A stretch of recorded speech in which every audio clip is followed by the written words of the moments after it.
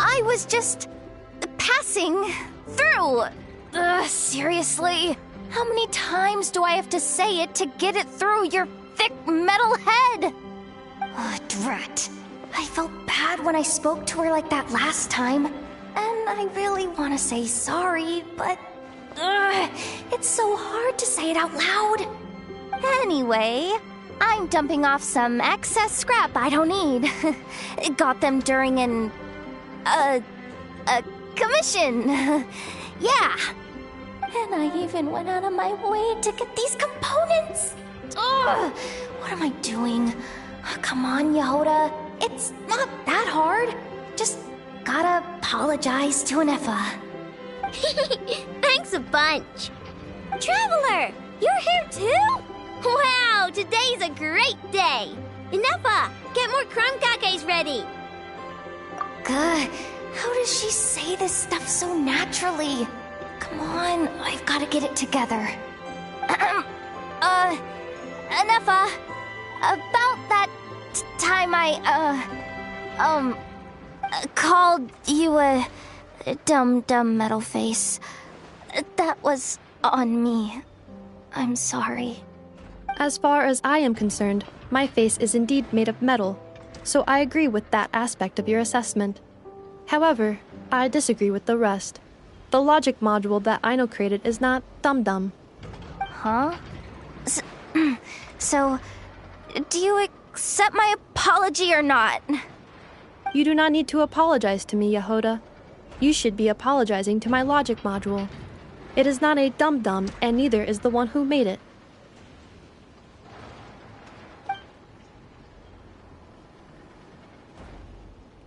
Only because she asked me to. She didn't want to disappoint Yehoda, so I raised it. Just a little bit. So you're just making fun of me? I am not. As a matter of fact, the aforementioned module truly is all Yehoda needs to apologize for. A portion of said module's external monitoring port is located in my eye. Please make eye contact with me and apologize to it. Yikes. Okay. I'll just spit it out. I'm sorry. Logic module that I know made for Anefa. Very well. My logic module and I forgive you, Yehoda. Have this lockaberry crumb cake as your reward. It's freshly made. I know, traveler. You two are welcome to have some as well. Finally. I finally managed to say it. Even though it turned out a little weird, that took more out of me than exploring a whole ruin. I know. Still, is it just me, or is she a bit chattier than usual today? Funny? Is she supposed to be funny? Wait, why are you bringing this up? And Anefa, don't take the crumb cakes away. I haven't eaten mine. No. After all, you now need to apologize for something else. Huh? I know. Please adjust my humor level back to its default value. Yehoda, please take a seat. Don't point that vacuum cleaner at me! I know! What the heck's going on? You will not leave until you are amused by my humor.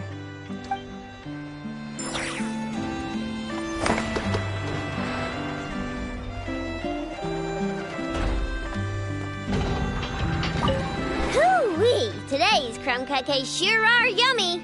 Anefa Tifa's gotten a lot better at cooking, hasn't she? Nah, they'll be fine. They're just like that. Let them work things out. That just means we get to eat their share of the crumb cakes.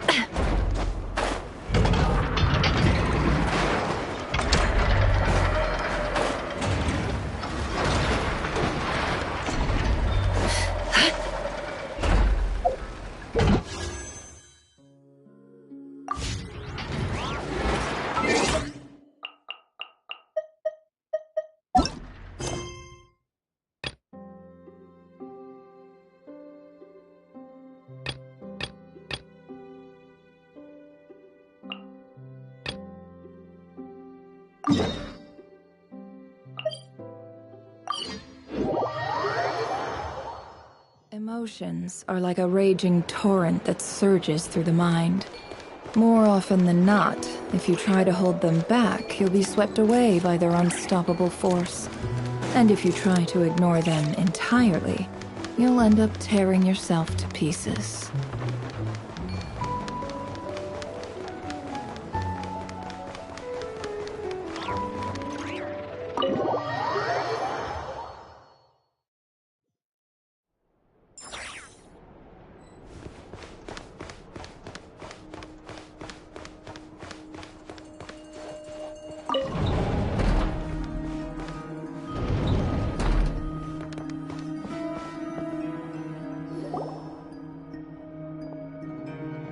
Thank you for waiting.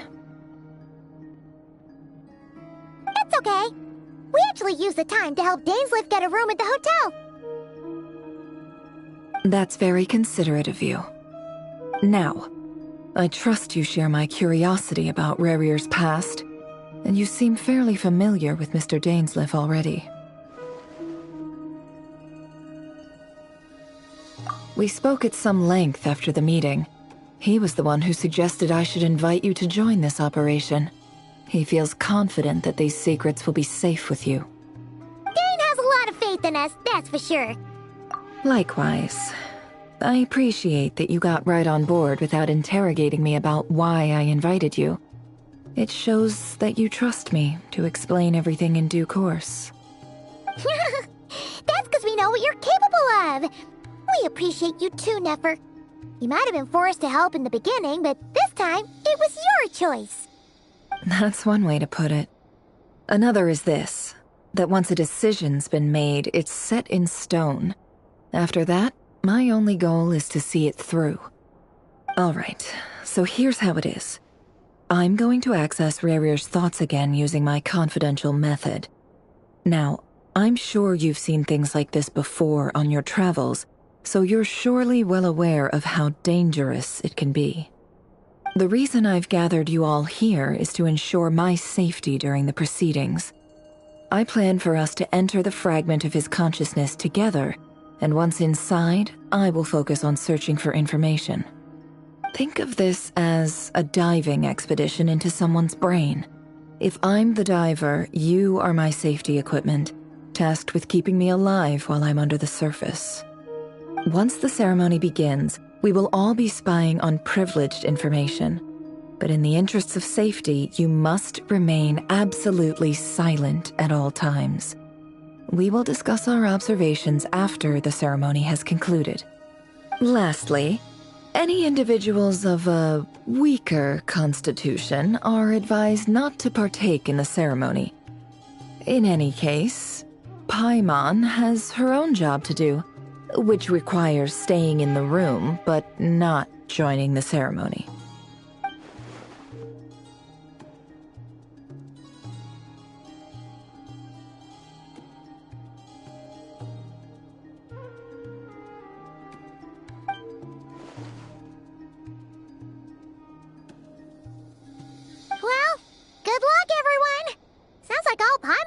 is cross our fingers and root for you guys. There's a little more to it than that. I was being serious when I said you have a job to do. While the rest of us are inside Rarier's mind, it's imperative that we have a team member on the outside. In the event that something goes wrong, you will be our first responder. I don't anticipate any issues, but the extra level of safety will be greatly appreciated. I second that. This is a dangerous operation here, and you're our whole rescue team. That's pretty much the most important job in the crew. So, Paimon's like the lifeguard? Yeah, that makes sense. All right, got it. Good. Please, take a seat. We'll get started momentarily.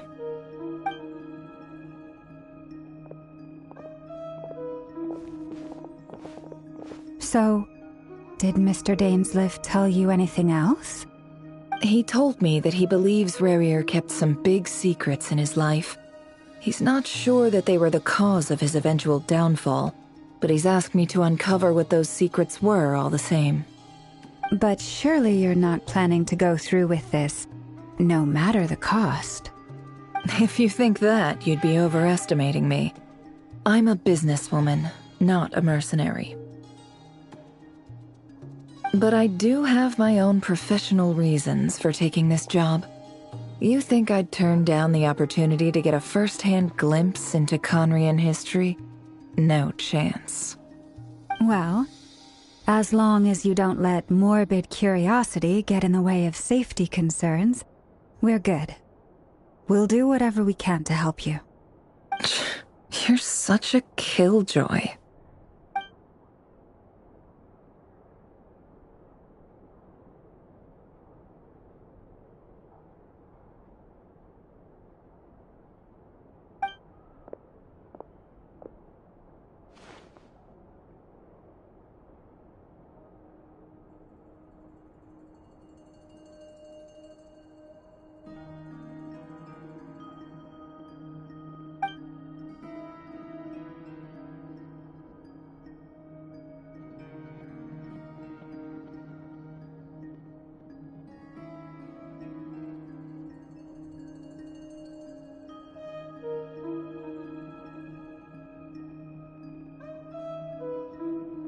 All right, I'm good to go. All set over here, too.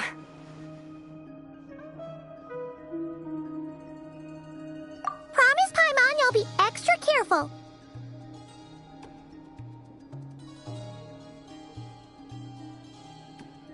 All right. Let your whole body relax. We're about to begin. Close your eyes.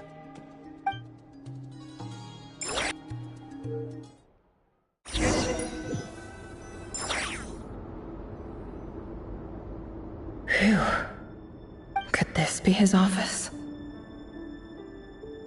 Pretty standard setup. Bookshelves, paperwork, files. According to Dainsliff, Rarier used to be an intelligence operative. Chances are there's plenty of top-secret intel stashed away in this room.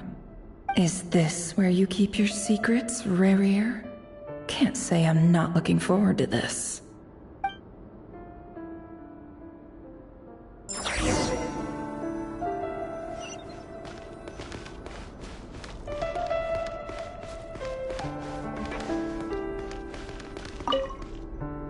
A file tucked inside a folder.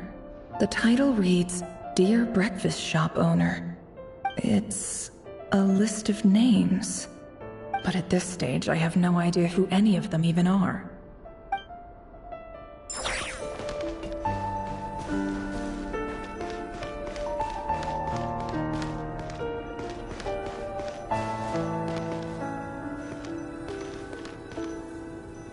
He looks even gloomier than last time. I wonder what's changed.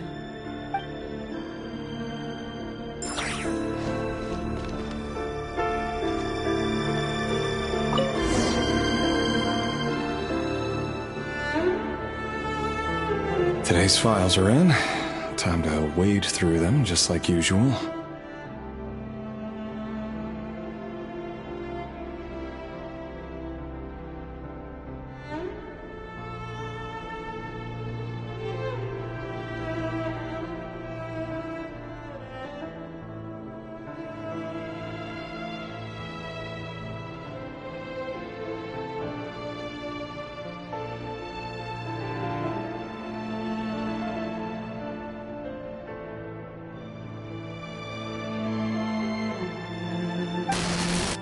Male, 51.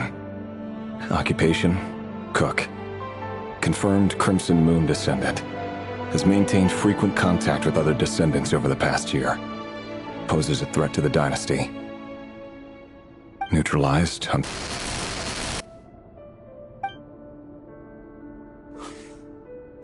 This one should be archived under purged targets.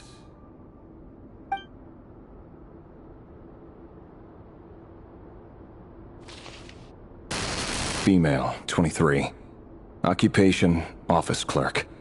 Confirmed Crimson Moon descendant. Has maintained frequent contact with other descendants over the past year. Poses a threat to the dynasty. Neutralized on...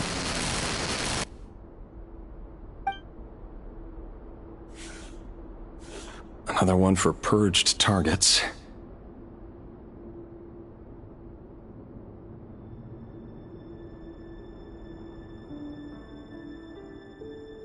Sounds like she was that other man's daughter.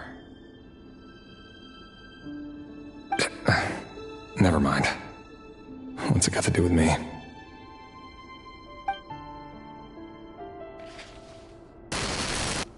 Male, 40. Occupation, teacher. Confirmed Crimson Moon descendant. Has been observed making contact with other descendants during the past year. Poses a threat to the dynasty. Neutralized on... Just another nobody for the archive. Come to think of it, I remember surveilling this man. A case like his never would have been considered a priority in the past. Huh. He barely even interacted with other Crimson Moon descendants.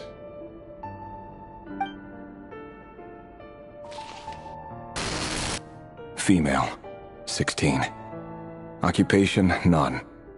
Orphan and confirmed Crimson Moon descendant. Has been observed making contact with other descendants during the past year. Poses a threat to the dynasty.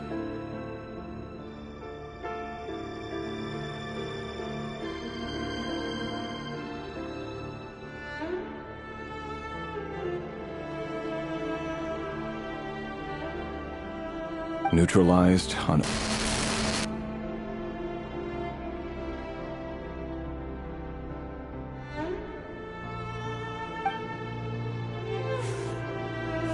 Filed. I have no recollection of this girl. None whatsoever. She doesn't seem to be anyone important, but then again, how many of them really are?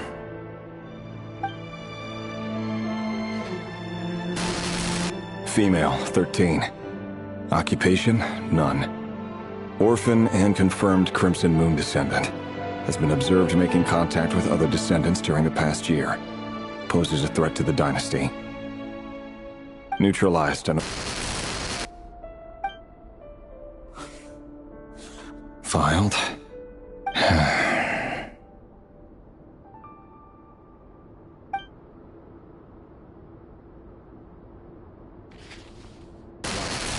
Male, 11. Occupation, none. Orphan and confirmed Crimson Moon descendant.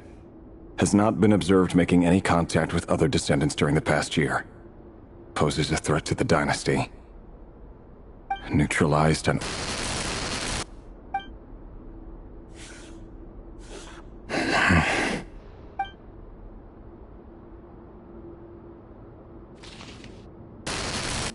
Male. 6. Occupation, none. Orphan and confirmed Crimson Moon descendant. Poses a threat to the dynasty.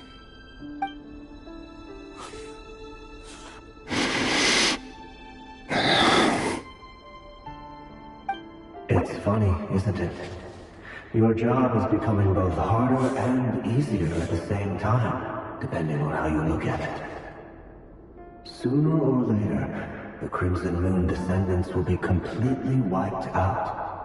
But as their numbers dwindle, they become harder and harder to track down. That's not how it is. Fortunately, however, most of the able-bodied adults have already been taken care The remaining weaklings will be increasingly easy to deal with. No! No. My job is to ensure the survival of the Eclipse Dynasty. And the only way to do that is by eliminating any and all potential threats. It's a perfectly legitimate line of work. Every single one of my colleagues can attest to my fairness. And if my friends were aware of the facts, I know they'd back me up too. Assuming, of course, that they were aware of all the facts.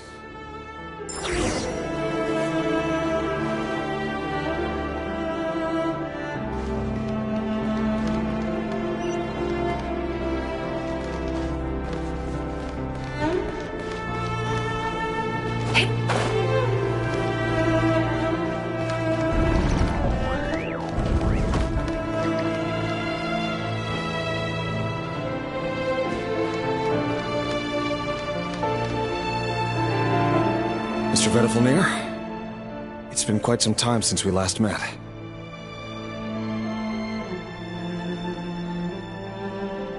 Rerir, I trust you're here because you have something important to discuss.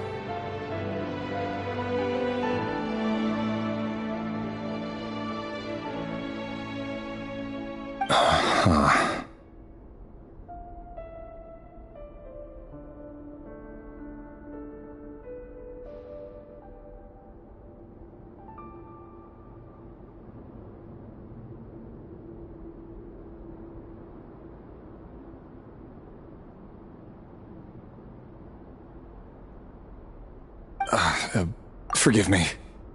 I wasn't tuning out, it's just, I noticed you didn't even phrase that as a question. As if you knew I was coming.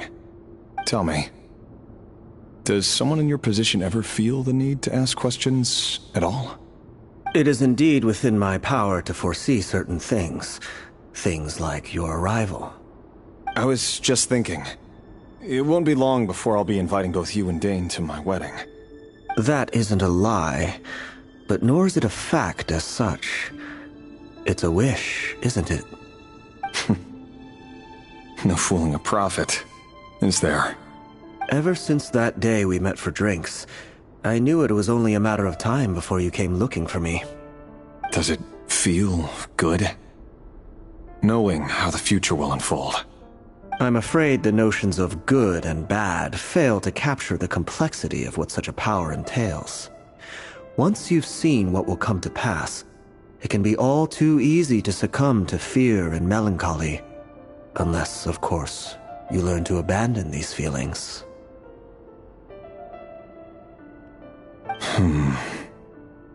You fear my silence, and long to hear the words I left unspoken that day. That's right. You must have noticed my reluctance to broach the subject. And the reason is simple. Because the truth could never have lived up to your hopes. For both our sakes, such words are better left unsaid. The burden of prophecy was never meant for your shoulders. So who exactly do you deem worthy to hear your prophecies? None but our exalted king? Or rather, our king as he once was. You're closer to his majesty than I am. You must know better than anyone how much he's changed. You say that as though it is to my benefit. Yet precisely because of that, I dare not speak rashly. A king can turn out to be the most virtuous of rulers, or a tyrant more terrible than the most vicious of dragons. You are so wise and far-sighted, yet still you would have me live in fear of the unknown? You make a fair point. Especially given my silence alone was all it took to send you spiraling downwards. Very well then. Let me offer you some advice. And I say this not as a prophet or a visionary, but simply as the brother of your friend. For many reasons, there is very little chance of your marriage ending in happiness. If happiness is what you seek, you should find another fiancé.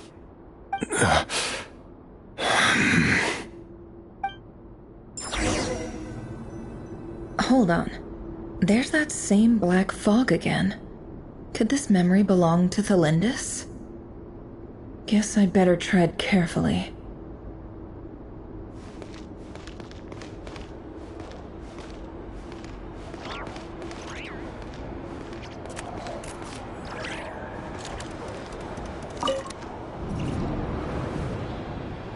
Wait. Hear me out. This time we finally got a clear look at his face and learned his true identity. His name is Rayrir, and he claims to be one of the king's guards. What did you say? A cruel irony, isn't it? The man you're set to marry leads a double life as a brutal executioner. Why are you telling me all of this now? Simple. It's because I want you to kill him. You are the only person he would never suspect. No, absolutely not. I would never dream of doing such a despicable thing. So you'll just stand by and watch him slaughter us to the last? Do not forget that the blood of the Crimson Moon flows in your veins too. The blood of the Crimson Moon? What does that matter now? The dynasty has long been dead and gone. You think that alone is reason enough for me to throw away everything I have?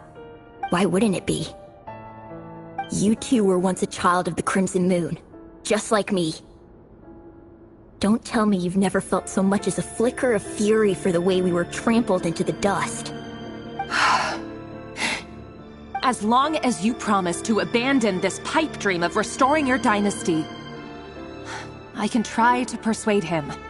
Or have him persuade the Vinster King. Persuade the Vinster King? Do you even know why he's so obsessed with hunting us down? Why he keeps trying to force us to hand over our secrets over and over again? Or why we refuse to give up on restoring the dynasty? The Vinster King. A blind fool. His eyes clouded by powers from beyond this world. A petty little man with a miser's heart. And he dares to sit upon the throne? Mark my words. Sooner or later, Conria will fall. And it will be his doing. If you can't bring yourself to do it, so be it. Just you watch. It won't be long before calamity descends upon us all. The Rayrir of Solnari. That really is quite a secret you've been keeping from me, Rayrir. But who am I to talk? Am I really any better? I've kept my own past a secret this whole time, too. Love should be built on honesty. But ours was born from lies. And yet, is it really so wrong to hide things that would only make life harder? If we don't cover up the parts that no one else should see, how can we go on pretending to be normal? Vedifulnir must have known all this. And that's why he made his prophecy. In the end, nothing stays hidden forever.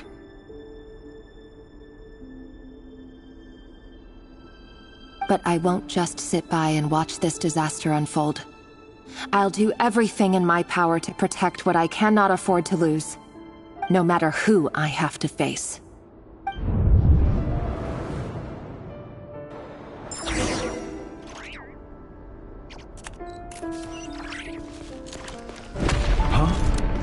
Was that Rayrir who just walked past the window? Doesn't it give you the chills that he still takes the same road to work every day?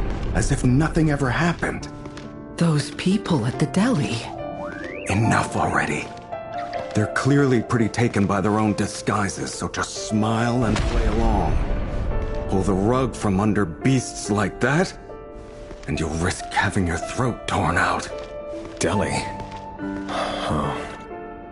They're talking about those people from the opposition. Right. I'd almost forgotten they used to run a deli. People of no consequence always vanish so easily. And no one even remembers them.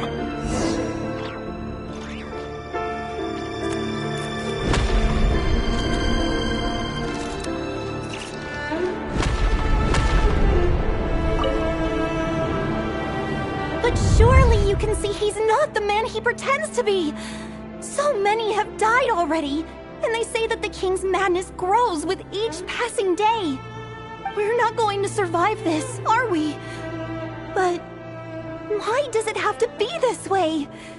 Do we really deserve to die just because of the blood that runs through our veins? Felindis, are you even listening? Sorry, Freether. My mind was off wandering. I heard you, though. You're talking about what Rerir said. He's just following the king's orders. He's a secret agent, and it's his job to hunt down rebels and dissidents. By the time you first met him, he'd already taken lives. Maybe he was using you from the very beginning. No. Rerir has no idea I have anything to do with the Crimson Moon. My family are only distant relatives of the main lineage, and besides, my eyes are perfectly ordinary. Truth be told, apart from my teacher, pretty much no one knows I have any connection to any of it. It's been a long time since my family severed ties. But as Orlog said, who could possibly talk sense into that raving lunatic of a king? No one. I'll work something out. Trust me, I'm with you all. But for now, you need to keep yourselves hidden. Don't let anyone find you, anyone at all. Don't forget that Rerir is an Eclipse operative. You need to be extra careful when he's around. And when I am too. For now, don't come looking for me. And if anything happens to me, just act like we've never met. If even you can't escape this, what hope do the rest of us have? But after all this time together, surely he wouldn't lay a hand on you. I won't speak in his defense, nor can I give you a clear answer to that question. But I'll do everything I can to put an end to this. Here, hold on to this. If an opportunity to escape presents itself, take it. You'll be glad you took some spare change. You call that change? But what about you? I've got a job, and there's still money coming in. But you can't go anywhere right now. Please think about yourself for once.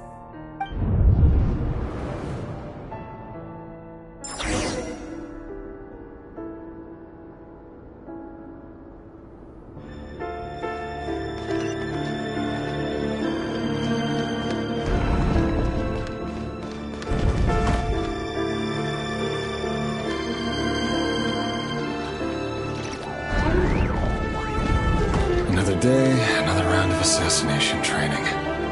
Training ground is just beyond this hidden passageway. When you kill a person, doesn't it bother you when you end up covered in their blood? Why would it? Aren't we all just walking blood bags? But not everyone is accustomed to hunting down others like prey. You've been a hunter for so long now. You seem to have forgotten that most people don't just go around killing one another. Leave me alone.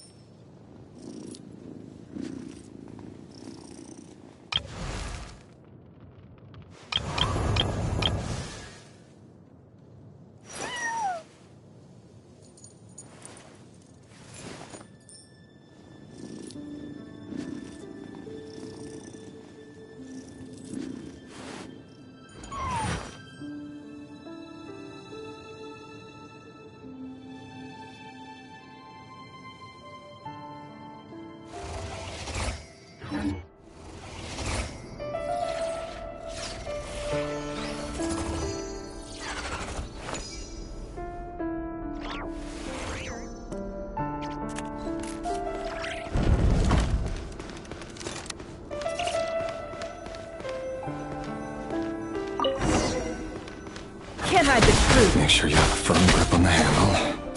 And choose your angle well. Keep your movements light and brisk. Prudence has a thing. I doubt that. Albert, no one ever died a quiet death at your side. I work clean. No traces.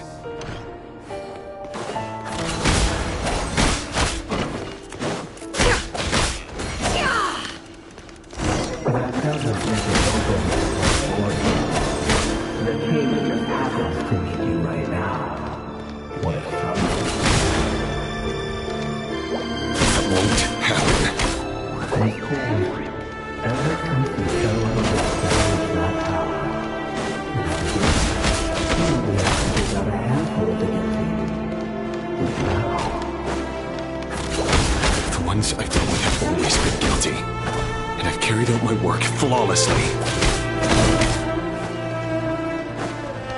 Can't hide the truth.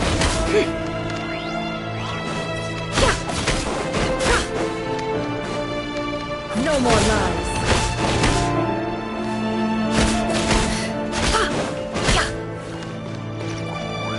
Can't hide the truth.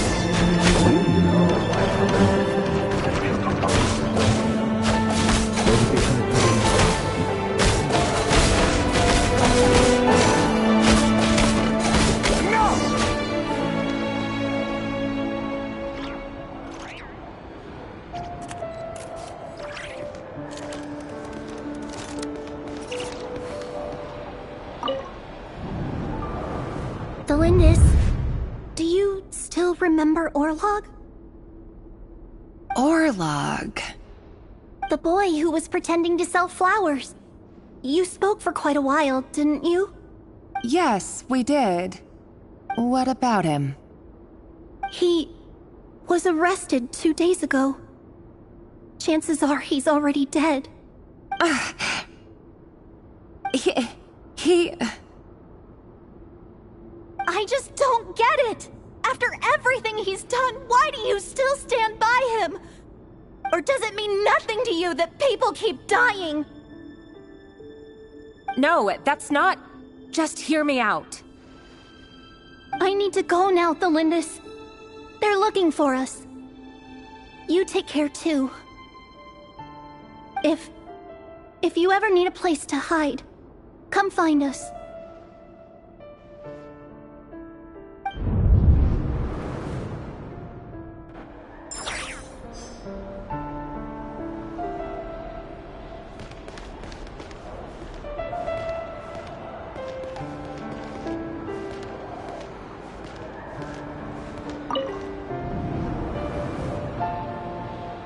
Author, Thelindis. Over the course of this week, the research object was subjected to interference for a total of 47 hours for experimental purposes. The results are as follows. All subjects of observation that were sent inside have now... The situation within is proving more problematic than anticipated. No progress whatsoever. What now? Won't you give me even a glimmer of hope? Things are getting worse by the day. I have to find a way or we'll all be in danger.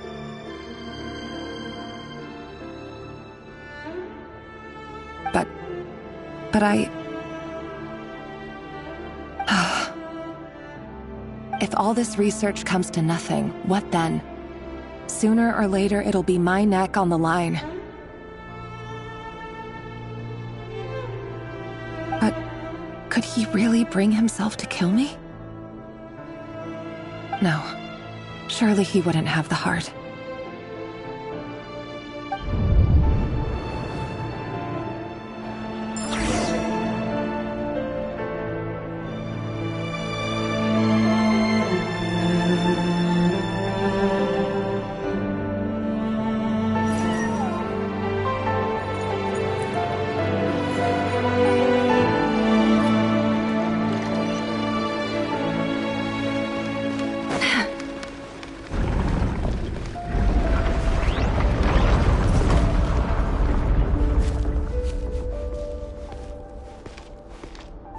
Why won't you just let us go? We don't even know each other. All we want is to live ordinary, peaceful lives. You want to live?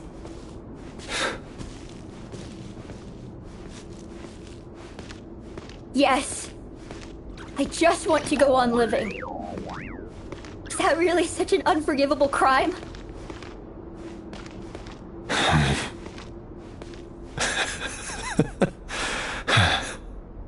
You want to go on living. I want to keep living too. To keep living forever. That's why I have no choice but to continue on the path I'm on. If only some savior would suddenly swoop down and change the way the world is. Too bad that's not going to happen.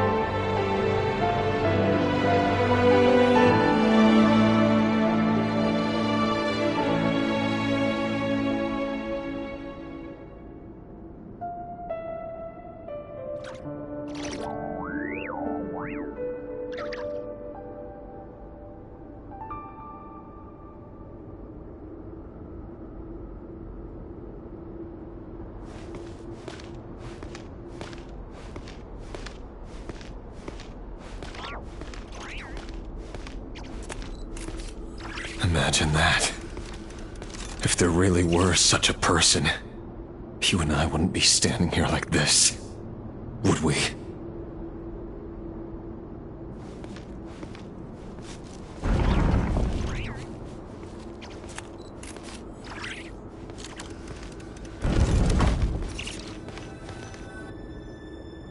So these files are in. Time to wade through them just like usual. No, I don't get tired of it. It's my job. And not only am I lucky to have it, I'm good at it too.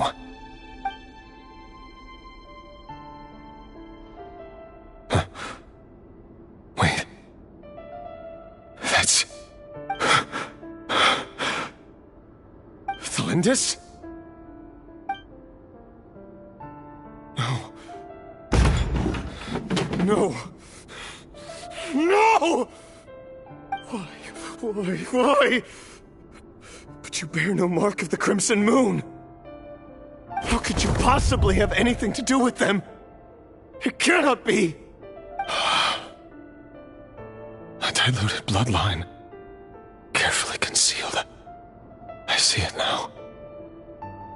You've been living in the shadows just like me. What a fool I've been. Numbing myself with talk of justice. Even imagining my friends would back me up. But in the end, Irminsul. Finster King! How far are you going to take this? From the direct bloodline to secondary offshoots? And then what? Today it's the descendants of the Crimson Moon. Who will it be tomorrow? Will you not rest until everyone down here is dead? No. This cannot go on. This is where it ends.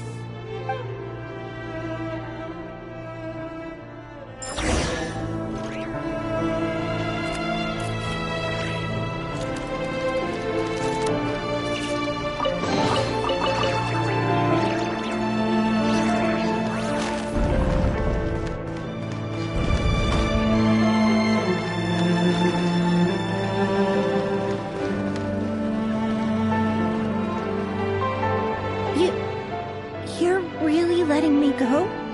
I am. As long as you can guarantee that no one will find you. Don't worry, I'll be extra careful. No one will know I was here. But... what about you?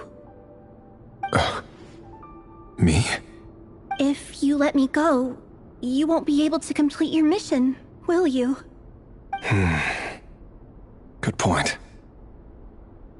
In that case, maybe you should stay. No, please! I just want to see the outside world again. To... Go on living? Yes. I know you're a man of your word. So please, just let me go. If I let you leave, what will become of me? Just kidding.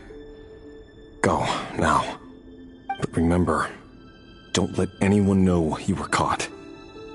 We'll be seeing each other again very soon if you do.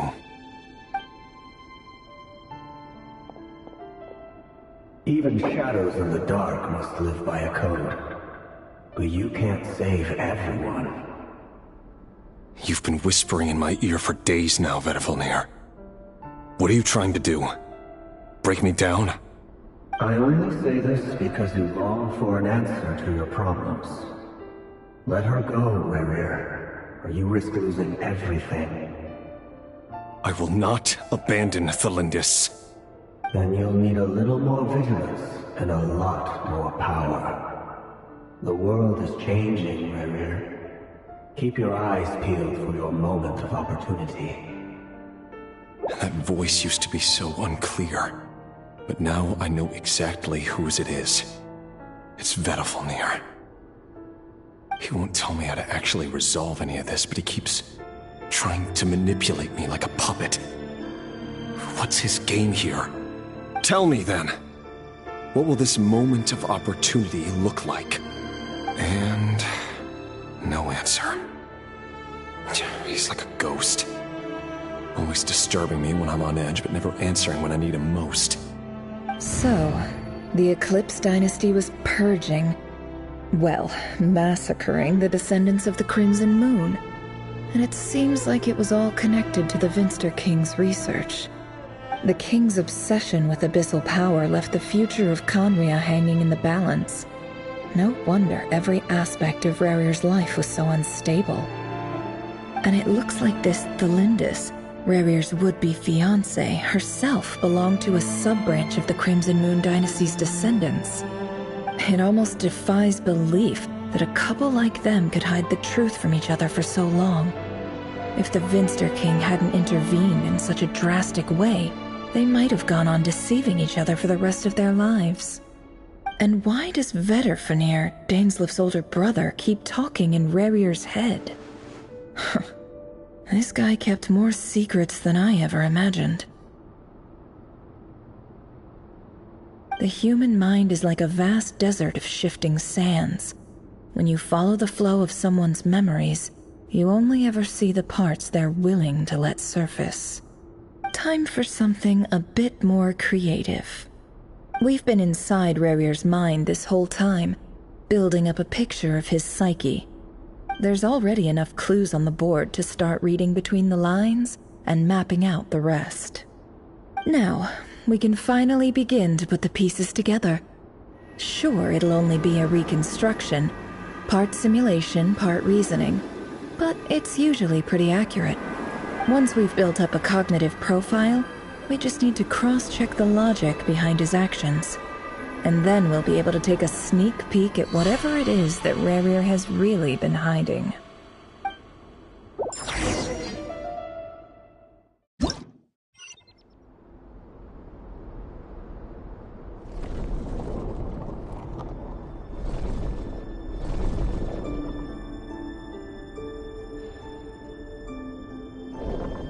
Rerir, are you there?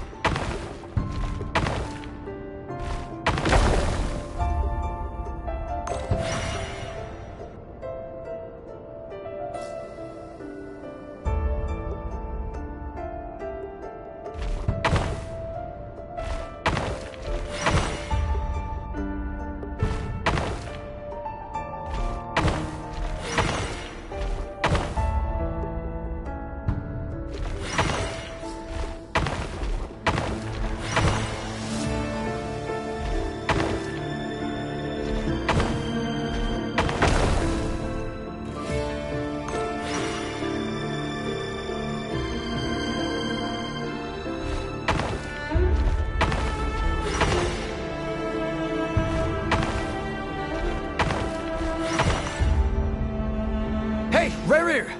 Come out, it's urgent! Dane? What's wrong? Quick, come with me. I'll explain everything once we've met up with the others. Okay. I'll come. But the Lindis is still over at the Universitas. I'll need to leave her a note.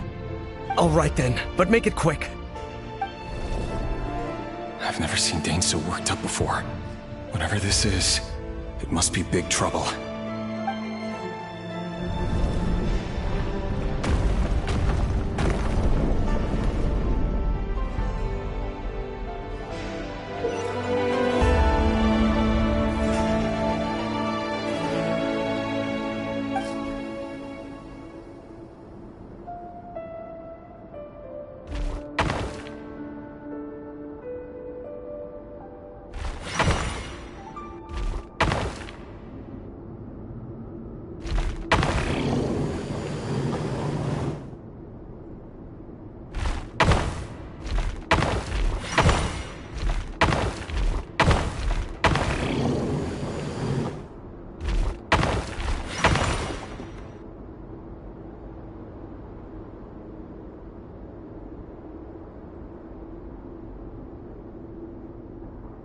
Well, this is a nice change, meeting you all at this hour. When men and women of ambition can speak face to face in broad daylight, I say that's a big step forward for our dear Conria. Don't be ridiculous. We do not fear the day. Why would we seek refuge in the night? You might ask your blade that same question. I'm told it prefers the cover of darkness. The word on the street is that Sir Delogi only strikes when he has an unfair advantage. But that is patently false. I see you're missing an arm and a leg. Surely only a fair fight could explain that.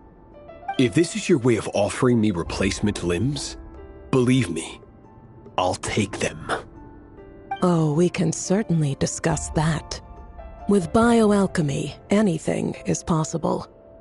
Assuming I have your full support in my research. Lunatic. Roptatir, what brings you here? Why, Dainsleif, of course. He invited me. Please, cast aside your apprehensions, Miss Rhine-daughter. Whatever the rumors may say, I am but a humble servant of the king, and I can assure you he affords me no greater convenience than he does you. Well, the Universitas Magistrorum won't stop fawning over you, so at least some of the rumors must be true. You're clearly doing well for yourself. So drop the humble servant act. It endears you to no one. You're president of the Universitas Magistrorum, the chief royal mage known as the Wise by royal appointment, and by far the most favored among the 4 pillars of Conria. Vice President Veit doesn't even try to hide his envy when he sees you. My success is the product of hard work and good luck. It's as simple as that. Were the king not such an extremist, I hardly think I would have received a senior post at my age. Of course, no job is without its gripes. Serving a king like ours can be a challenging task, as I'm sure you can imagine. And as for Efterveit, in missing out on the presidency, he's dodged a mountain of stress. Like everything else in life, it comes with pros and cons. You're all here. I apologize for the short notice, but it was an emergency.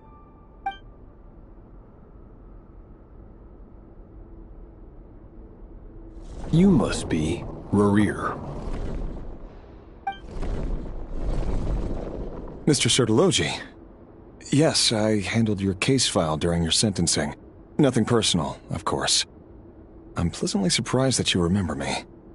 You're clearly a person of substance if you've been invited here. But Dainsleif, you'd better have a very good reason for convening this little gathering. It's my brother, Vedofenir.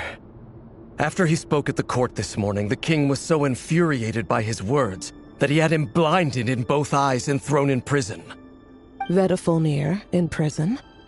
Strange. I thought the king trusted him and Horoptatyr more than anyone else in the world.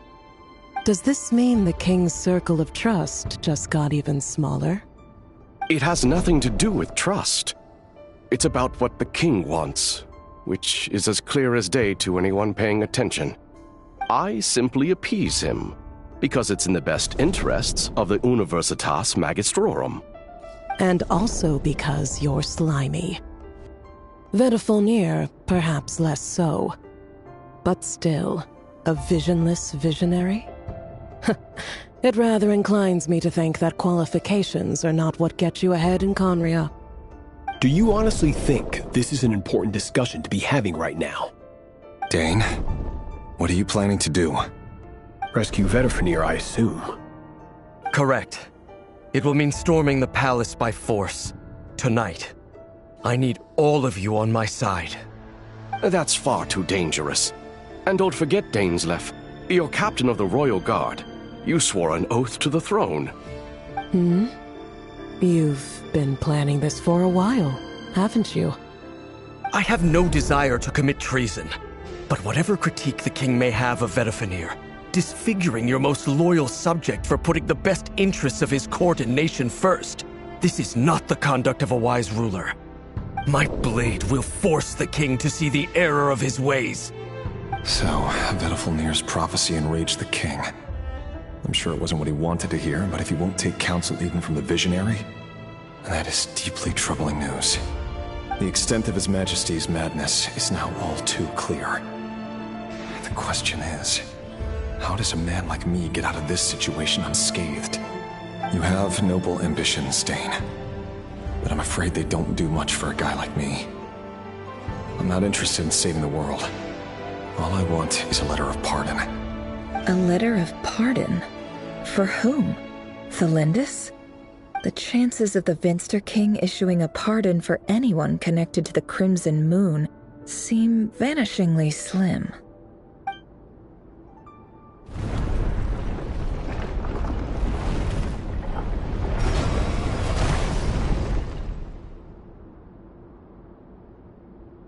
This black fog over the board must have some connection to Thelindis. But why is it taking this form? Does it have something to do with Rarir's past? Another mystery I'll need to unravel.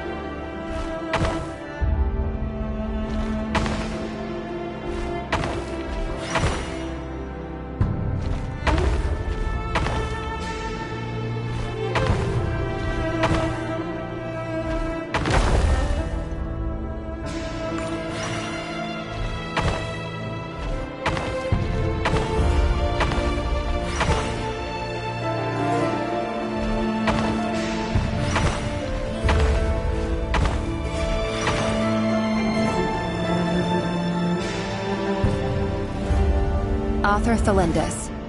Over the course of this week, the research object was subjected to interference for a total of 60 hours for experimental purposes. The results are as follows. Research dating back to the Crimson Moon Dynasty has established 2 points regarding moon marrow. Firstly, its origins have something to do with a god's power. Secondly, it serves as a portal to an as-yet indeterminate location. Moon marrow can thus be defined as a spatial gateway. However, there are a number of hurdles to overcome before we can answer the question of where it leads to. To start with, opening the gateway requires a specific power source, which the relevant literature indicates. An enormous amount of power is then required to keep the gate open. Currently, the total power output of our instruments remains in the single digits. To make matters worse, I am now the only staff member remaining in the Moon Marrow lab. The Universitas Magistrorum recently decided to move most of its personnel into abyssal energy research, which has stymied all Crimson Moon-related projects. This is not a wise move. I have always maintained that placing all our hopes in a single source of power is risky, especially one as poorly understood as this. As well as making ourselves overly reliant on a single resource, we are neglecting other promising technologies. I apologize if this comes across as disrespectful. But as a Moon Marrow researcher, I desperately want to see the world beyond the gateway. If we really made it there one day, what would we find? And how would we go about taming the unknown? My imagination is endlessly fueled by questions such as these.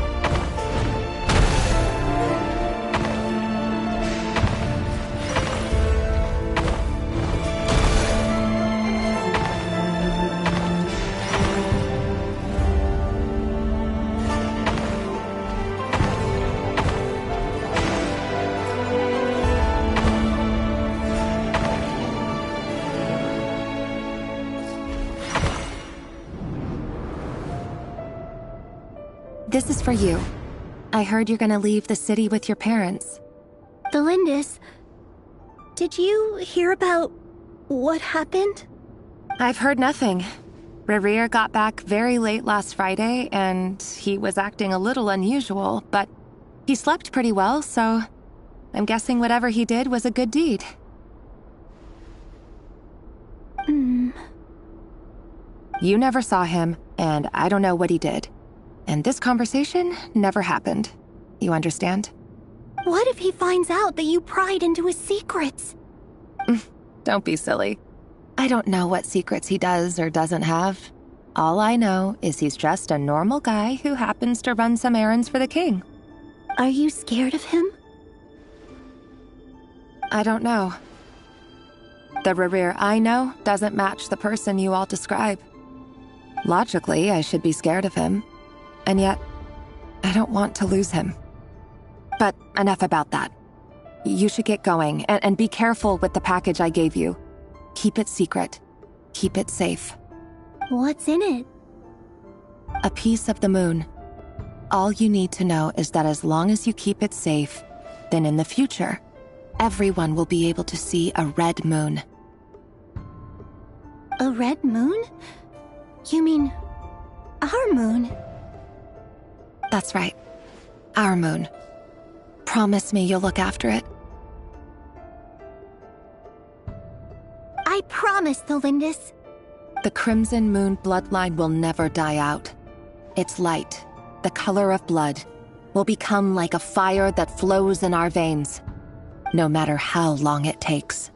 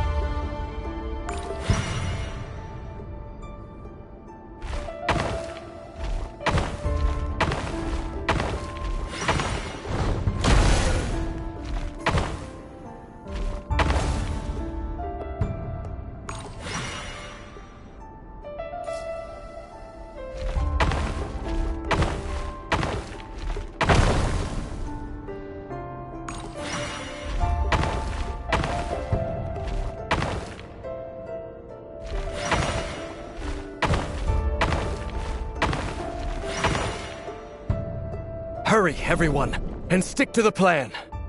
Sir Dainsleif, what are you? Is this treason? You know what happens to those who betray the throne. Please, don't do this! It is the king himself who has betrayed the throne. He has betrayed all of Conria. If you have any love left for justice in your heart, you should join me. It's showtime. Dane and his group will handle the troops in the palace. Then Hraptatir and Rhindaughter will disarm the security measures. My job is to enter the prison and rescue Vedifalnir. Stay safe. Wish me luck. Look after my brother. Draw your blade. It is time for justice to prevail.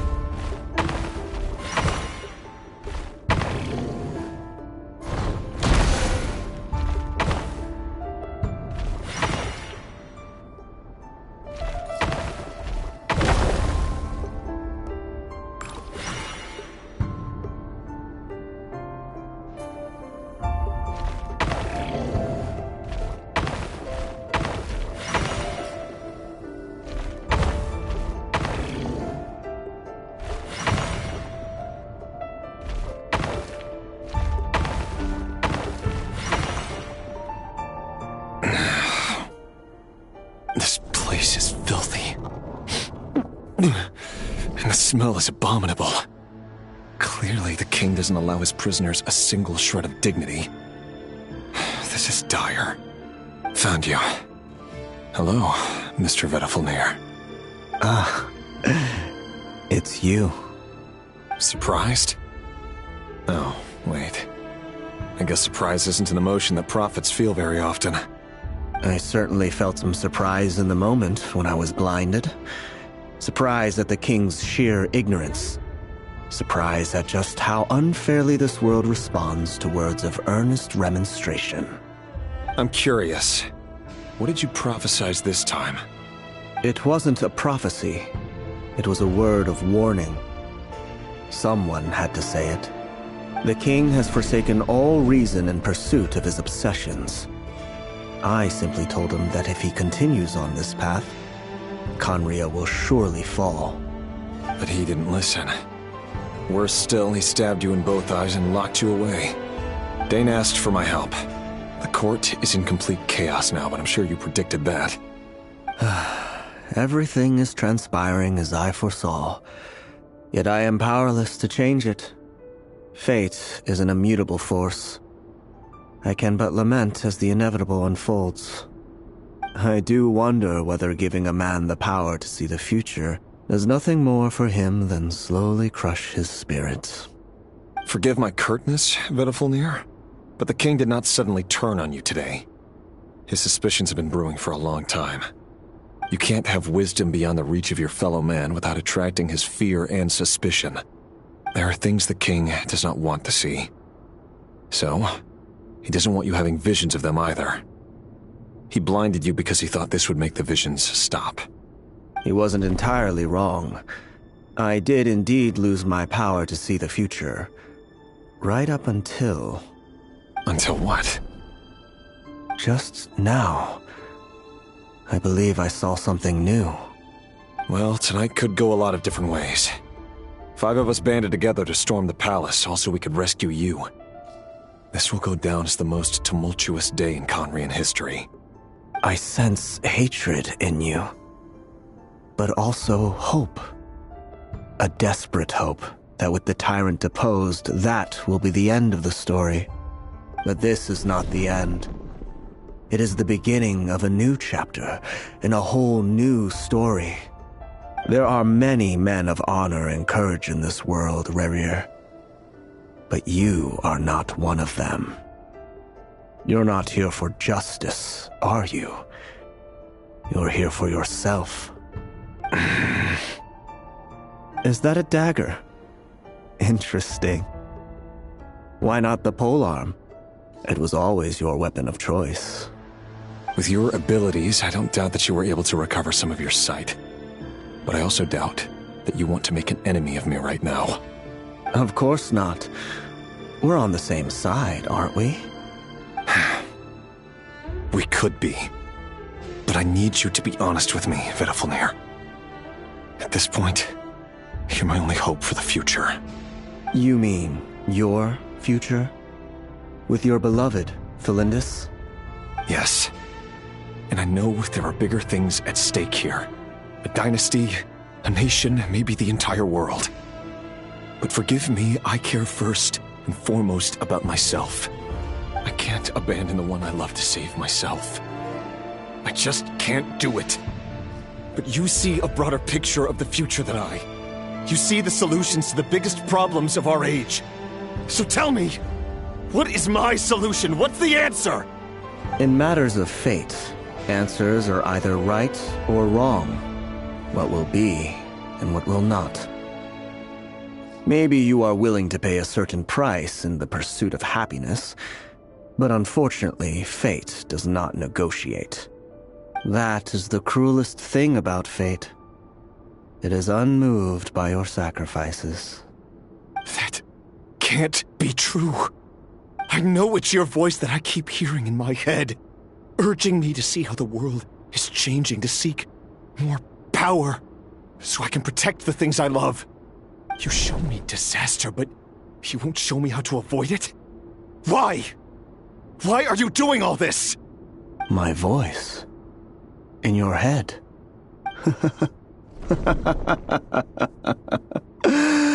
So, you hear it too? The voice that steals your mind, gains your trust, and drives you crazy. It turns out that we are not so different, you and I. Vedafilnir just broke into the strangest smile I've ever seen in my life, as if he'd discovered some monumental secret. But then he suddenly switched to looking extremely weary. Very well then. My advice to you is as follows. You must persevere. Whatever trials and tribulations you may face, be steadfast in the belief that they are your path to the future. For as long as you live, your story with Felindis shall not come to an end. That is the only chance you have of fighting back against fate. It is up to you whether you believe my words. Regardless, that is all I will say on the matter. I have no right to intervene any further. I will hold you to your word. Thank you for setting me free. In return, I will tell you one more thing that you cannot afford to ignore. Just then, a strange wave of energy rippled through the city. We had no idea what it could mean. If I were you, I would head to the Universitas Magistrorum. The Universitas? Oh no! I'm sure we'll be seeing each other again very soon, Rerir. Whatever Vedifalnir said, I didn't catch it. I didn't even help him out of the prison. There was no time to lose.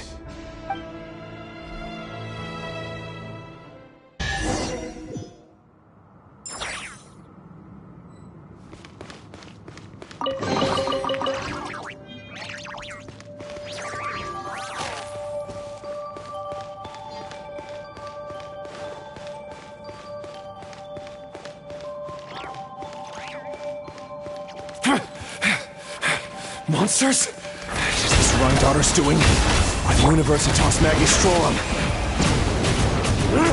Out of my way!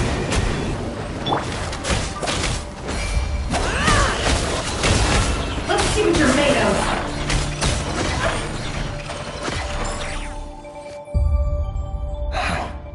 The Universitas. That reminds me of a rumor I once heard. Allegedly, the king installed secret mechanisms in the palace and around the city. No one knows where they are or what kind of power they hold. But if they were ever going to activate, it would probably be on a night like tonight. Help! Help! Hold on! Don't let them anywhere near you! Save me! I can't! Ah! That sounded like an explosion. So, the rumor is true? The king really went through with it. What other means does the king have at his disposal? They must run on power from the Abyss. And given it's a major center of Abyss research, anyone over at the Universitas will be in grave danger. I have to hurry!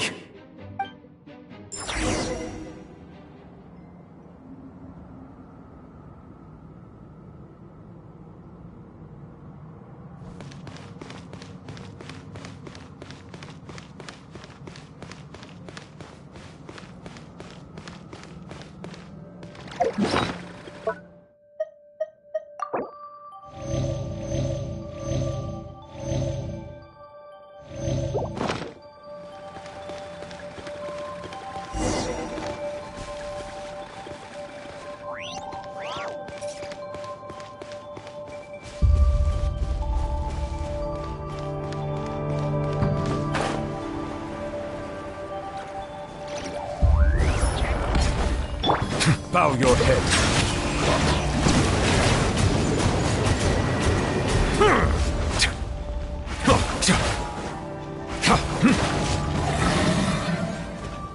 Silence! Be sanctified.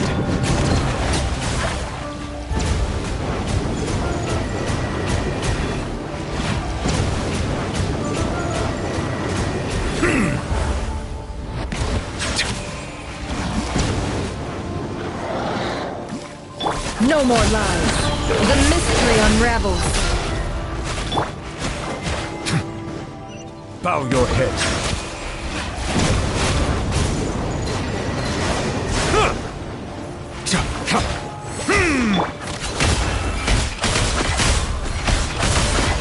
It all falls into place.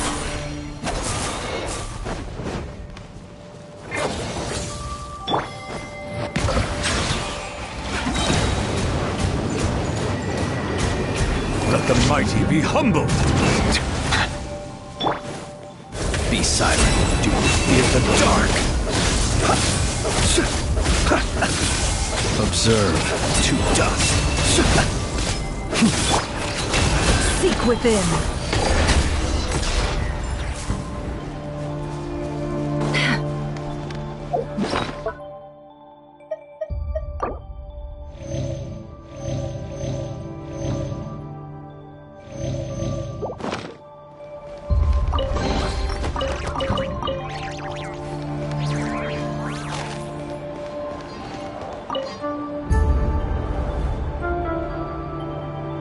Monsters! At the Universitas Magistrorum? Why now? Oh no! They're coming! It's no use. The table won't hold out much longer. The weapons. Where are the weapons? Of course. All the lab equipment was upgraded after the inspection last week, but the new weapons haven't been allocated yet. I'm done for. Is anyone there?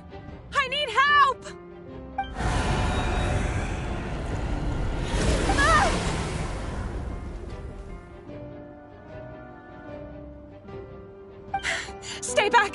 Please stay back! Please!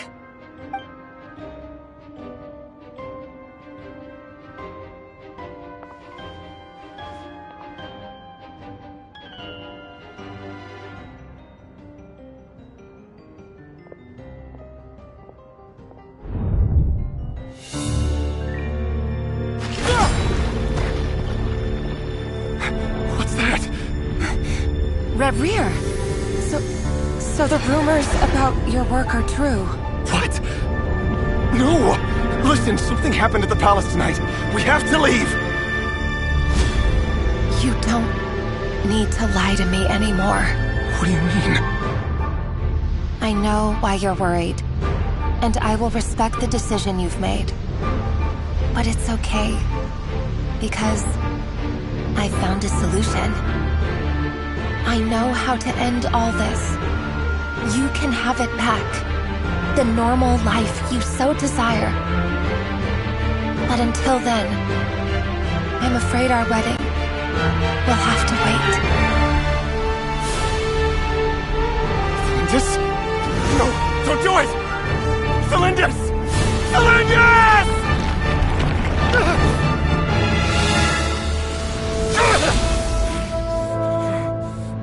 I told you, Reverie.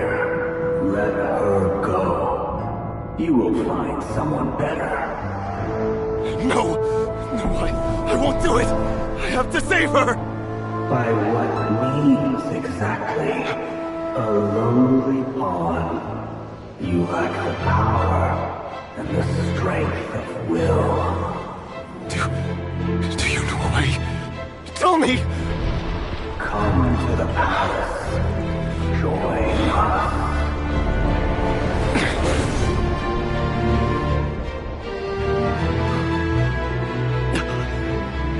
Reverie, thank goodness we...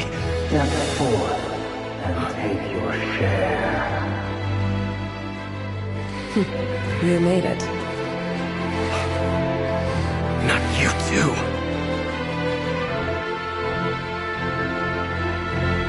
Hatred or grief, despair, desire. We all have our own.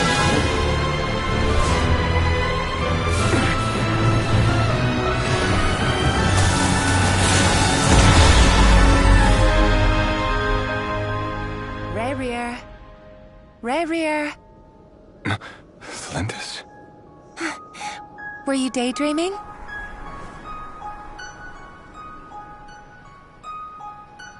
You still remember, Reverie? That question you asked me a couple of weeks ago? Oh. You mean the proposal? Yeah. I'm wondering, where do you think would be a good place to discuss it? Maybe in the garden? Or were you thinking a fancy restaurant?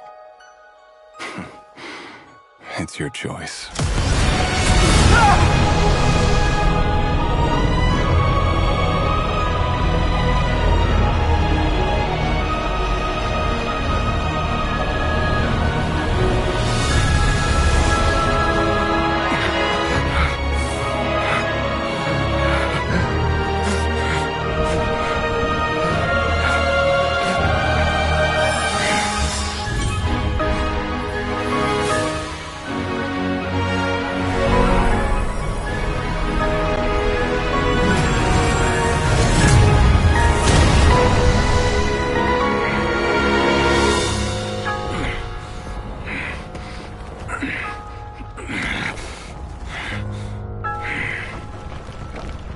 I will find you. And then... you can give me your answer.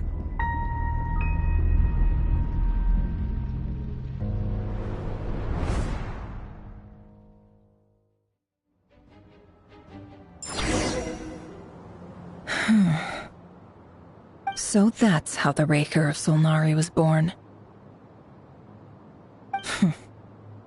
A monster created by circumstance is a monster all the same. Viewing other people's thoughts for too long can get uncomfortable. Right now, I'm feeling a strong sense of loathing.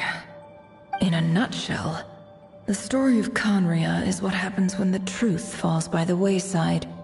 Everyone tells little white lies, and before long, you have a huge pack of lies that destroys everything. Phew. Time to get back. His past is filled with sorrow, but the tale of any fallen civilization is one of endless tragedy. Cruel as it may be, that was Conria's fate.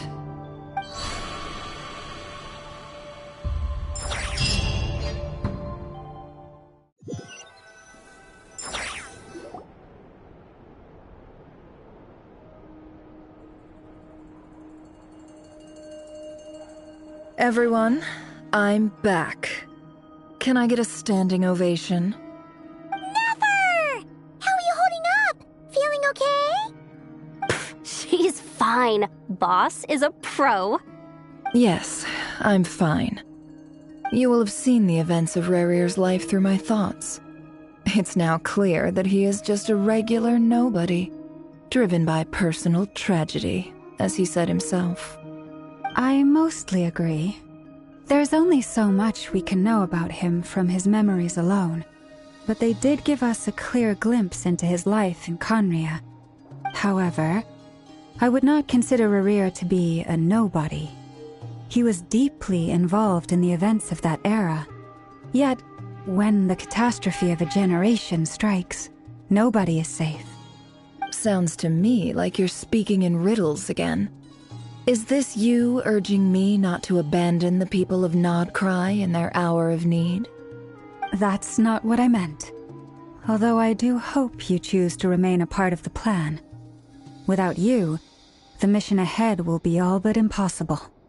Then try to remember that I respond better to the carrot than the stick. And I don't appreciate being bossed around. Now, as for you, Missy, you were excellent.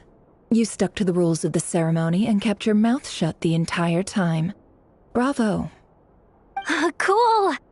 So, can you fill me in on the deets now? Most of what I saw went right over my head. Patience. You'll hear the whole story, don't you worry. But let's meet up with the others first. It will save me narrating it twice. Yehoda? Yes, boss. Let me get that door for ya. That's more like it.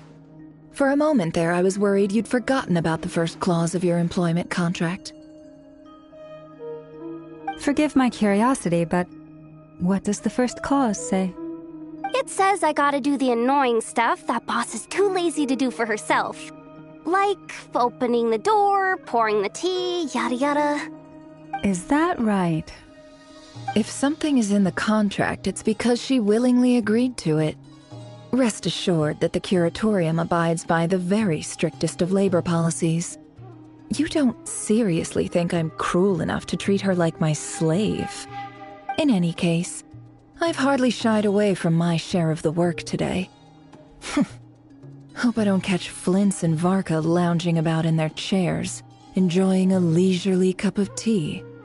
There's nothing I dislike more than other people enjoying themselves while I'm hard at work.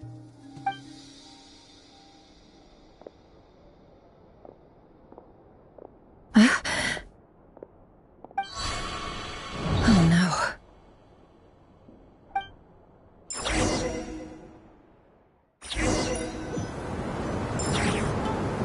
Sorry to disturb you, but we seem to have run into some trouble. Evidently so. Don't worry, I'm not about to leave you to fend for yourselves. I'm not that kind of boss.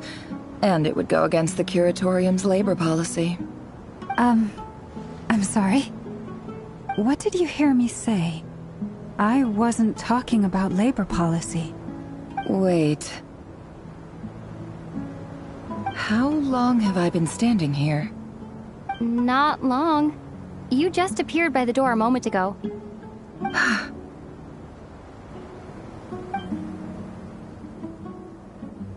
Boss, what's wrong? You look like you've seen a ghost. We've been tricked. We never left at all. Somehow I hallucinated that whole scene back inside the office. Hallucinated? But how? How indeed. This place should heed my will alone. All thoughts and actions that occur in here are just a result of pawns moving across the chessboard in a carefully calculated manner. And nobody has access to this chess set but me. So you control everything in here? More or less. But yes, it's a special technique of mine. Has anything like this ever happened before? Only once. It was the first time I used the chess set. Is there any similarity between what happened then and what's happening now? I suppose my thoughts are a little turbulent, which was also the case my first time. Is there anything I can do to help?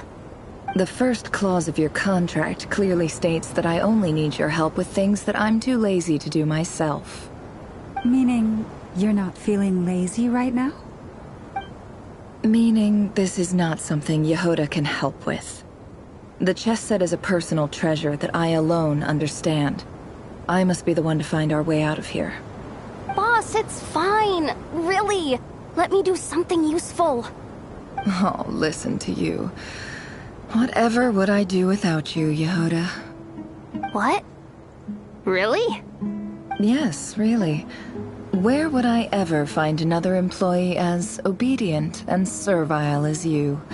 God forbid anything ever happens to you. Oh, okay.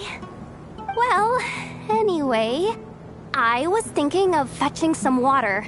There's gotta be a source around here somewhere. I suggest everyone finds someplace comfortable to take a rest. We gotta conserve our energy. Even though all this chess malarkey doesn't exist in a physical sense, mentally speaking, it's all real. And so is our tiredness and fatigue. You don't want to dismiss mental fatigue. Just because it isn't physical doesn't mean it's any less serious. But anyway, I got your backs, so don't worry about a thing. Don't I have the best employees? Jealous much? If we can find a suitable time, I'd love to borrow Yehoda for a day to help out at the Frostmoon Scions. Would you be amenable to that, Boss Nefer? Oh, Lauma. Have I ever told you just how pretty you are? Beauty runs from the tips of your antlers to the depths of your imagination. Time to rally, everyone. Follow me. As we continue our journey, the same rules will apply. That means stay focused and no talking no matter what we encounter. And don't disturb the chess pieces. You have my word that I will get us all out of here.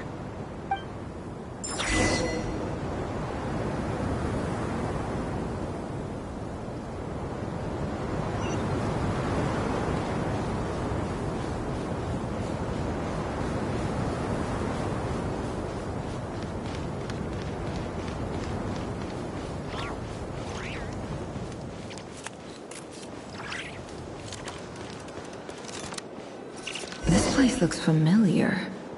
That's not a good sign. There's someone up ahead. Time for a little chat.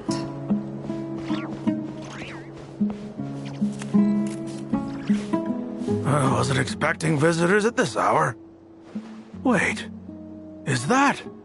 Oh, it's him. There you are! Sinue's been looking for you all day. I think he has some news for you. Oh yeah? What were you doing just now, Uncle Retinue? Hiding away some more loose change? I know I saw some Mora. What do you mean loose change? Oh, come on, I'm too old for this. Just pretend you saw nothing.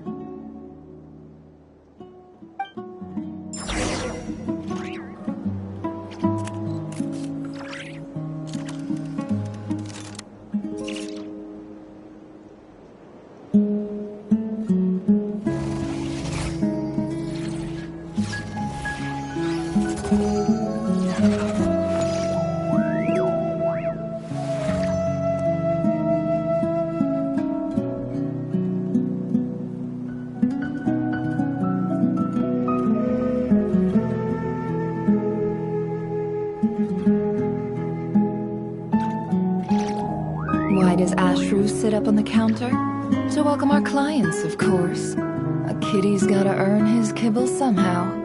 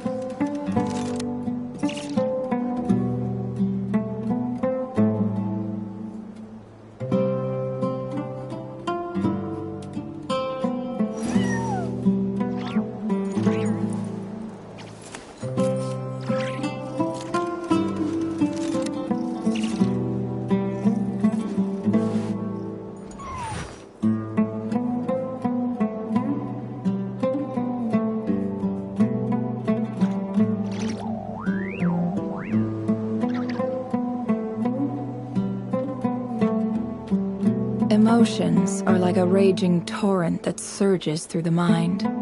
More often than not, if you try to hold them back, you'll be swept away by their unstoppable force. And if you try to ignore them entirely, you'll end up tearing yourself to pieces.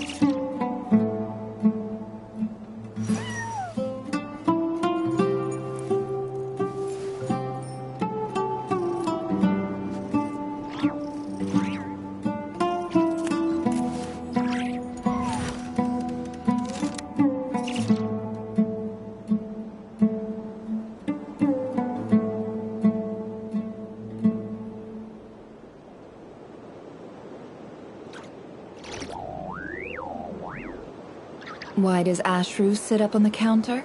To welcome our clients, of course. A kitty's gotta earn his kibble somehow.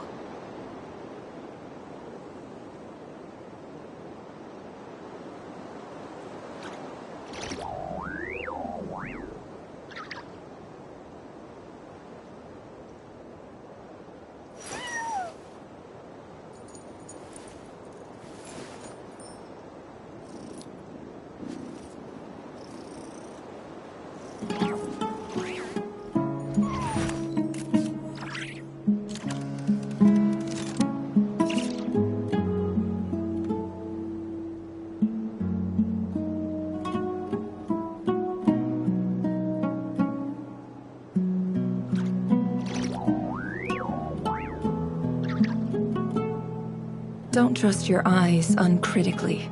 People only see what they want to, so don't be your own fool.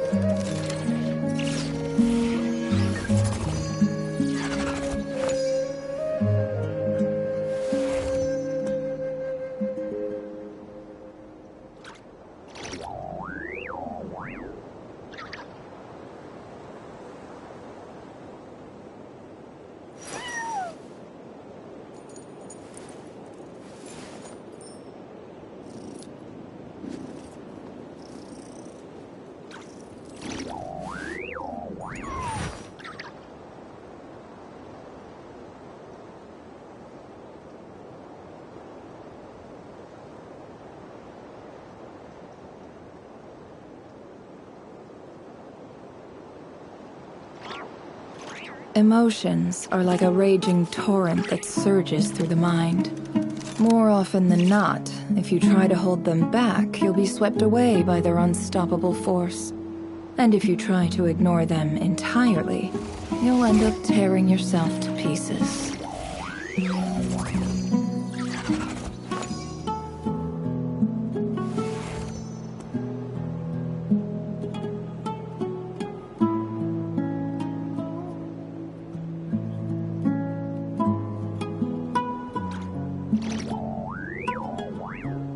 Why does Ashru sit up on the counter?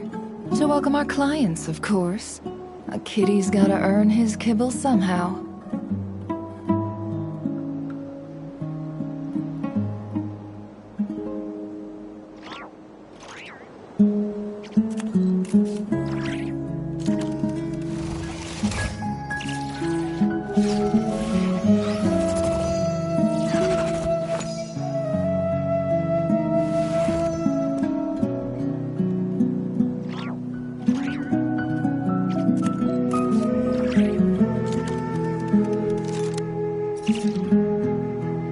Emotions are like a raging torrent that surges through the mind. More often than not, if you try to hold them back, you'll be swept away by their unstoppable force. And if you try to ignore them entirely, you'll end up tearing yourself to pieces.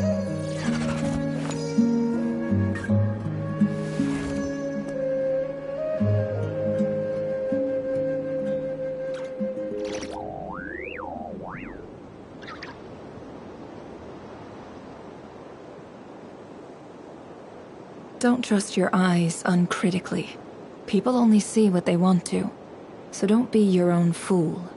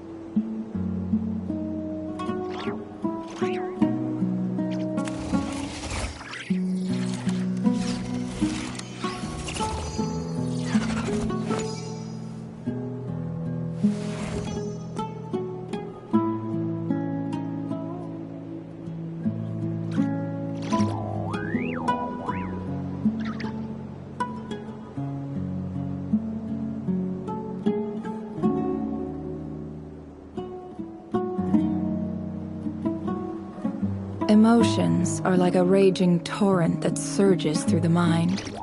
More often than not, if you try to hold them back, you'll be swept away by their unstoppable force. And if you try to ignore them entirely, you'll end up tearing yourself to pieces.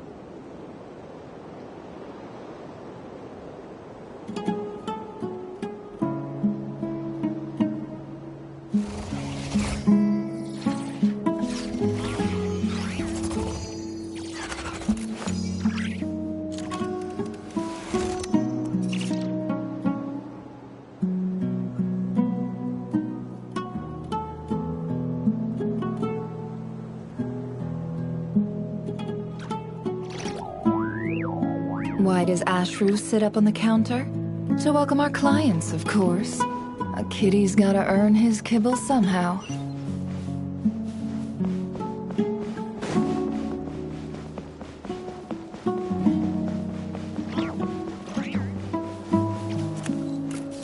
Hey, kid.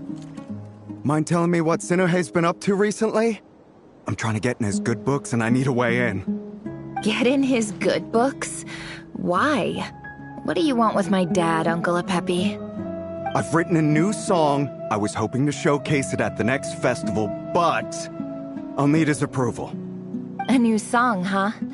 I'd love to stay and listen, but unfortunately, Uncle Retinue says my dad's looking for me. Well, there's plenty of time and I'm not going anywhere. See that pile of stones? I'll be sitting there warming up my vocal cords. Come find me when you're done. Pile of stones. Got it.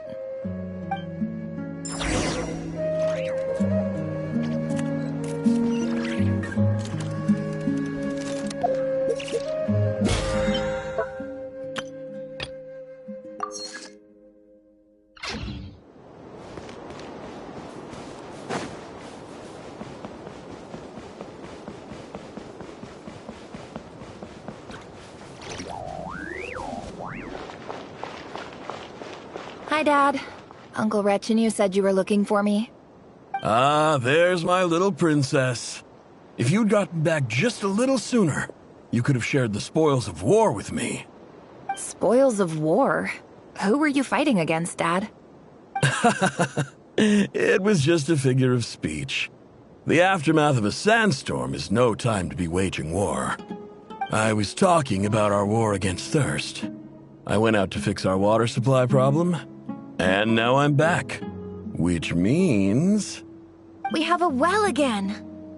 That's right. I found a new one and brought back as much water as I could carry. It should last us for a good while. If it wasn't for these blasted sandstorms, our wells wouldn't be caving in.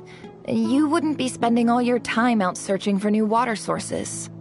As the chief of our tribe, I'm supposed to be leading us out of hardship and poverty, onto better things. You know how prosperous our ancestors were. I've told you all the stories. And look at us now, squeezed into these hovels.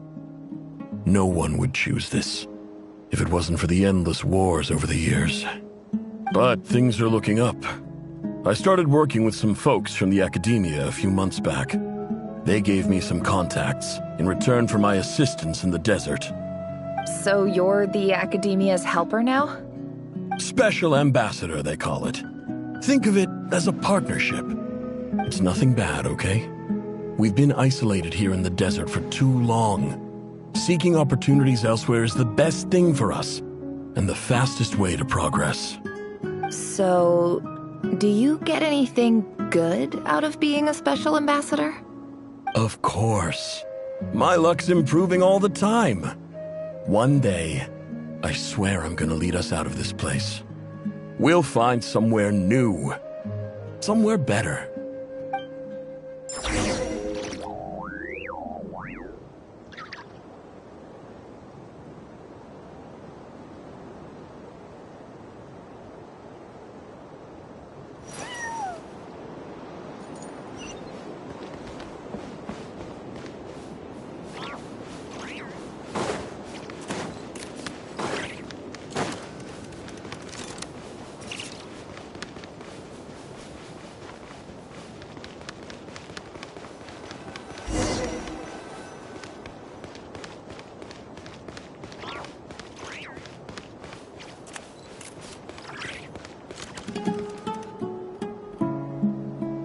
That's our well, and you know it!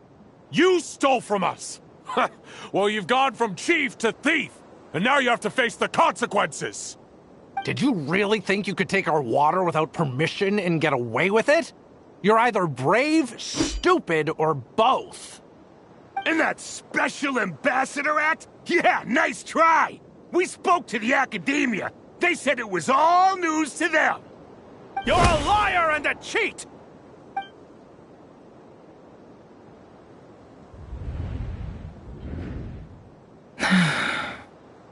heard Yehuda gasp, but I don't blame her. Most people are terrified by the sight of blood. Corpses strewn across the ground. The wounds are clearly from scimitars and daggers. The desert dwellers' weapons of choice. There's a handwritten note on the ground. Let's see what it says.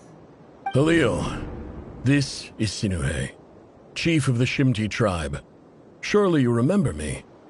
I was the one who helped you and your colleagues avoid the quicksand in the desert. This is my second time writing to you.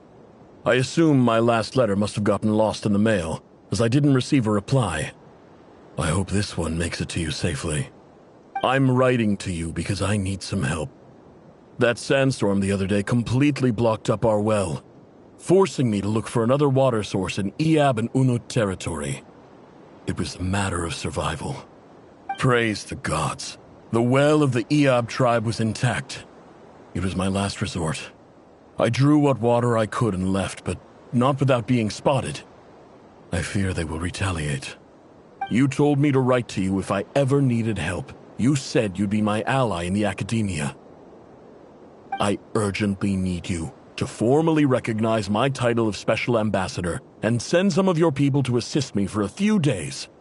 It's the only way I can convince them that this was the academia's decision and prevent them from retaliating. This is an emergency. Please send help as soon as possible. Looks like this letter never got sent. The writer died a grisly death, and the letter was trampled into the ground. It's badly defaced. Some parts are barely legible. What a ridiculous lie the surviving Shimti tell. Their whole village was butchered over a sip of water.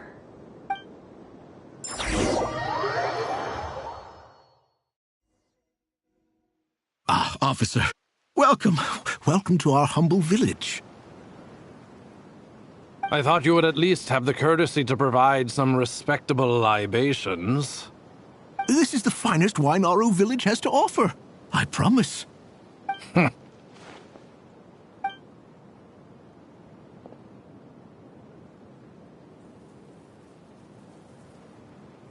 The Academia has agreed to reserve a single space for a candidate from your village. But I remain skeptical of this entire endeavor. I highly doubt anyone in this desert possesses serious academic potential. Please, have faith. If not in us, then in our god. The child we found shows great promise. I beg you, take her away from this place. Give her a chance. Don't let her talent go to waste. I don't recognize her. New arrival? She showed up here a few days ago and we took her in. She's a really bright kid. Please help.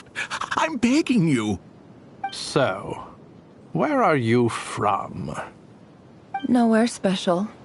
Just a sand dune. What about the rest of your family? How many of you are there? Just the one. It's only you? Correct. So, no brothers, no sisters, no mother or father? Any who have slept on a bed of sand, I call my brothers and my sisters. Apart from that, I have no family. All right. Get over here. Sign your name on the form.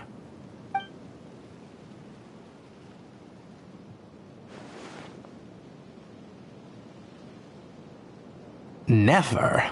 You're rather fair-skinned for a desert dweller.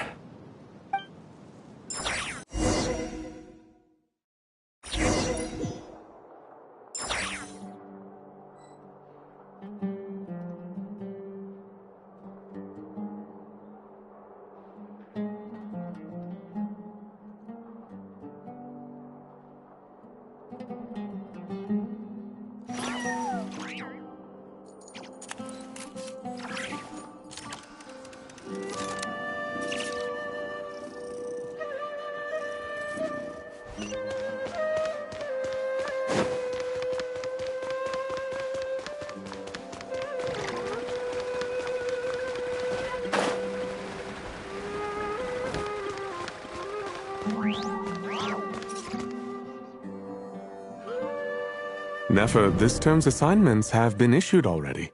Please read through the materials thoroughly, conduct your own additional research, and then write an essay on the topic. Yes, Professor, I'm aware. I just had a couple more questions I wanted to get your perspective on. Oh? Please ask away. Well, I saw the other students' problem sheets, and I couldn't help but notice that my assignment is much easier than theirs. Do you really think I'm a weak student? A weak student? Goodness, no. Quite the opposite. You have a sharp mind, almost too sharp. I think what you're saying is, a weak student wouldn't have noticed the discrepancy, and if they did, they certainly wouldn't complain about the lighter workload. You see, sharp as they come. You see things the way they are, and I'm sure you know why they're like that. Because of where I come from. Because I'm different. I'm sorry, Nefer. I don't like it any more than you do. It's just... Anyway, you said you had a couple of questions. What's the other one? I wanted to check. If someone sent me a letter to the academia, where do I go to collect it? Ah, your family wrote to you. Well, as long as they put your name on the envelope, someone should hand it right to you. Not exactly. It's not even a recent letter. I was just curious where the mail would end up if no one collects it. The House of Dana, I expect. I know there's a box for unclaimed mail somewhere in there, probably sitting on a shelf. Whatever you're looking for, that'd be the place to start. Okay, got it. Thank you, Professor. Oh, don't mention it. Honestly, I feel like I failed you. I'm supposed to be your teacher, but I haven't taught you anything. Hey, don't say that. You're a great teacher, and you do your best for all your students. But the rules are the rules. You're not allowed to teach students like me. It's not just the academia either. The whole world bends over backwards for the successful, and leaves the losers to suffer and die. Oh, my dear child. Don't tell me you've given up on life already. I haven't. I just think that if you want to make it in this world, you have to find a way to become successful.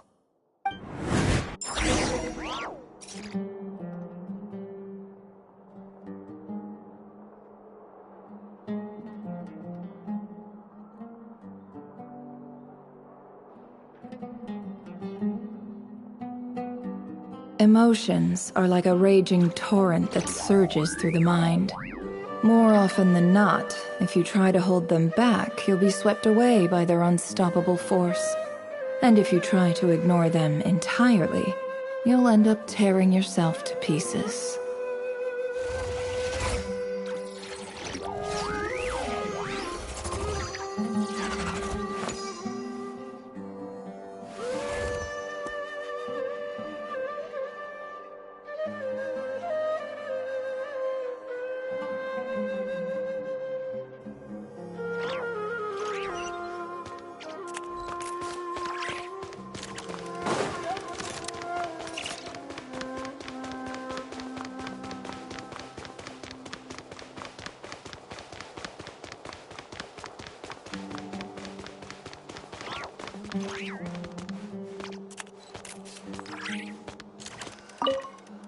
This must be it.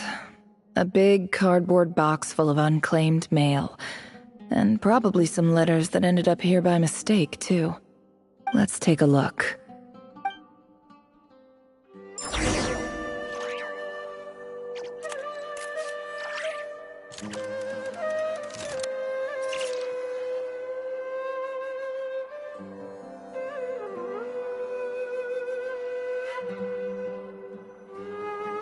Why does Ashru sit up on the counter? To welcome our clients, of course. A kitty's gotta earn his kibble somehow.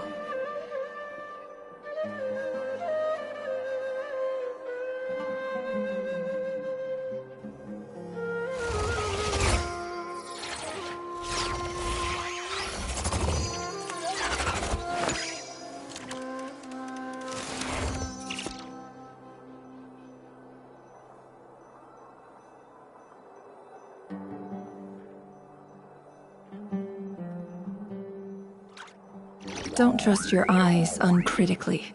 People only see what they want to, so don't be your own fool.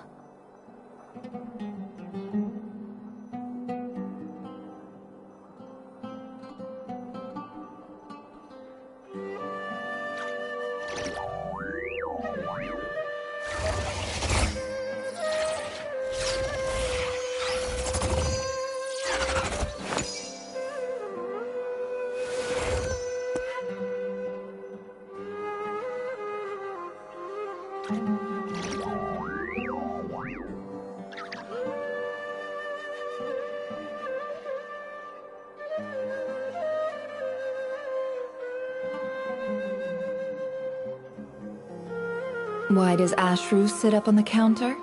To welcome our clients, of course. A kitty's gotta earn his kibble somehow.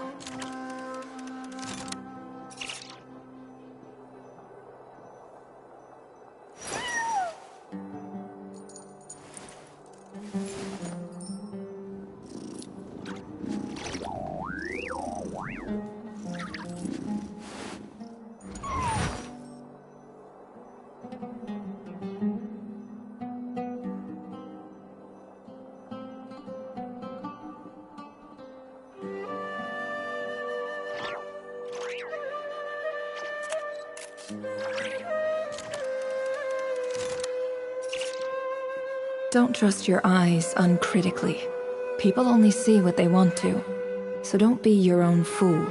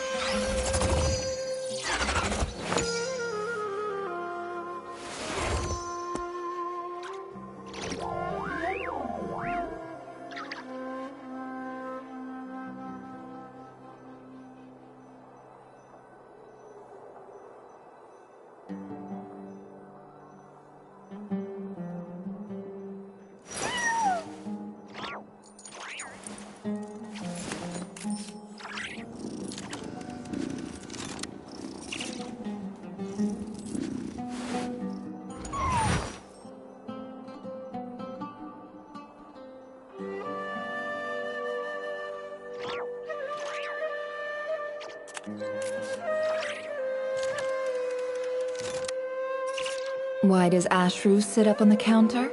To welcome our clients, of course. A kitty's gotta earn his kibble somehow.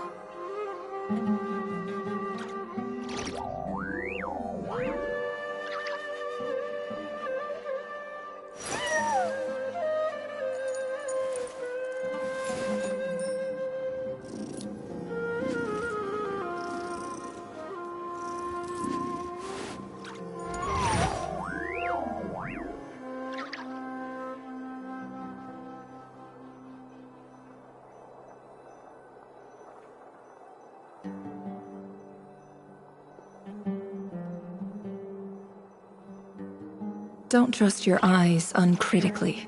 People only see what they want to, so don't be your own fool.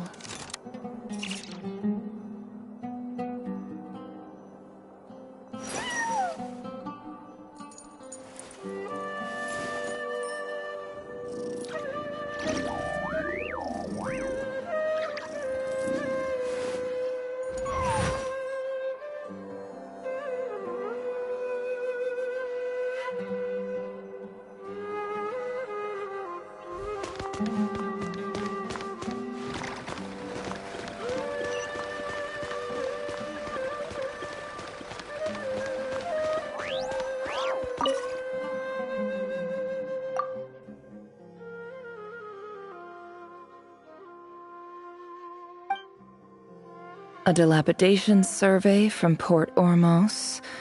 Looks like it's from a Core of 30 representative. What a strange thought. A bunch of mercs losing sleep over rundown buildings. This one was never even opened. I guess the recipient didn't care what the Core of 30 had to say about anything. Who was it addressed to? I don't recognize the name, but it must have been a Kasharawar professor.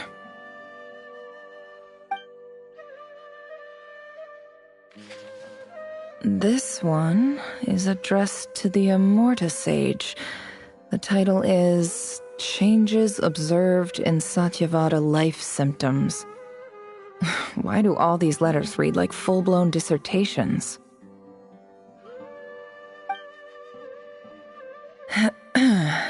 Guided by the incense, we became lost somewhere in the forest. All the barriers between levels of consciousness disappeared as our minds soared around in circles, looking for a branch to seek refuge on.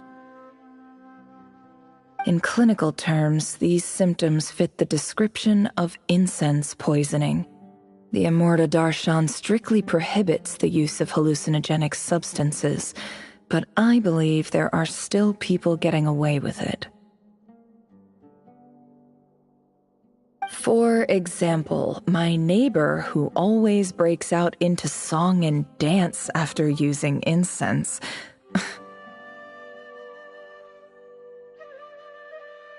This seems like something the academia would want to know about. Why wasn't it collected? Wait, what's this written on the back? It's so small. The note says, "The sender authored this letter while under the influence of mushrooms. I would send it back, but no return address was provided. Stamped by the Grand Conservator of the House of Dana."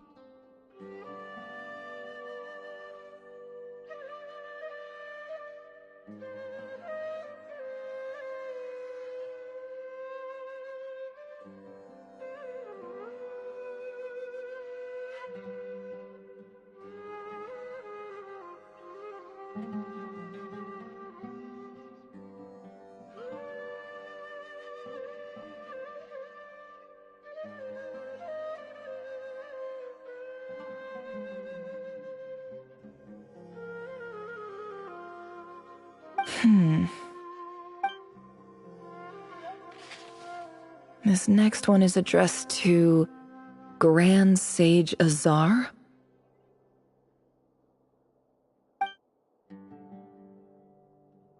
A few words of protest regarding recent changes in Sumeru's educational policy. In recent years, the academia has taken on a small number of students from the desert region, as per the policy to this effect.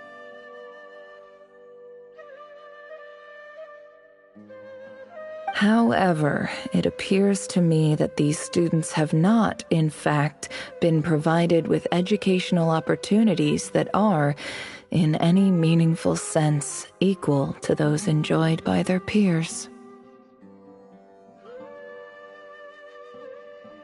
As well as receiving dumbed-down assignments and perfunctory tutoring, they do not even have full access to the Akasha system.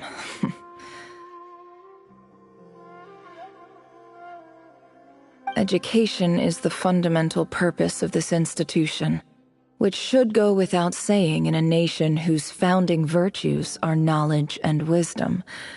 I ask you, is the lip service we pay to the policy of education for desert students truly the standard of pedagogy to which the academia aspires?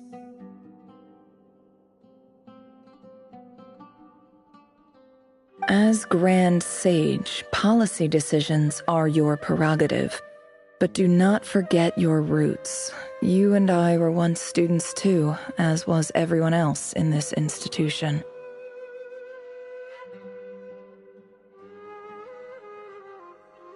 I do hope you will give some serious attention to this matter. I encourage you to discuss issues like this with myself and others, and listen to some alternative opinions.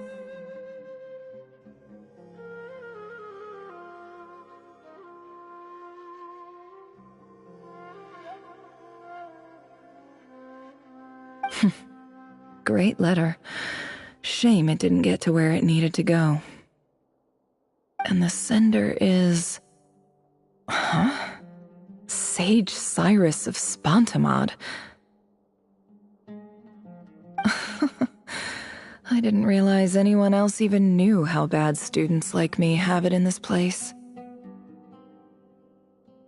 So this is where letters from the Sage of Spontamod end up?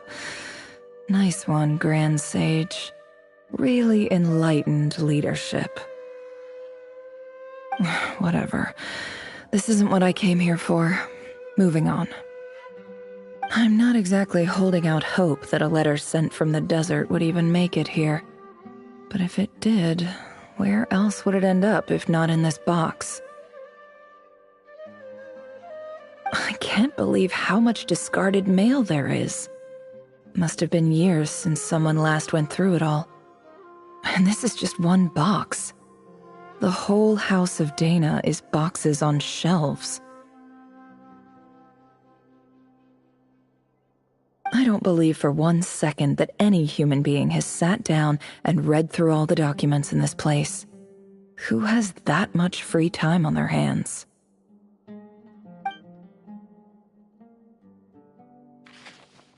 Wait, could this be it?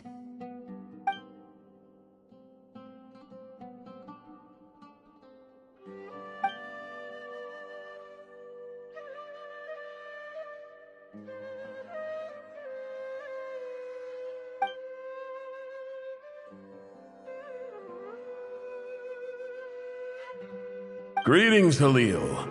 My name is Sinuhe, chief of the Shimti tribe. I was the one who came to you and your colleague's aid when you ran into trouble in the Great Red Sand.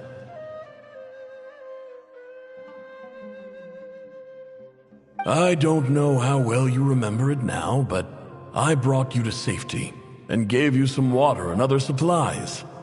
You seemed very pleased and told me your name.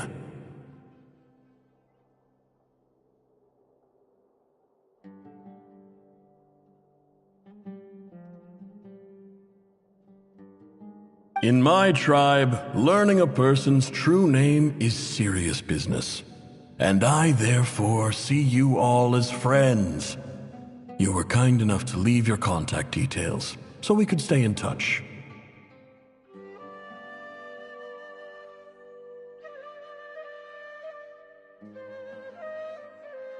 The Shimti tribe lives a harsh, nomadic existence in the desert.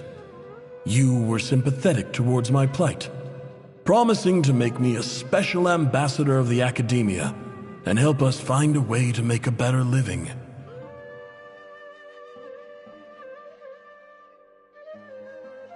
This brings me to my reason for writing.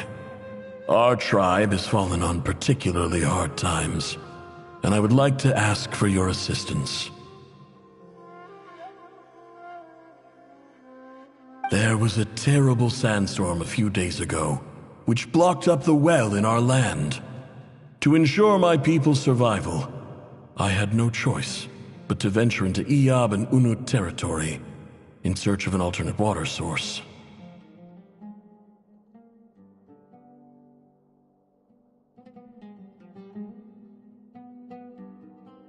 The Iyab and Unut are descended from the Thamudians, while we trace our ancestry to Tulatula. We worship the Lord of Flowers and have had relatively good relations with our fellow tribes up until now. I found a well belonging to the Iyab tribe. They declined to help us, but I really had no other option, so I took some water to keep me and my tribe alive. My actions are certain to incur their wrath. When we met, you assured me that you would be my ally in the academia. I would like to take you up on that offer, because I really need your help. I wonder if you could send an academia representative to meet with me. That aside, the last time you were here, you mentioned that the Academia had started accepting students from the desert. And I told you a little about my daughter, Nefer. We have next to no resources here in the desert, and my power and influence are limited. Would you consider enrolling my daughter at the Academia? She is a smart girl. I know she won't disappoint you. From the outset, the Academia never took you seriously. Those things they promised were just empty words. I doubt they even remember the name Sinuhe. And you were so emphatic that your luck had finally changed for the better. You swore you'd lead us to a better place one day. You spoke with such conviction, like you were the most powerful chief in the whole desert. You liar. You lied about everything. You promised the world and delivered on none of it. And who fell for it? Just me, by the looks of it. Despite your best efforts. Which makes you a pathetic liar. You weren't even any good at it. I think I'll take over from here. Let me show you how it's done.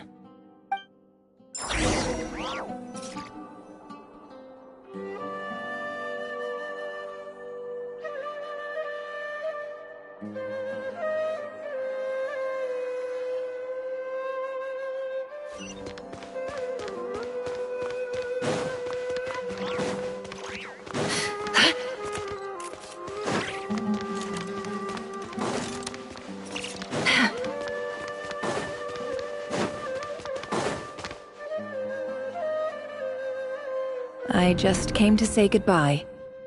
Thanks for everything you've done for me in my time here. Nefer? You packed your bags. Where are you going? I'm quitting. Something's come up in my hometown. Gonna head back and deal with it. Huh?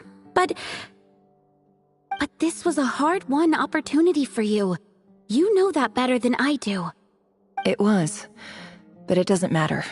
I have more important things to deal with, and they can't wait. Oh, and I didn't want to overfill my bags, so I left some incense on your desk.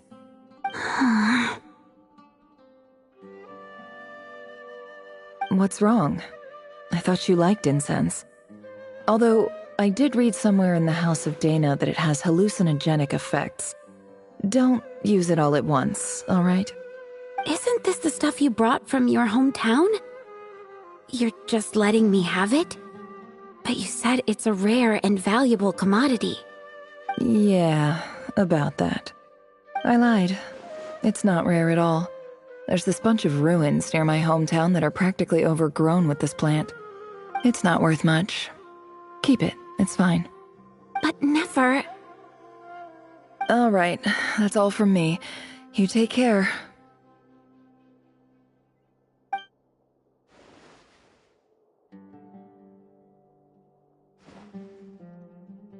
Don't forget me, okay? I mean, we're more than just classmates, right? We're friends. Yeah, I'll remember you. I lied again. That incense is worth a fortune, and it's a rare find even in those ruins. And as for remembering her, I have far too much to do when I get back. No time to reminisce. I'll be lucky if I even make it through this alive. But either way, I expect I'll forget you pretty quickly.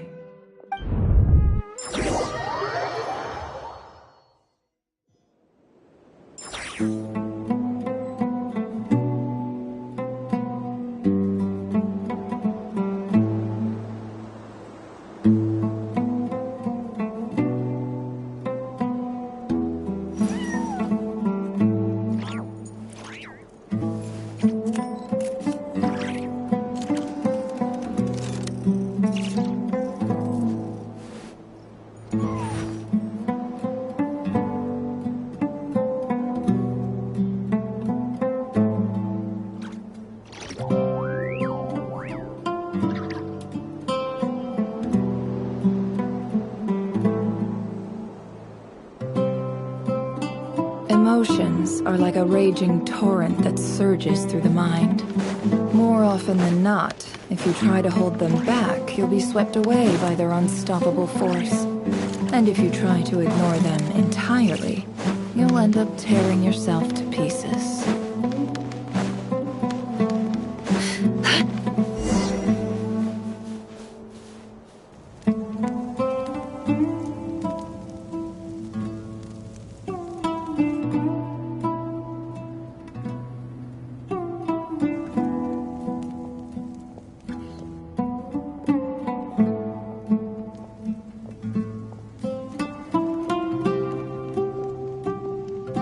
It's a pleasure to meet you, Mr. Arif.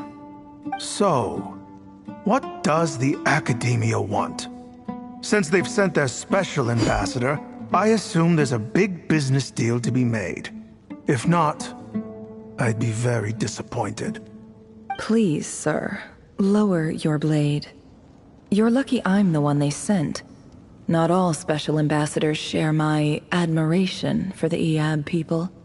The ever-shifting balance of power in the desert reduced the once great civilizations of this region to rubble and sand.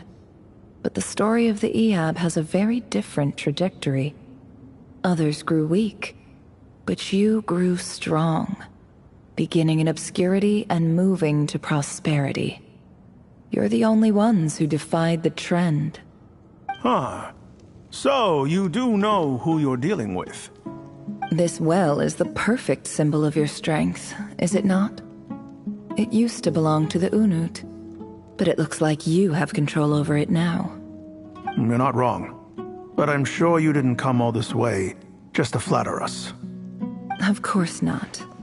I came to bring you some very good news. Some information that recently came to light, which might just be your ticket to freedom.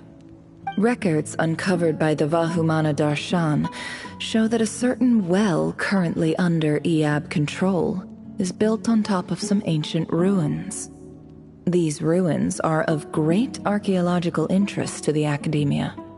I checked the map carefully on my way over here, and I'm confident that this is the well in question. The Academia is offering 50 million mora in return for excavation rights. 50 million? No, wait. If these ruins are as important as you say, 50 million's a little low, don't you think? Don't get greedy, Iab. We know far more than you think. We know that you seized this well by force. Wasn't that the first step in your rise to power? To drive away the Unut and steal their water supply? So what if it was?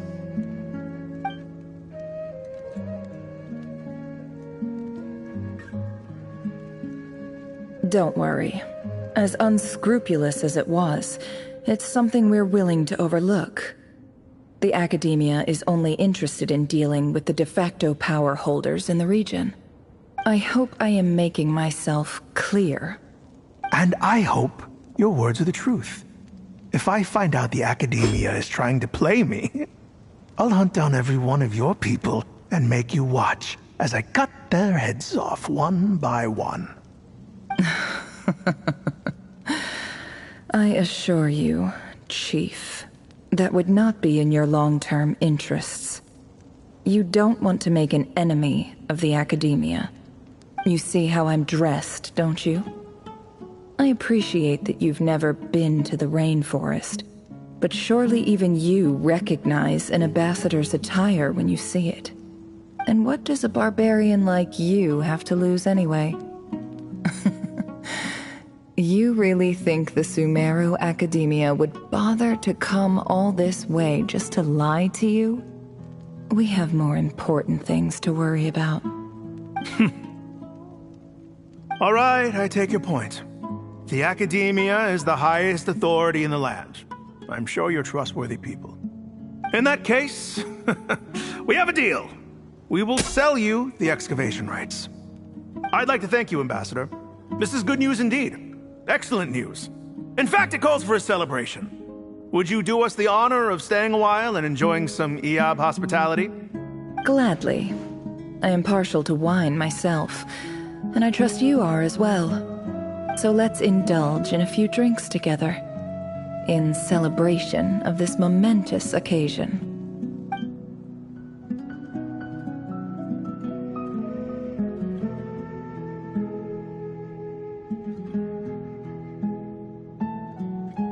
Chief! Chief, it's an emergency! It's the Unut. They've taken the well. What? Well, don't just stand there. Take it back. Yes, Chief. I have every confidence in the Eab's military superiority, and yet... Well, what is it? The Unut's response was alarmingly fast. The day after we reach a deal, they seize the well. This can't be a coincidence. Perhaps there is a traitor in your midst. I don't think so. I am obliged to remind you, Chief, that the Academia will only deal with the de facto power holders. If you cannot regain control over the well, I'm afraid you won't see a single mora of that 50 million. No! Please, Ambassador, just give me some time. I swear the Unut will not get away with this. That well is ours, and so is the Mora. Glad to hear it. I will wait here for an update. If there is a traitor, I will find them. In the meantime, make yourself at home. I'll report back as soon as I have an update. Much obliged. Wow. All it took was a few words and I've got him wrapped around my finger. What an amazing feeling. So, in summary, Ambassador, the Academia would rather negotiate with our tribe instead of the Eab, yes? The Eab are ruthless murderers who don't listen to reason. And now they have the gall to interfere in our research projects in the desert region. So let me ask you, Chief, if you were the Academia, what would you do? Kill them all, of course. Precisely. The Academia does not tolerate those who stand in our way. The Eab have held back our academic pursuits for too long, and our patience is wearing thin. At the same time, there is simply no way that the Academia can be seen to be intervening in desert affairs. I'm sure you understand where I'm coming from. We have our own rules out here. If the rainforest dwellers raised arms against a desert tribe, it'd start a bloody war.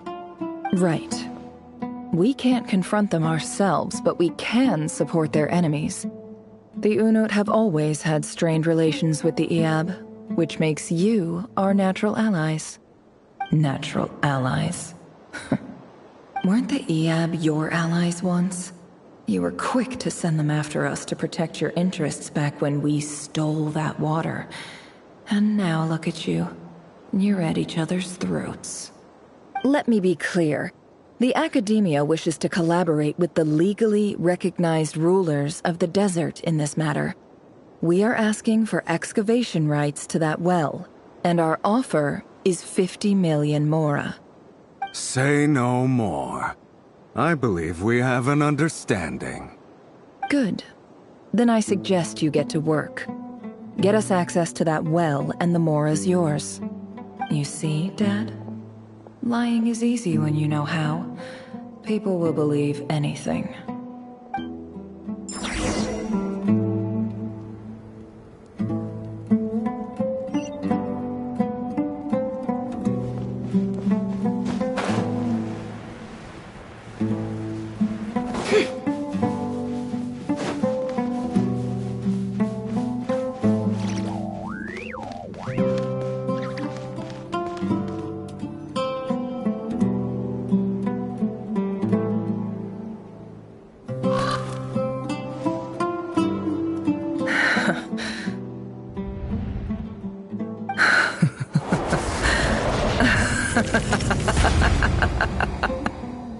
Look at yourselves. You may be vile, savage monsters, But your butchered bodies bleed like any others. You're no different. You're nothing special at all. The monsters who destroyed my home, they're just ordinary, petty human beings. What a joke. I think we're even now. Maybe I've even done the desert a favor. It's a better place without all these people around. Oh, Sinuhe, my gullible fool of a father. Perhaps if you'd been as ruthless as I was today, our tribespeople would still be alive. In this dog-eat-dog world, a chief needs to be tough to survive. But you couldn't do what had to be done. So I did it for you.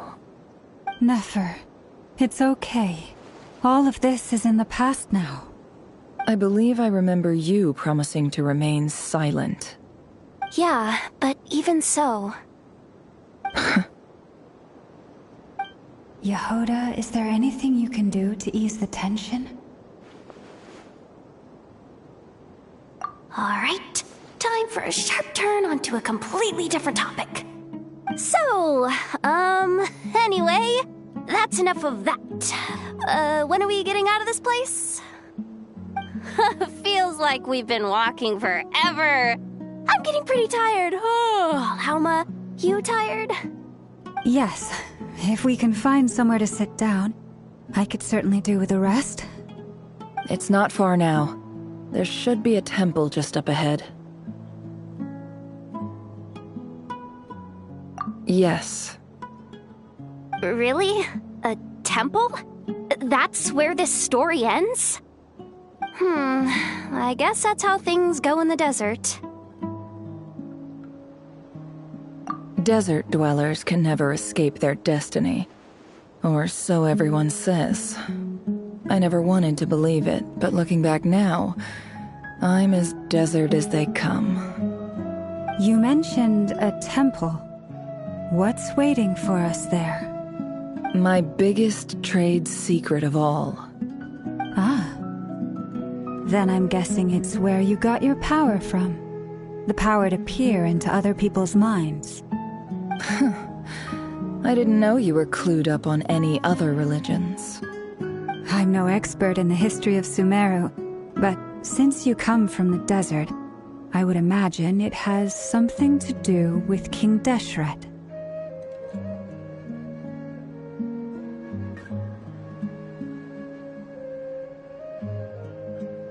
Sounds impressive.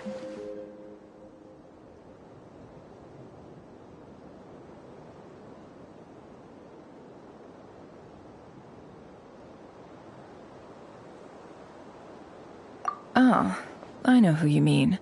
General Mahamatra Sino. The spirit of Hermanubis dwells within him. That's Boss Neff for ya. She knows everything. Sino's hardly a figure of obscurity, but I know about Sethos too. What about him? Is he a big deal or something? Well, he's not a small deal, let's put it that way.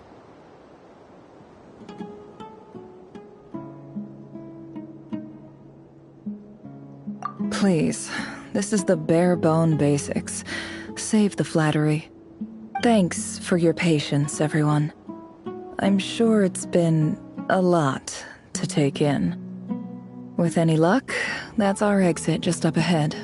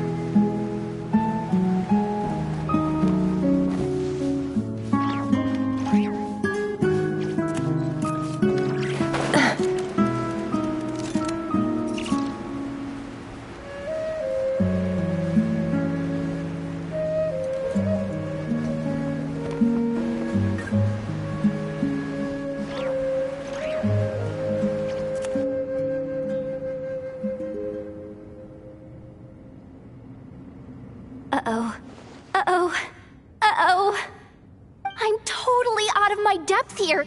I don't have anything to add about any of this stuff. Like, look at that statue, for instance. I want to do the whole name-dropping, this girl knows her stuff thing too, but I've never seen anything like it before. A statue with the head of a bird. That's Thoth, the Ibis King, one of the 7 pillars of King Deshret. The legends say that he, the Crocodile King, and the Goat King were the 3 retainers of King Deshret. Let's take a look.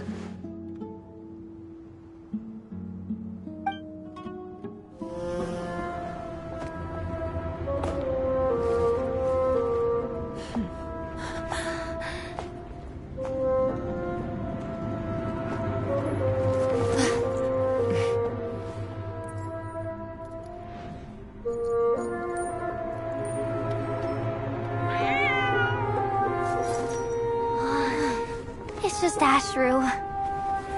So, all is well?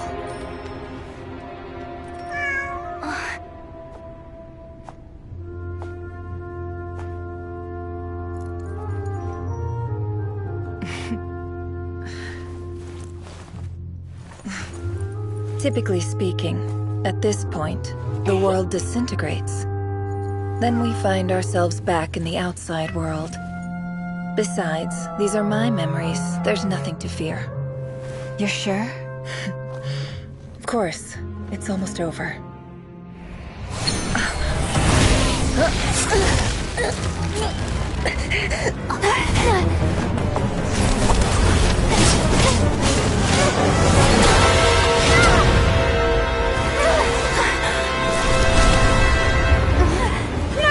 Hold on!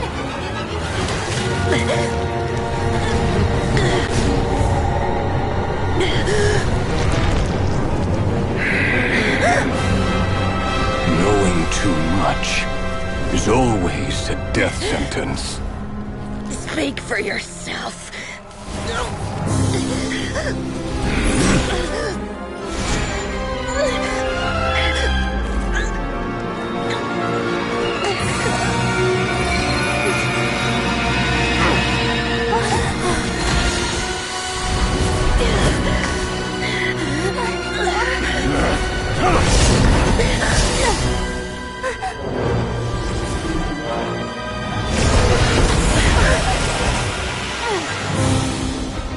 How repulsive.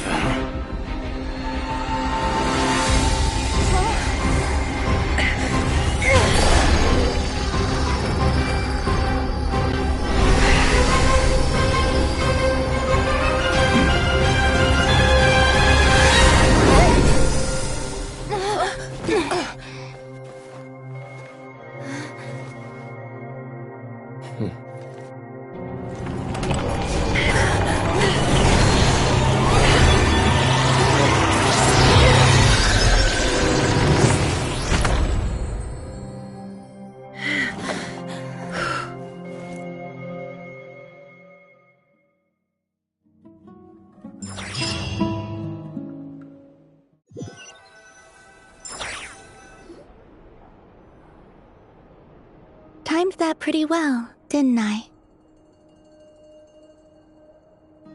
It's okay. I'm just glad no one was hurt. Paimon noticed you doing something too, Dainsleif. Were you helping get them out? Of course. When I asked Nefer to conduct this investigation, I was not naive to the dangers involved. I had a duty to ensure your safety. Good to know your sense of justice is still intact after all these years. I take that to mean that you saw the truth. That comes as a great relief. I certainly did. And thanks to your help, I also managed to trap Rerir inside the chess set. Whoa, really? How'd you manage that? Well, to be honest, I sensed that something was wrong long before we made it to the temple. By using this fragment to probe into Rerir's past, well, the monster formerly known as Rerir, it seems I alerted him. I was tracking him, then he caught on and started tracking me too. Can't say I'm surprised. But how did he track you through your thoughts alone? That shouldn't be possible. Rerir was a secret agent who reported directly to the Vinster King. He is an expert at finding a trail and hunting down his pursuers. No wonder. He infiltrated the chess set, read my thoughts, and built a new virtual chess set inside of it. That's why we weren't able to leave at first. Speaking of your chess set, it's quite a remarkable item. Would I be right in thinking you have some connection to King Deshret? You overestimate me. I only have a connection with one of his underlings, the Ibis King. You all saw how this came to be. A long time ago, the Iab massacred my tribe, the Shimti, in our home village.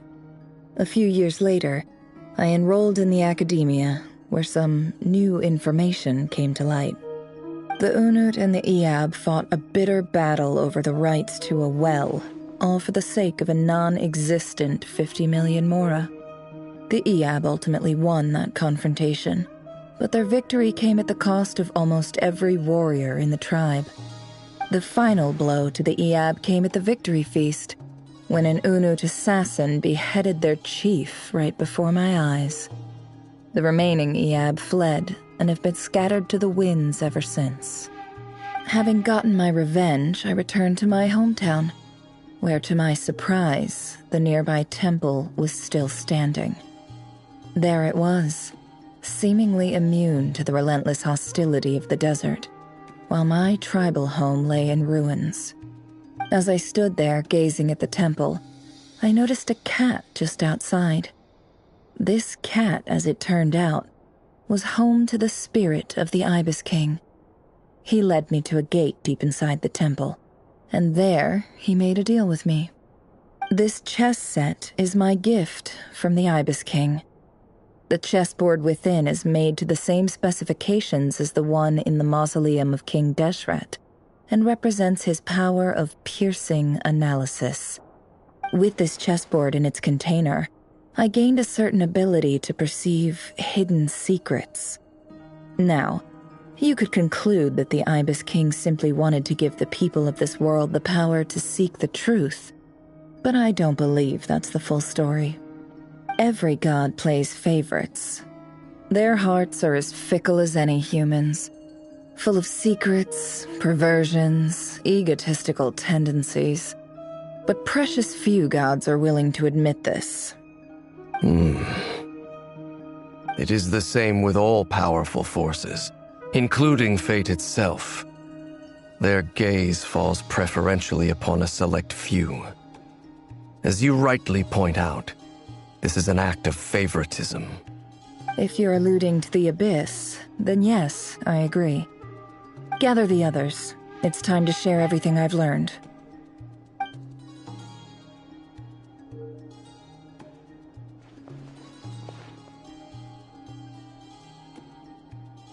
Thank you all for being here. As promised, I did some further investigating into the Raker of Solnari's background. I am pleased to report that the investigation has been most fruitful indeed. The Raker of Solnari, real name Rerir, was once a Conrian subject who served the Vinster King. I will now share the important details of his story. Please save any questions or comments for the end.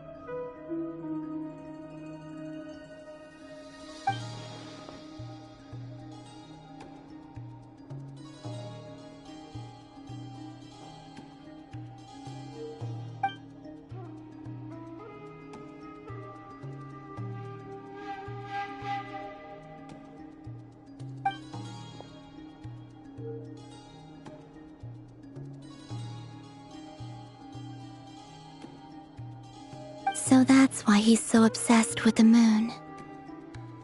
A tragic tale, to be sure. But it does not excuse his many transgressions. No matter how much Rerir suffered in the past, the fact remains that he is what we know today as the Wild Hunt, wreaking havoc upon innocent lives in Notcry. He becomes more dangerous with each passing day. If left unchecked, it is simply a matter of time before all of Tevat suffers the consequences. This is a threat that the Knights of Favonius cannot ignore. A question for Miss Columbina. Forgive me if this is presumptuous, but have you ever seen the spatial gateway that appeared in Rerir's memory? Never. But I have heard stories of something called the Moon Gate, and this seems to fit the description. Miss Lauma, any thoughts on this? In the lore of the Frost Moon Scions, the moon is believed to hold many secrets. Some sources speak of ancient knowledge, others of a gateway to the unknown. The term Moon Gate is one I have heard before. But as is the case with all of our legends, there are no records of any first-hand witnesses. We cannot know whether it truly exists. Then back to Miss Columbina. As a moon goddess yourself, do you have some idea of where the Moon Gate leads to? Not at this stage, sorry. I do hold the power of the Frost Moon, and my strength is recovering well. I can sense that the gate would open at my command, but... But there's more to the power of the Frost Moon than that? Yes. A moon goddess has the right to open the Moon Gate, since it is a path to the moon. But as never mentioned, holding open a spatial gateway takes a huge amount of power. And right now, I need to conserve my energy to fight the Reihir of Solnari.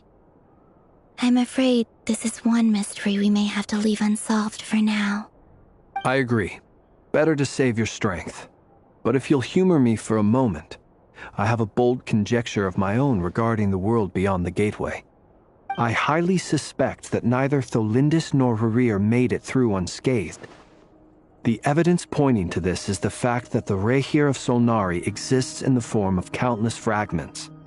With the abyssal power he wields, no ordinary foe can touch him, let alone tear him to shreds. And yet, the Wild Hunt proliferates wherever his scattered fragments lie, drawing hordes of monsters to many different locations across the land. So your theory is that Rerir was physically torn to shreds by some powerful force? Hence, why the Wild Hunt is a distributed phenomenon, rather than a unified one? Makes sense to me. Explains why the Wild Hunt is so pervasive, and why he's been trying to piece himself back together. He was whole to begin with, and he wants to be whole again. Without the power of the Abyss on his side, he almost certainly would have perished the moment he was torn apart. But the Abyss, much like a curse, has kept him alive. I could not agree more. The power of the Abyss is most surely a curse. It is a compelling explanation, and one that accords with my present understanding of Abyss creatures. Whether the life form in question is primitive or advanced, if a curse has extended its lifespan unnaturally, it will continue to survive in spite of everything. This raises some interesting questions. I will run some experiments and see if there is any validity to my suspicions. That being said, regardless of whether my research bears fruit, I would like to thank Miss Nefer for conducting such a thorough investigation. Already, it has greatly enriched my understanding of the entity we face. My pleasure, Mr. Albedo. I too hope that the information I have shared today proves useful as we look to formulate the next stage of our plan. Hey! What is it, Dainsleif? You look really upset! It's just... when I think of the man I once knew as Rerir, I struggle to understand why things had to turn out like this. The two of you used to be friends, didn't you? I don't know if these words will bring any comfort, but my heart goes out to you. Mine too. We can never know all the hows and whys of the way things are. The moon and stars are full of untold secrets and lies, and the skies are host to many more mysteries than these alone. Yet, none of that can begin to compare with the complexity of human life. Those are the first comforting words I've heard in a long time. Thank you, both. Well, I think this is a good place to end today's meeting. I'm sure Nefer needs some time to recover. She's been through an awful lot today. That's very thoughtful of you, Lama. Of course. Sounds good to me. Take some time to rest and digest before we reconvene to nail down a plan.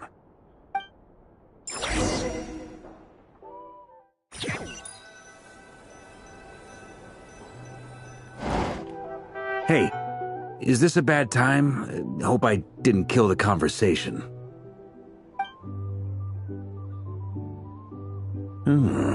Nice room. Oh, I'm not coming in, though. Why not? It's just a hotel room. If it's all the same, I'll just stay out here. I might not look the part, but I'm technically a knight. Barging into people's private quarters isn't the kind of thing we do.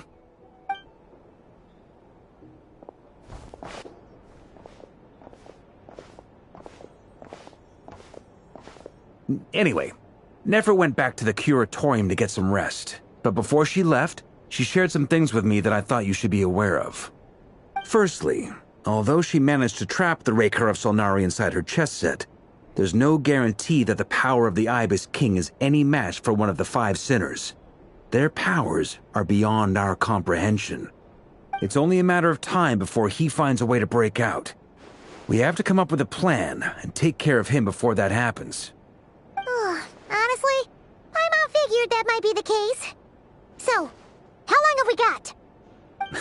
Well, I asked her that same question. She talked for a long time, but for the most part, it seemed like she was trying to convince me how precious her chess set is.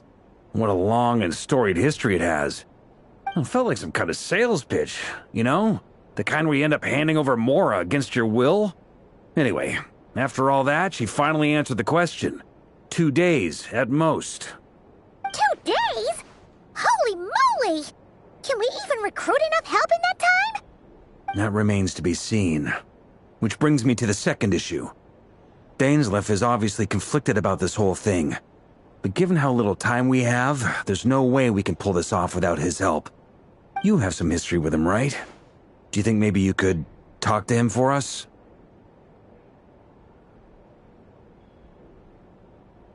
Great. I appreciate it. All right, on to item 3. So, Albedo, Durin, and I put our heads together and came up with a plan. Can't promise it's gonna work yet, but at least it's a start.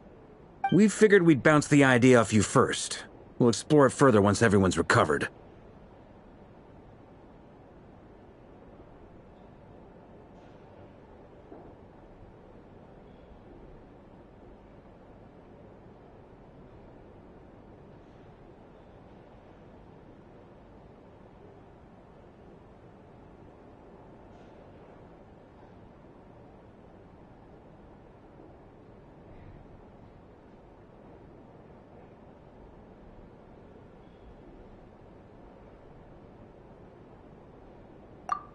Paimon's dying to hear this. All right, so here's what we're thinking.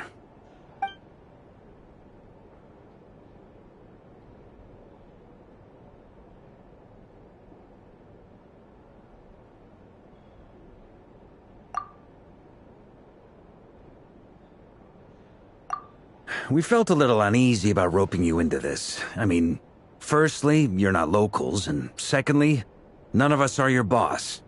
You're well within your rights to refuse if you so choose. Roping us in? Why would you even say that? We know the stakes here. It's all of us against the Rayher of Solnari, or none of us stand a chance. I choose my words very intentionally, I'll have you know. I like to think there's an art to striking a down-to-earth tone even when the stakes are through the roof. Sir Varka, I have a few thoughts about this plan. I'm all ears. I think we can be more flexible with how the roles are allocated. In my view, the most sensible lineup would be like this.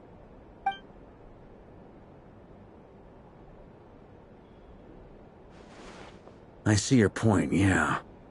But if that's how we're going to approach this, you'd better make sure you're ready. To be clear, I don't doubt your abilities. Far from it. I just want to make sure. Are you really willing to take all this on? I want to do everything within my power. The Rehir of Solnari is a truly fearsome opponent, and if I do my part, it'll greatly reduce the risk for everyone else involved. Well, that tracks with what I've heard. Jean's mentioned in her letters that you're so diligent it's almost abnormal. As in, most people weigh up the risks and rewards in situations like this. But you seem to just march towards danger without a moment's hesitation. Of course, everyone appreciates a fearless pioneer. But all that aside, I'm the Grand Master of the Knights of Favonius, and you're our honorary knight. I want to make sure your courage doesn't come at the expense of your safety. Thank you, Sir Varka. I should be the one thanking you. It means a lot to have you on board. I'll give some serious thought to your suggestions.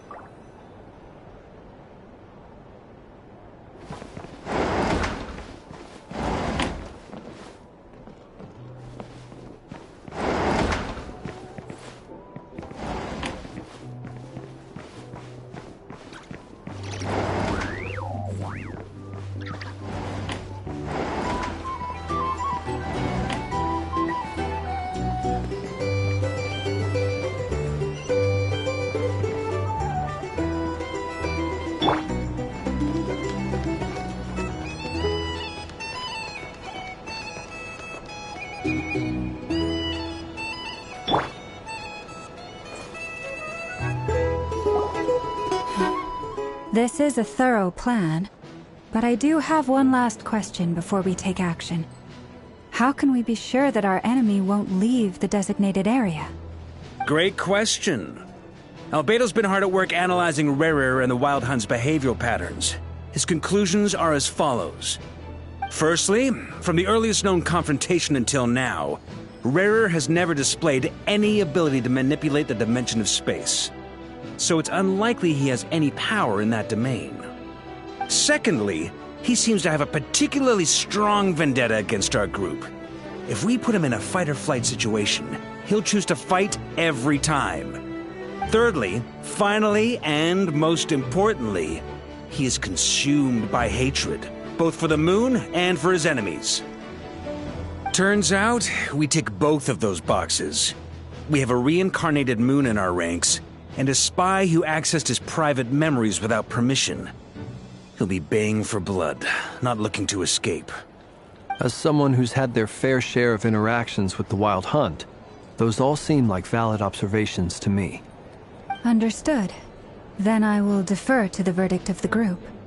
Well, everyone, that's the plan in full detail. Albedo and Durin are carrying out their part as we speak. Plan approved. Scheduling. Okay, any firepower you need, I got you covered.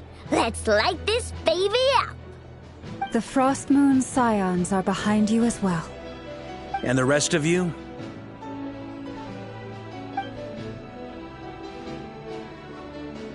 No objections? All right, then it's settled. This is the plan we're going with. Next up, an old tradition of mine. Anyone who wants to back out, now's your chance. Wait, we can still back out of this? Everyone says things they regret, right? I don't want anyone feeling trapped because their mouth said yes before their brain had time to think things through. A very people-first approach.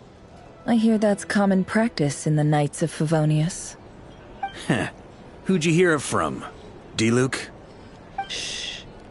We don't use people's real names at work. This contact will be known only as Owl, please and thank you. This plan can only work if everyone does their part. Flint's and I will absolutely support it. We shall indeed. You'll be glad you accepted our help. Also, you are the last person I expected to see here, Miss Dory. It's not often I get called Dory in a work context. My peers usually call me Lord Sangama Bay. So, the longer your name, the higher your net worth. Is that the idea here? In that case, Mr. Flint's here must be worth a fortune. That's right, I know your full name. It's... The walls are thin here. I'd appreciate you keeping that a secret. Okay, fine. I'm actually only here as a favor for someone else. Do you have any idea how much it would cost to hire me otherwise? Oh, does this mean someone out there actually has the power to boss Dory around? It most certainly does not. We have a long-standing and mutually beneficial business partnership. She's actually the mom of a friend of yours. Said mom supplied me with a great little trinket, but now that lady's ruined everything. If I don't start building a little goodwill now, my whole business in Notcry is gonna go down the drain! Okay, so what exactly is so special about this pendant? It's a lucky charm that a great mage made for me. We have a business relationship, and she was worried that something bad might happen to me. So, she wanted me to have something that can store power to protect myself with. I finally got it all fully charged up with Kuvaki, and then never went and used it all up at once! Never lost so big in my life! You're right. It was all my fault. I didn't mean to drain all the Kuvaki in the pendant, but I'll make it up to you. You will? Well, in that case, how about you give me your chess set, and we call it even? I knew you'd say that. Well, it's yours if you want it. In fact, take it now, and I'll even throw in a free Raker of Solnari. Deal? You're putting me in a difficult position here. It's a very useful thing to have around, but I have a funny feeling it won't be around much longer. I guess we'll see in a couple of days. Looks like bankruptcy for me. Hey, don't be so pessimistic. See this through and you never know. You might find a new business opportunity on the other side.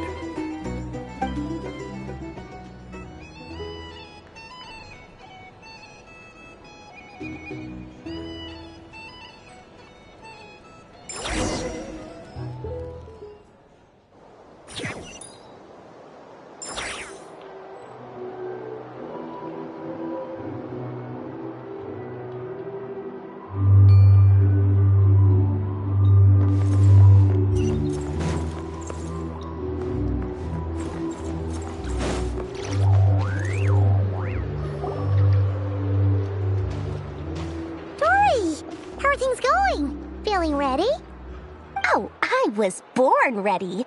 We only have 2 days. You think Lord Sangamabe would let an opportunity like this slip by? Don't forget, when something's in high demand, the people with the goods on hand get to charge the highest price of all, even higher than the sellers taking advance orders. Ta-da! See? It's right here. Ah, it's so pretty. Did you make it?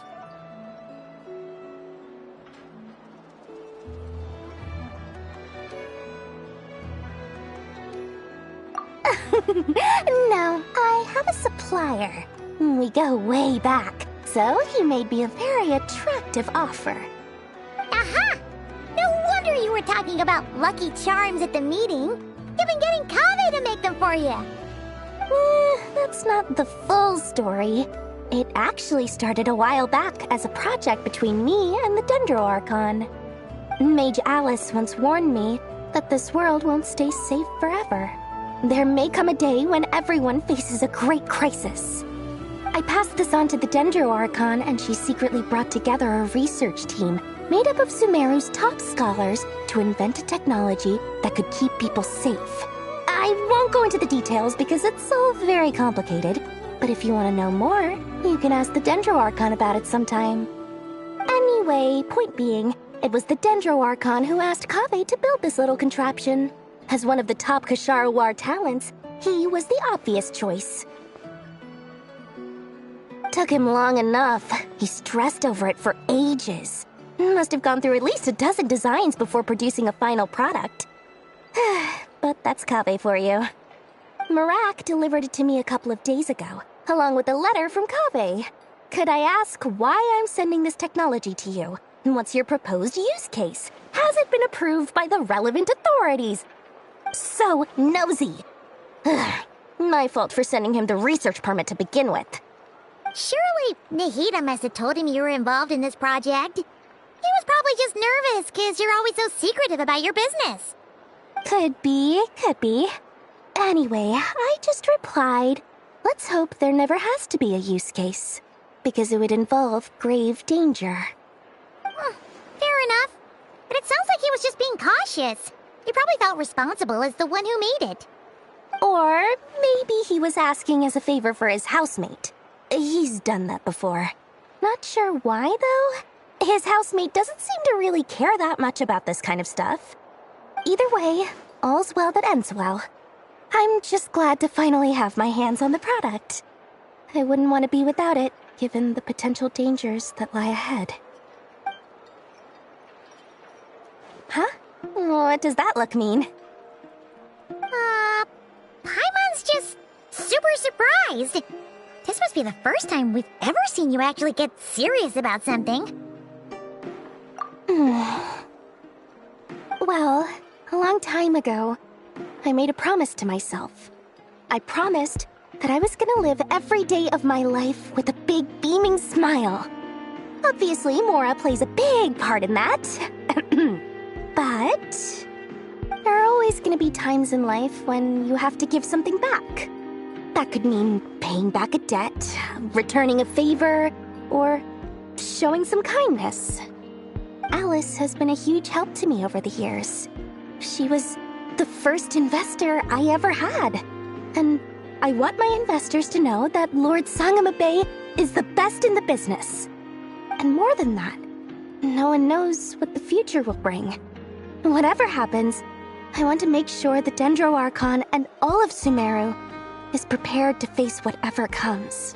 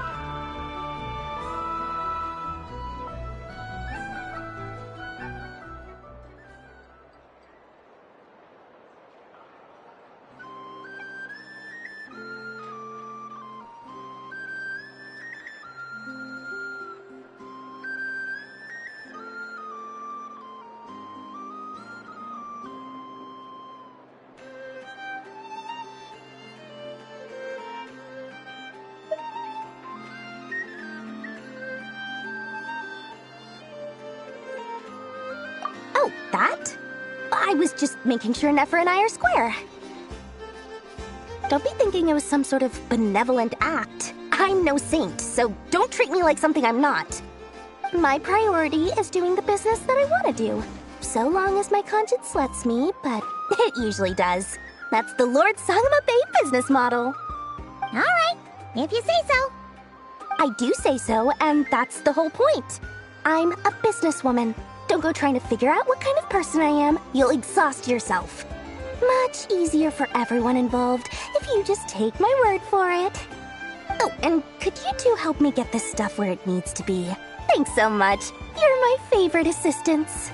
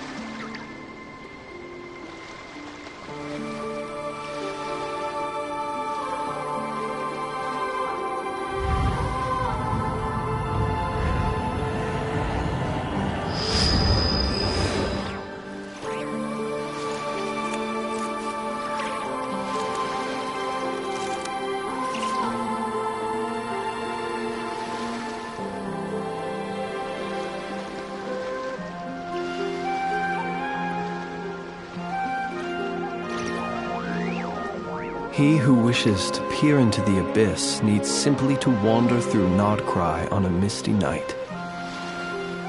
The march of the wild hunt will be sure to drag him into the darkness.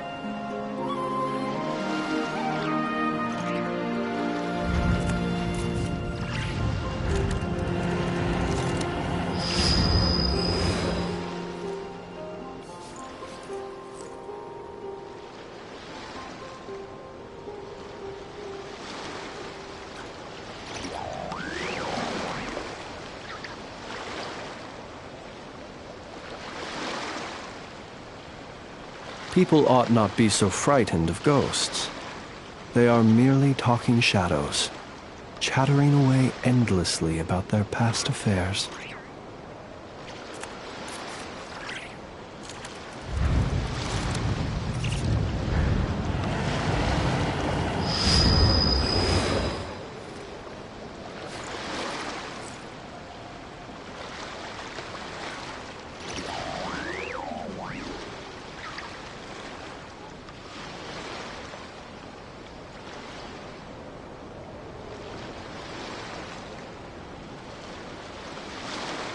Let us have a modicum of patience for the richness and complexity of humanity. The wanton cruelty of the few is not worth our ire.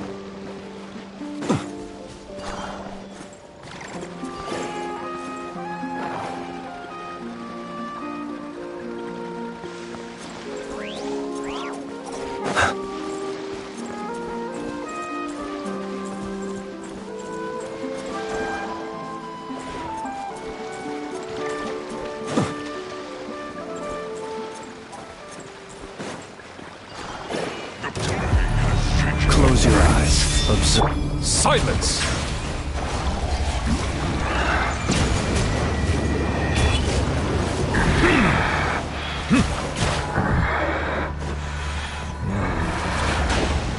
Bow your head.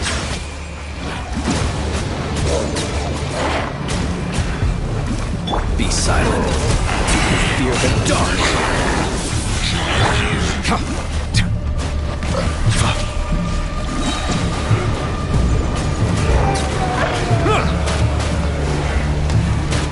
Be sanctified.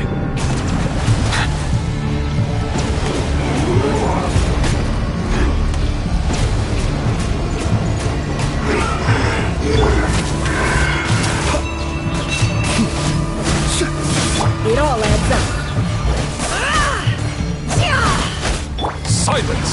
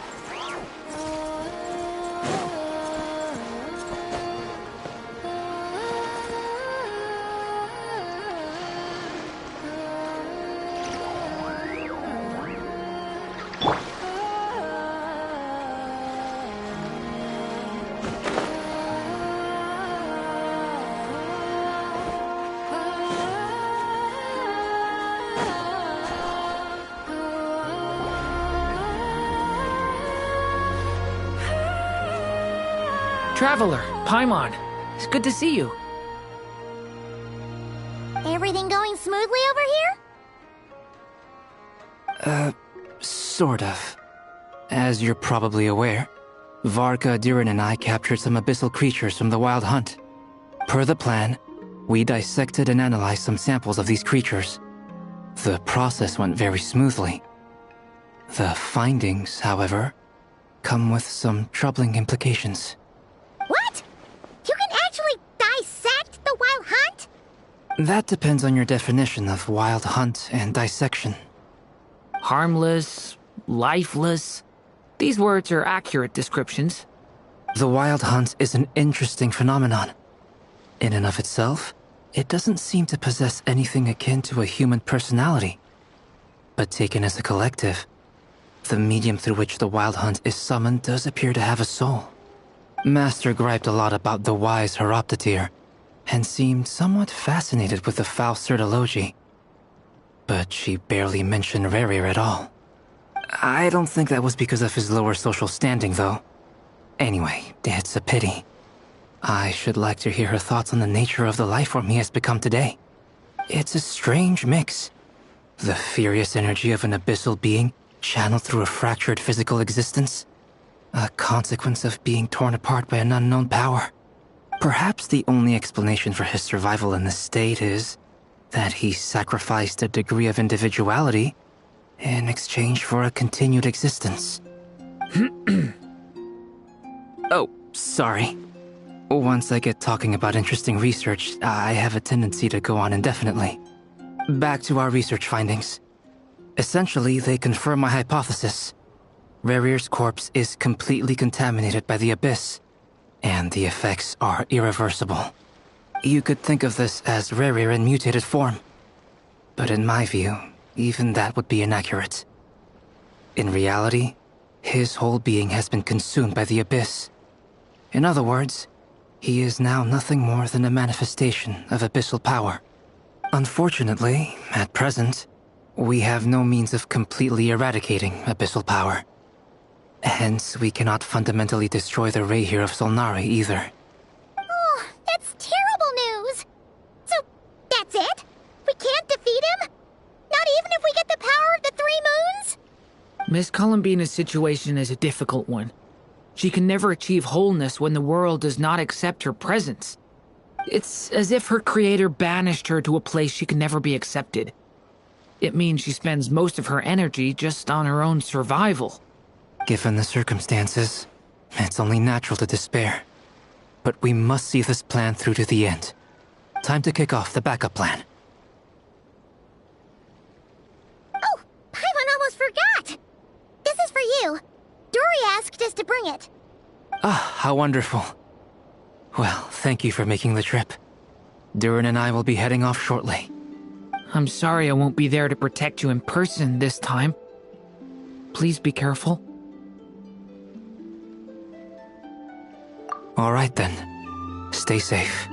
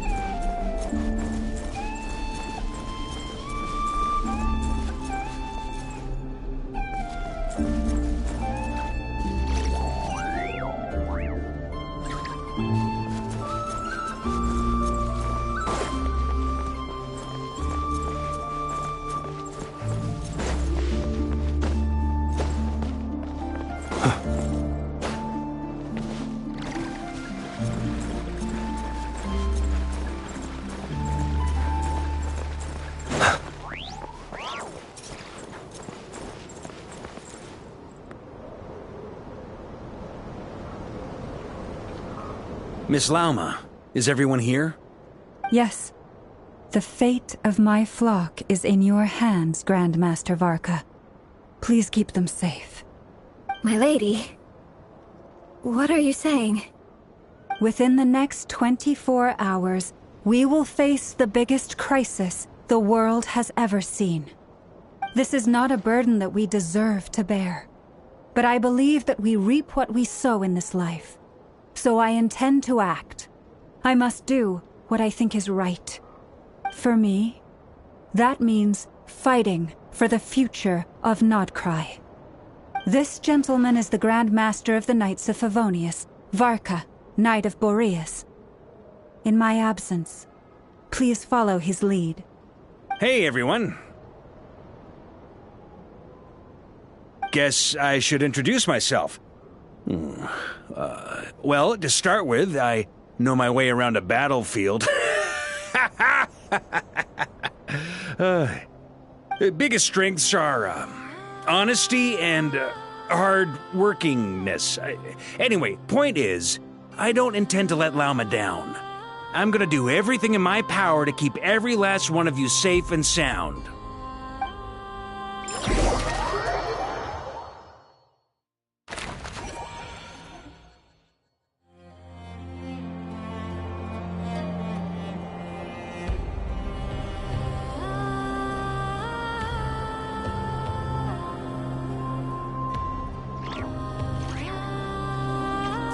He who wishes to peer into the abyss needs simply to wander through Nodcry on a misty night. The march of the Wild Hunt will be sure to drag him into the darkness.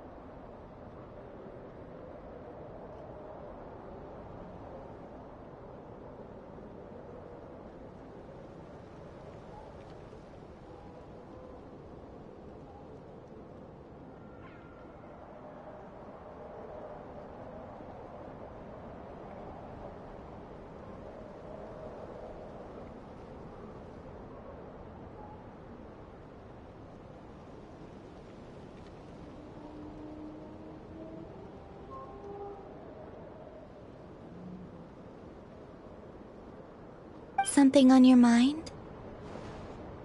Miss Columbina, was it? I believe that's how the others addressed you.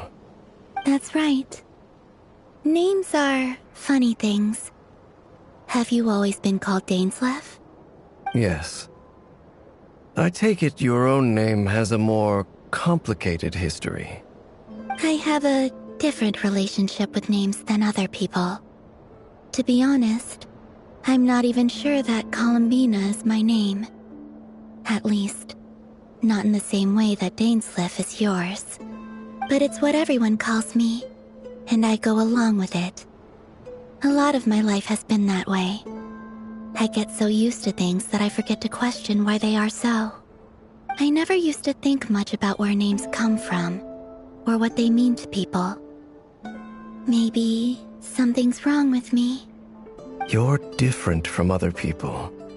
I sensed it the first time we met. You're more perceptive than most. I'm sure your long life and rich range of experience explains that. Do you ever find yourself missing Conria, Mr. Dainsleif? Difficult to answer. I have dreamed of the past many, many times. Sometimes I'm fighting tooth and nail. Other times I'm lying on the ground, defeated. I don't recall any happy moments from that time. It has been too long. Is that because hatred survives longer than love and affection? That would not be for me to say. I make no excuses for the grudges I bear. But whatever the reason, I remember little that was beautiful or sentimental. Thank you for your help with the Rerir situation. Without your efforts, I never could have learned the hidden truth of his story. You're welcome. I know he's your friend. Friend? He betrayed me. And I never really understood what he was going through in life. Some friendship, that is. Okay. So, do you plan to fight him with us? You see, you're torn. Now you know what really happened. You see the things he's done in a new light. I need some time. Of course. I completely understand. Anyone else in your position would feel conflicted too. Actually, I went through something similar myself recently. Something happened that changed my perspective on a situation. A situation I took for granted at the time, but now I feel very grateful for it. You mean the Harbingers who still support you, even though you've left the Fatui? Yes. I always thought they were only helping me because Harbingers are forced to work together. But then I abandoned them. A warrant was even put out for my arrest. And even now, they still support me. Which means I was wrong about them all along. Clearly, they view you as a friend. I feel a little guilty now. I regret not seeing her help for what it was, and not treasuring it. I see the guilt that you're feeling now, because I feel it too. Hopefully, talking about it will do us both some good. Have you noticed that the Traveler and Paimon are over there? I think they've been listening. Huh. Shall we say hello? Sure. Hello. Ah! It caught us!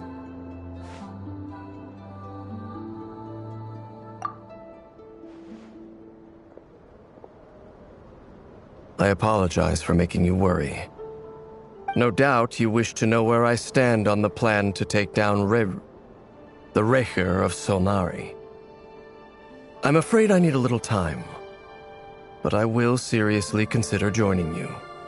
You will? Oh, thank you so much! Everyone will be so grateful to hear that! They needn't be. This was something that I was going to have to face up to eventually.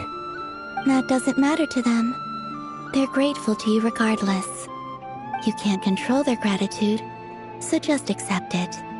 And then, have a think about whether you're willing to join us.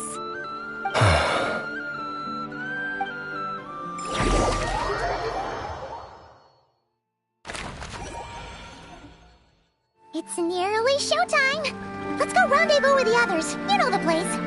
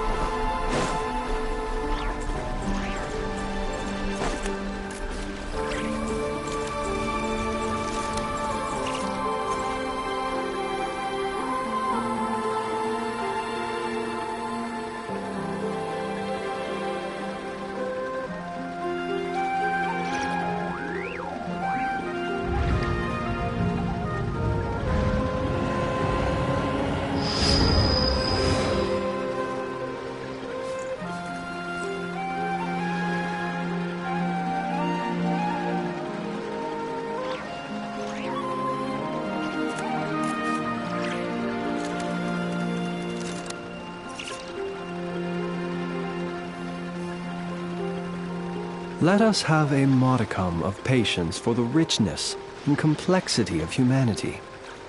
The wanton cruelty of the few is not worth our ire.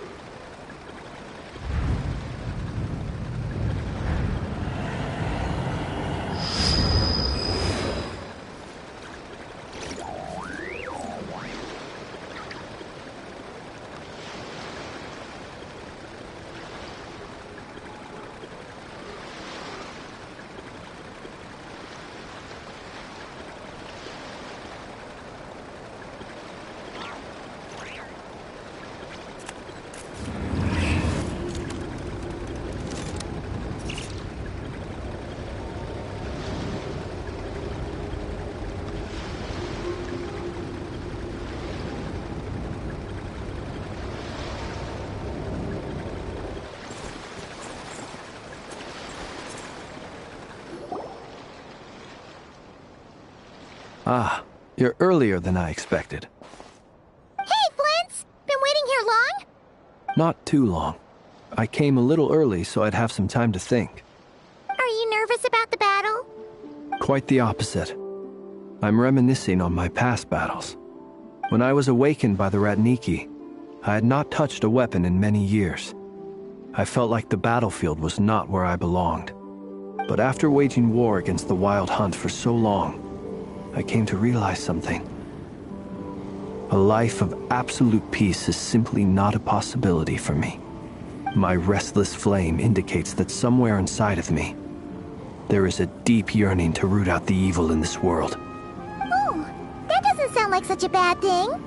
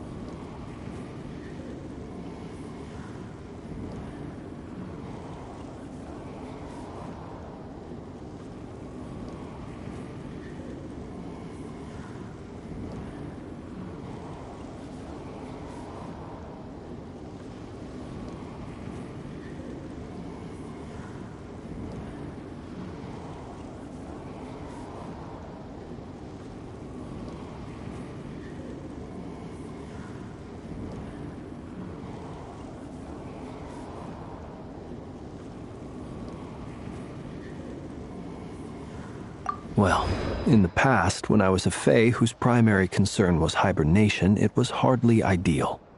But it certainly serves me well here in the present.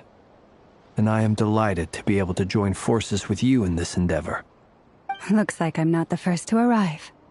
Ah, Miss Lauma. Did you sleep okay last night? I struggled to settle down at first, because of the nerves. But don't worry.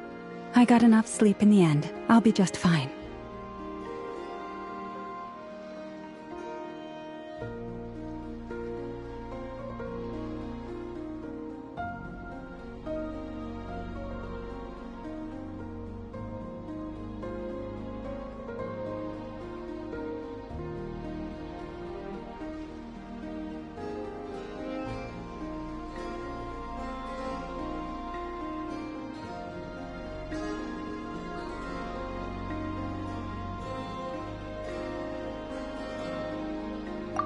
Please, I'm just doing my part. Never! Over here!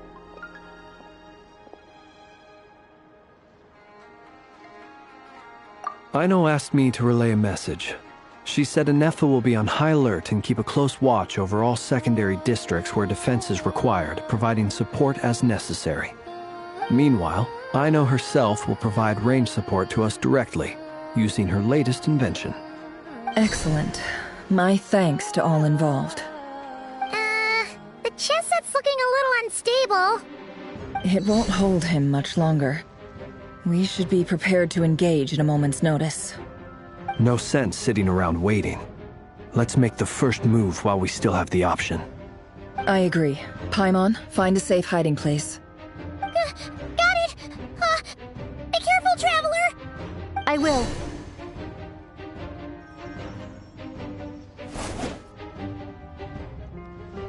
Everyone, take your positions as soon as the battle starts. Every ounce of strength we have in our bones, let us bring to this fight. Ready? Let's go. I've seen all your futile ploys before. You have become the authors of your own demise. I wouldn't be so sure about that. You are merely a moment of sport before I tear down the moon.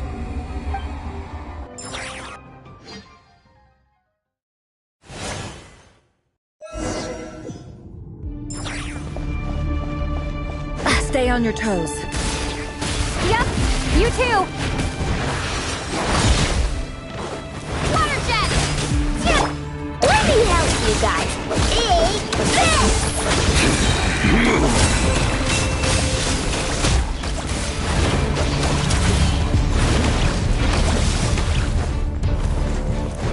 The moon is all you to hunt him down! Forest, protect us. Pathetic! Stay your hand.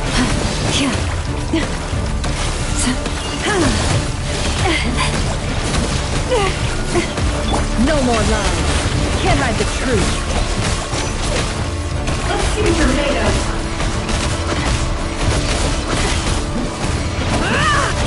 It all adds up. Your perilous land for the everlasting forest. Can't hide the truth. The deception ends here. It all falls into place. It began with the moon, and so shall it end. The moon will protect you.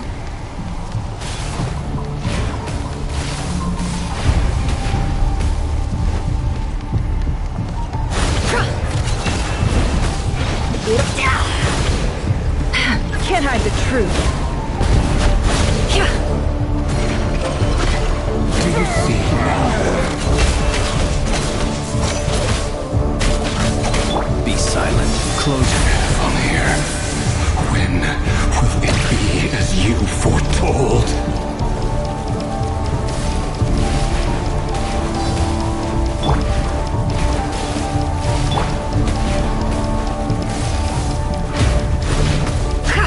It all adds up.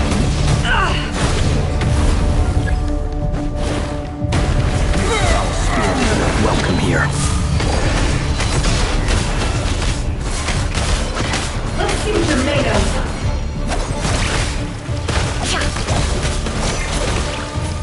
It all adds up. With one heart, we pray. Forest, stay your hand. Absurd. Can't hide the truth. Observe. To dust, futile. Be silent. Close your eyes. Night falls.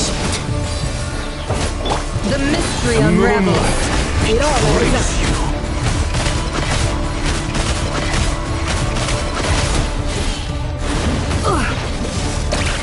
No more lies.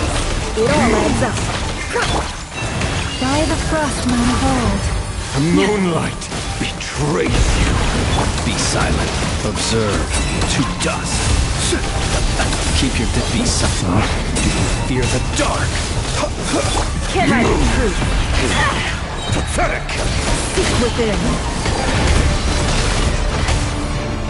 It all adds up. Down. No more lies. A grave transit. Observe. Be silent. To dust. The moonlight. Your game of heroics is over. Moonlight. Who wants to go first?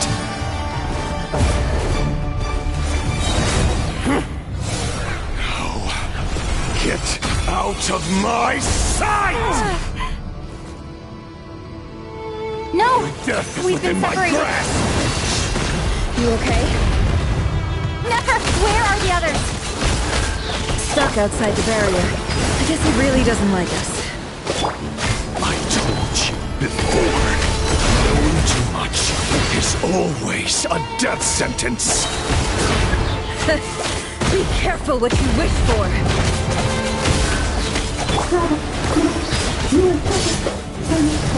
Laura! Can you hear me? Hold on, please. Silence. Voices are gone, but at least I know they're still there. I need to focus. Stick to the plan. Remember my most important task. Stall him. If I can stall him for long enough, the moment will come. Go! Wipe out! Destroyed! It all adds up.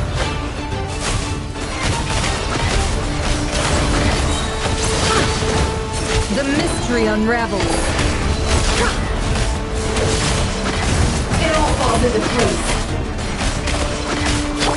Go!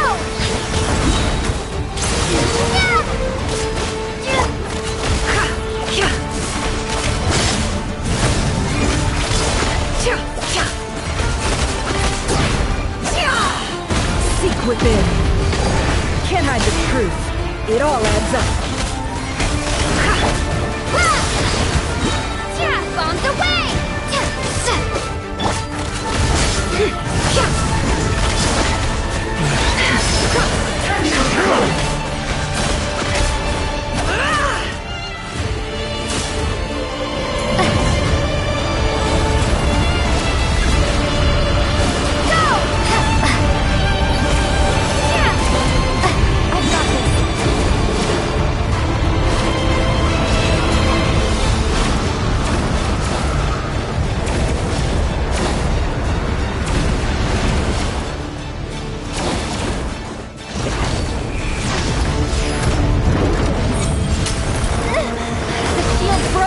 I can't keep this up.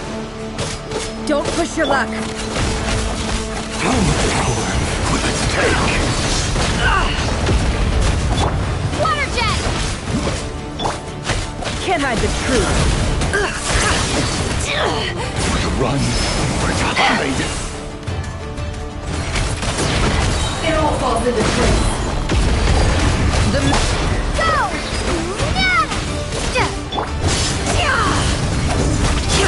It all adds up. It all falls into place. Can't hide the truth. No more lies.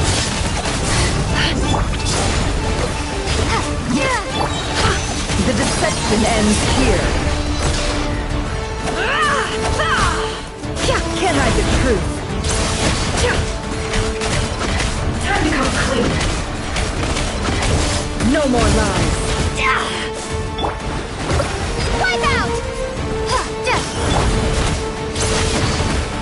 Destroy! It all adds up. And reborn! How unfortunate. Let's see what you're made of. No more lies. The mystery unravels.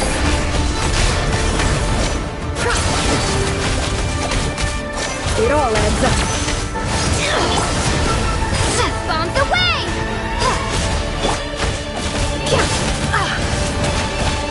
Destroy! Can't hide the truth. The deception ends here. Time to come clean. It all adds up.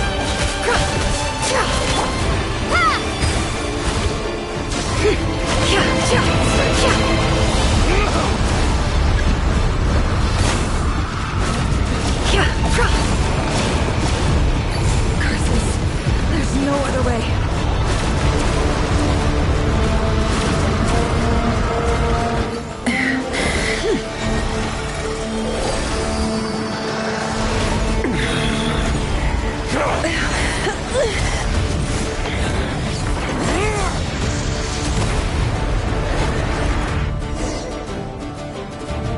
The only way to defeat Rarer is to borrow his own power.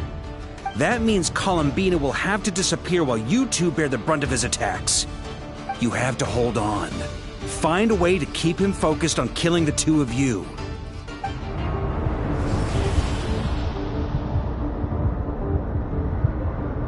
Never! Your eyes are bleeding. Soon you will be powerless to resist. And then, I will reduce you to dust. But that dust will plague your memories. Come on. Keep holding on. Any other tricks up your sleeve? Let's see them. As entertaining as they are. You've backed yourself into a corner. You don't fool me. I see your fear clear as day. I have to stoke his rage. Make him unleash everything. You fear what you could never defeat. You fear the thought of never being able to save your beloved. You cannot win the fight against fate, Rerir. Is that what you think? Well, now it's your turn to feel afraid!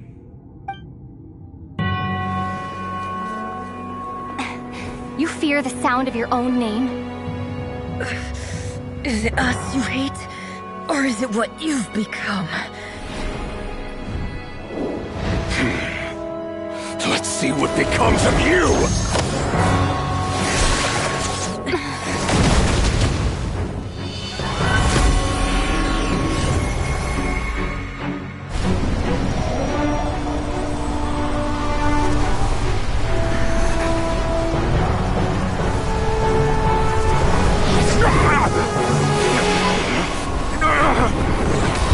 What's happening? That power. I've seen it before.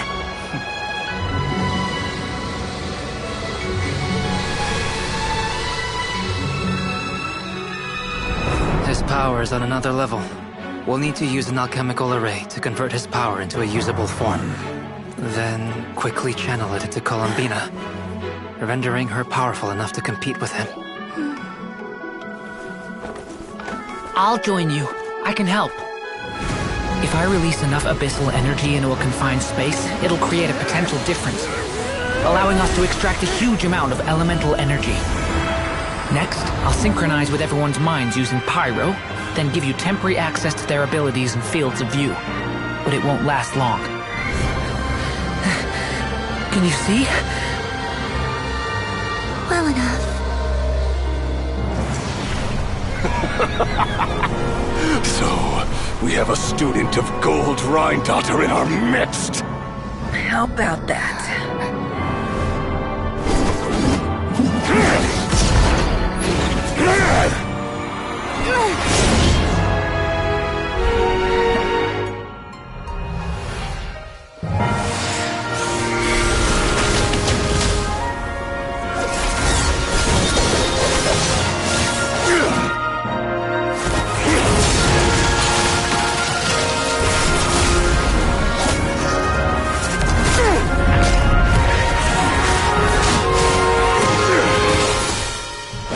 You use my own power against me?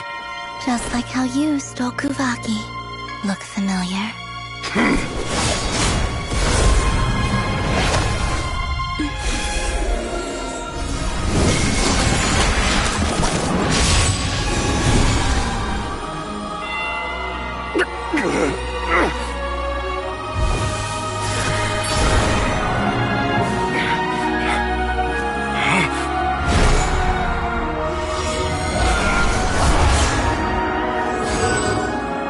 Don't you realize? You don't have the power to hold that gate open! I don't, but someone else does.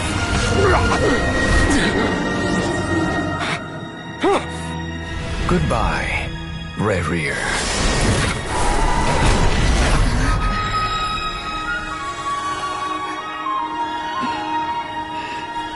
We won.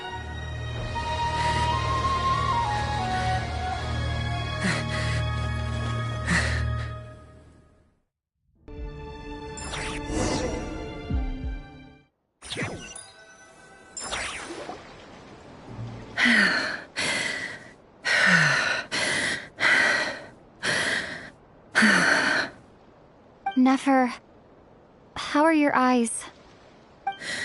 They're fine. Apart from the blindness, of course. It's not too late. Let me handle it.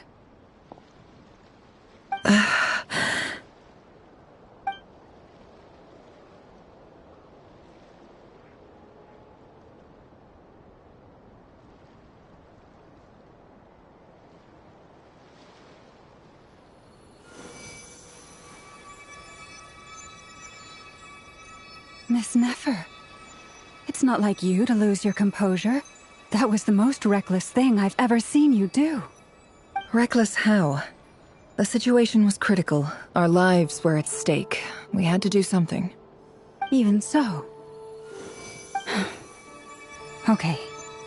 I guess you're right. Under the circumstances, it was a wise decision.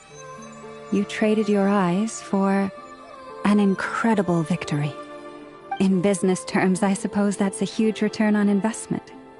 I'd be hard-pressed to argue otherwise. Still, I don't like this outcome, and I don't want you to lose your sight for good. People suffer when they make sacrifices they shouldn't have to make, whether that means faith, strength, or in this case, your ability to even see. I had hoped you could win without sacrificing so much as a single hair on your head. Thank you. Really. All done.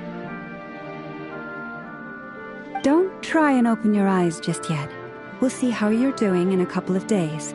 Until then, please follow your recovery plan to the letter. I'll send full details through Yehoda. For now, just get yourself home, relax, and rest.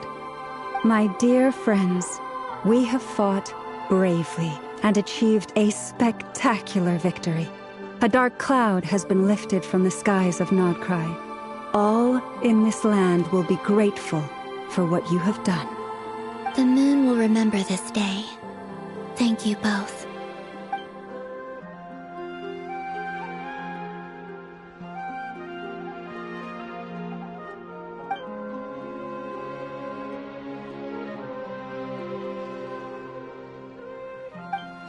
There's something I want to let you know. What is it? When Durin connected everyone's minds so I could access their powers, I also felt everything they felt.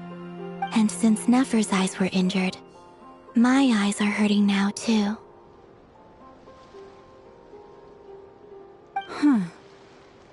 Hold on. Let me try. I only feel the pain. There's no actual damage. I just thought I should tell you. You're right. There's no damage. That's a relief. But I must say, I'm surprised to hear the Kuthar share something like this with me. In the past, you never used to open up about yourself.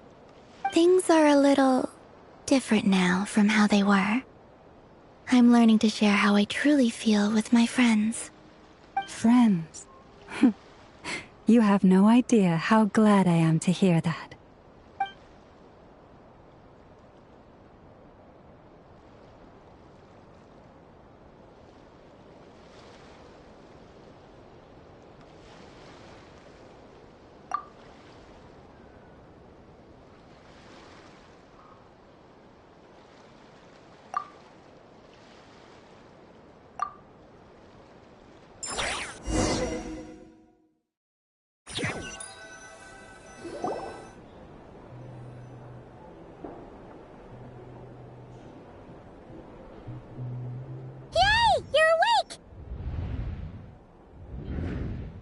How are you feeling? Any aches and pains? Did you sleep well? I'm doing all right, Paimon. No need to worry about me. Phew! Well, that's good. Paimon's been sitting on the edge of the bed worrying about you for ages. You slept a whole day and night. Poor Paimon had to eat all by her lonesome. Glad to hear you didn't starve. How was the food? Well, it wasn't the same without you there to share it. Honestly, Paimon just can't relax when you're not your usual self. She couldn't enjoy the food and settle down to sleep. Well, I'm back to normal now. Oh yeah, and Albedo swung by earlier. He said to tell you to head to the tavern when you woke up. Varker and the others are organizing a victory feast and they want to celebrate with you. He also dropped off some medical supplies, but you seem fit as a fiddle, so guess you won't be needing those. If you're feeling up to it, let's head over now. Wouldn't want to keep them waiting.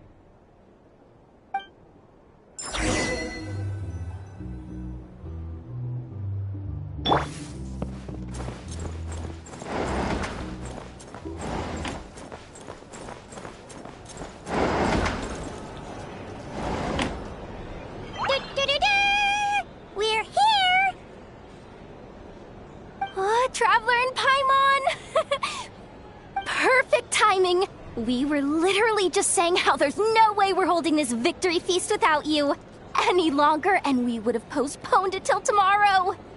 How are you feeling today? Much better, thanks. Don't worry about me. Relieved to hear it. If that changes, just let me know. Happy to check you over at any time. Yep, we're here for you. Anything you need, just let us know. Oh wait, where's Nefer? How are her eyes doing? Nefer's right over there. I'm sure she'd love to catch up with you.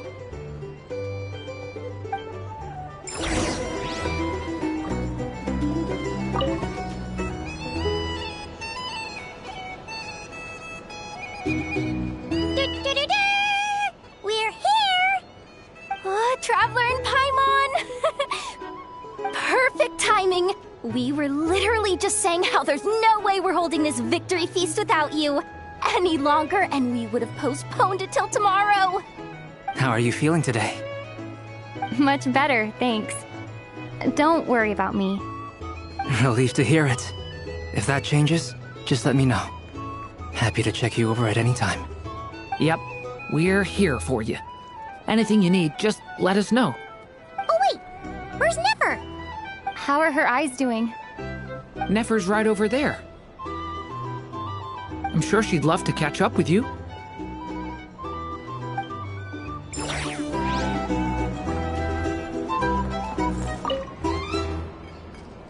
Hello, you. Recovered from the battle? Come on, what do you mean? Of course I'm gonna ask. I care about my friend's well-being, and we are friends, aren't we? Get yourself a drink, you've more than earned it. In fact, today, your drinks are on me. Lord Sangama Base got you covered. Wow, really? What about Paimon? Has she earned it too? Has she? Please?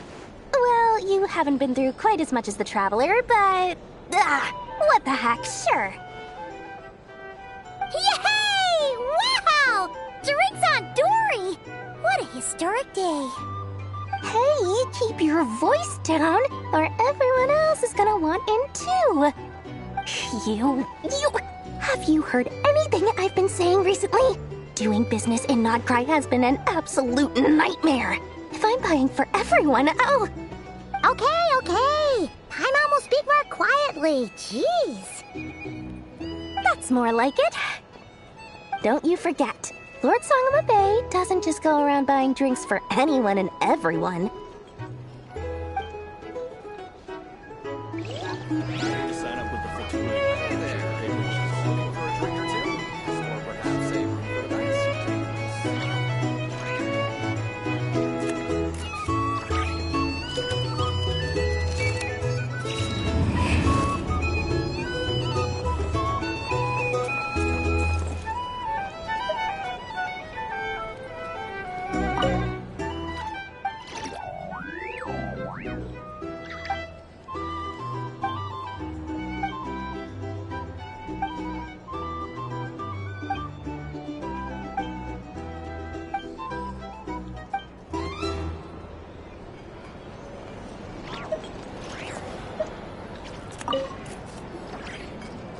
I thought of 1,000 ways to congratulate you, but now you're here, words are failing me. The honorary knight stuns them speechless once again. Well said. The honorary knight showed us all how it's done. The other knights tell me that Mondstadt was the first stop on your journey. All of us are truly delighted to count you as our friend. I'd like to thank you for supporting the Knights of Favonius, and also for helping us save Nodcry. Nonsense! Of course I'm gonna mention it. This is more than just business. It's a relationship. And there can be no relationship without showing gratitude where it's due. There. Looking for a drink or two? Or perhaps a room for the night? For starters, I recommend you drink less.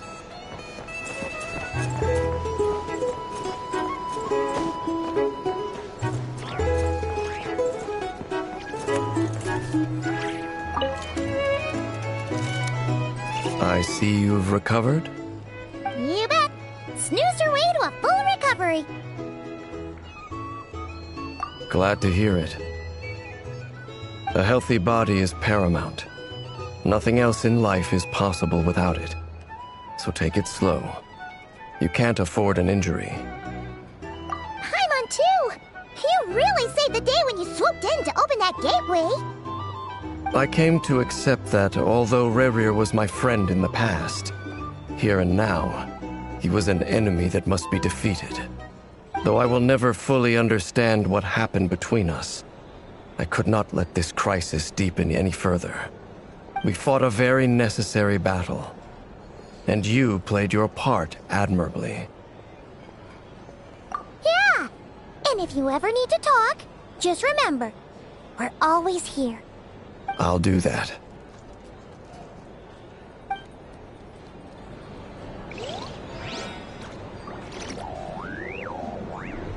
These are bounties. If you want to negotiate prices, go to find a flea market.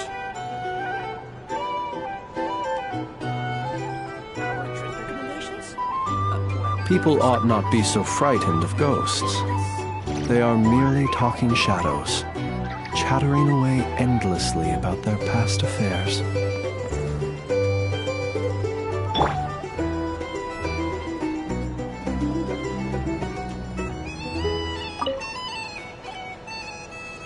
I see you've recovered? You bet! Snoozed her way to a full recovery. Glad to hear it. A healthy body is paramount. Nothing else in life is possible without it. So take it slow. You can't afford an injury. Paimon too! You really saved the day when you swooped in to open that gateway. I came to accept that although Rerir was my friend in the past, here and now, he was an enemy that must be defeated. Though I will never fully understand what happened between us, I could not let this crisis deepen any further. We fought a very necessary battle, and you played your part admirably.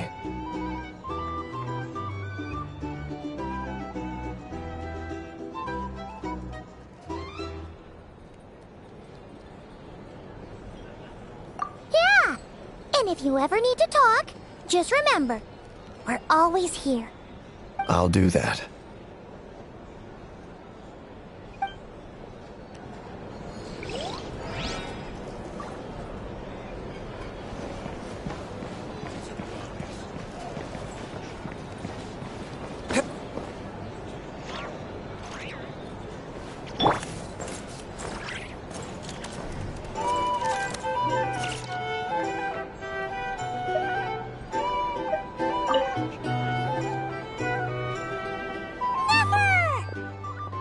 Traveler, Paimon, are you recovering well?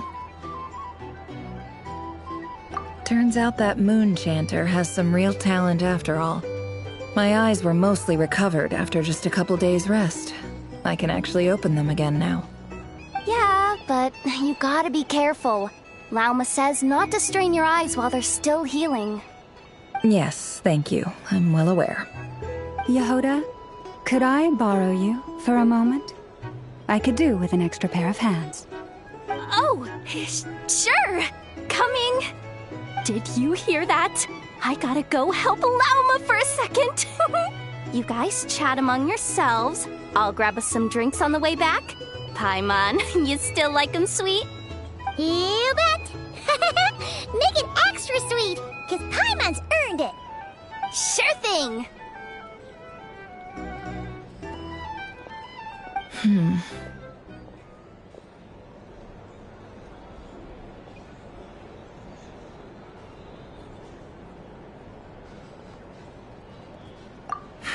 The Raker of Solnari. Kind of a snake, don't you think? No, definitely a snake. A poisonous one who spewed his venomous hatred everywhere. Anyone who seeks revenge out of hatred for other people has become a snake. That's something my dad used to say. Perhaps. I'm sure it sounds like a very wise and open-hearted perspective to your ears. But me? I think hatred is a perfectly justifiable emotion. What else is left when everything you depended on in life gets stripped away? Something's gotta fuel that drive to keep on living. If you're worried about me, you can nip that in the bud. I'm not someone who gets stuck in the past. It's just... I suddenly feel like I was wrong to call my father a liar. He was just a fool. That's why the academia turned their back on him, and why the other tribes ganged up on him. Oh, Father. How much better things could have been if you were a skilled liar. Look at the Ibis King. Thoth is a fiendishly cunning liar. And yet, strangely, he feels more like a father to me than my real dad ever was. He's never brought it up, but I'd bet he feels the same way. Why else would he give me the power to perceive the truth, while at the same time training me in the art of deception? Well, King Deshret banished him to Aru, which is essentially a prison, and posed 3 questions to him. He promised that he'd have his freedom if he could find the answers. His response was to take on a physical form and approach me, hoping that I could become his envoy and search for one of the answers on his behalf. Did he really think I'd fall for that? He's stuck there. He can't make me return what he gave to me. So that's enough for you to decide he's nice, is it?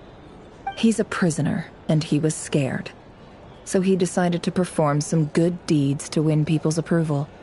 He lives in fear because he's a deceiver. How is Rerir any different? You can't work as a spy your whole life and expect a happy ending. It's preposterous. Yet I can't say I don't understand it. Liars live in the darkness of their own making, but it's still human nature to want to go on living. They say that a liar's soul is the most worthless thing in the world. What do you think?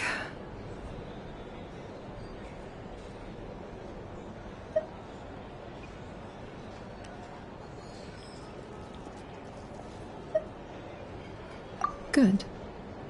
If you understand that, it means you're smart, and you see things objectively. If you ask me, the soul of a liar really is worth nothing, because all they care about is themselves. For example, when something good falls into my lap, I don't go sharing the news around. Stops other people trying to steal it from me.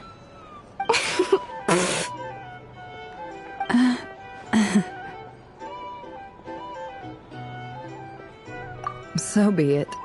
They have sharp ears. I can't keep anything from them. Wow, is that what it looks like? Well, you all know my past now, and I can't simply eliminate everyone who knows too much.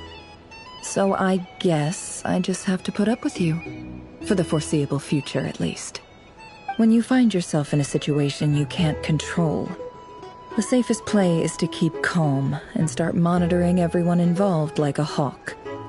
In the intelligence world, you need to have a sense of perspective and play your hand accordingly. If you understand what's at stake, please ensure my secret is safe with you. I trust you'll respect my wishes as a friend. But don't forget, I will also be watching you like a hawk. Very good. Oh, wait! Now that the panic's over and we've all calmed down, Paimon suddenly remembered something. After all that build-up, our mystery ally never showed up even once.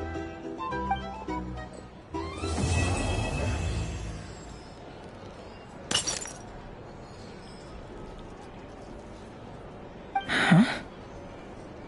Am I imagining things?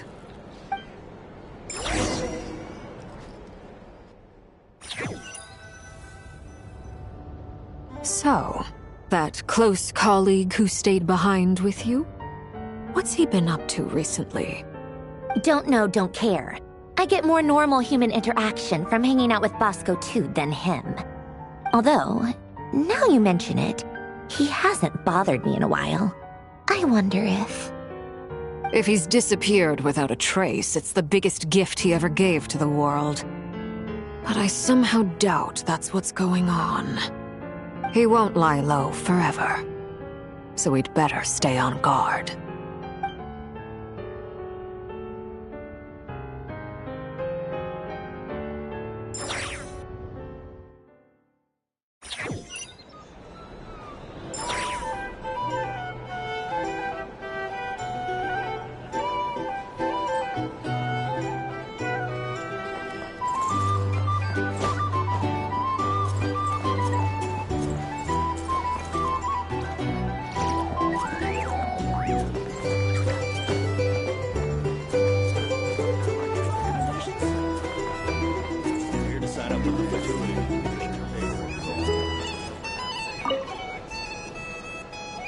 How have you been holding up? Any adverse reactions? If you start to take a turn for the worse, make sure you tell me right away. You don't need to worry about me, Grandmaster. I'm fine. I mean, I barely did anything, so... What? You're too humble, young man. You played an indispensable role in the battle for Nodcry. We can't thank you enough for your support. Sometimes, when people praise you, it's because you deserve it. The best thing is to accept it calmly and with grace.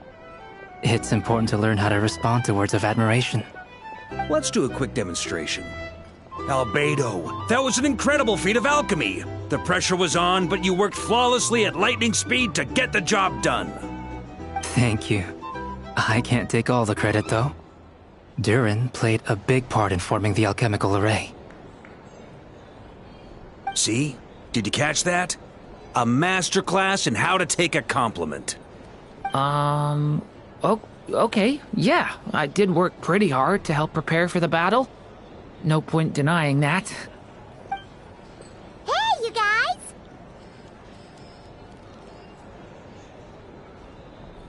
Hey, look who's bounced back. Looking good, traveler. Seems like you've recovered. You won't need to take any more medication. Can I get you a drink? Huh? You know how to order at a bar now? You've sure learned a lot recently. Handling a drinks order is ridiculously simple compared to alchemy. Don't worry, I'll blend into society yet. Paimon believes it! You're clearly a fast learner, just like your brother. To be totally honest though, Paimon didn't quite follow all the details when you first explained the plan to us. Don't worry, that's completely understandable. Unless you're a student of alchemy, it's hard to grasp the principle and how the process works. To put it in the simplest terms, we saw how our enemy stole the power of Kuvaki. And that gave us the idea of stealing his power to turn it against him.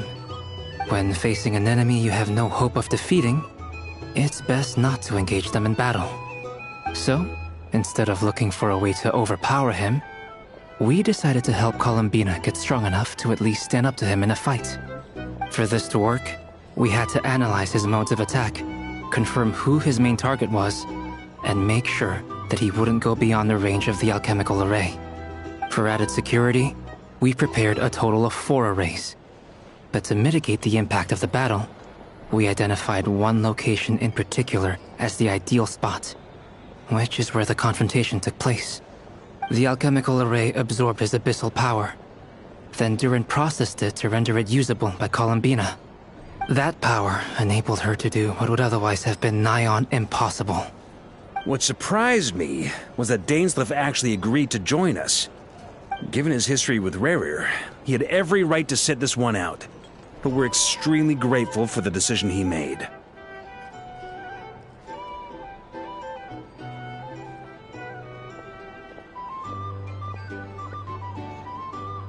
It must have been a painful choice to make.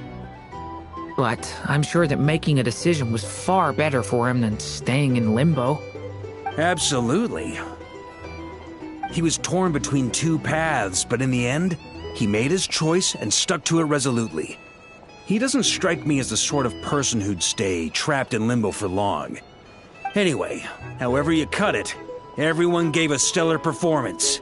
And now, it's time to kick back and celebrate.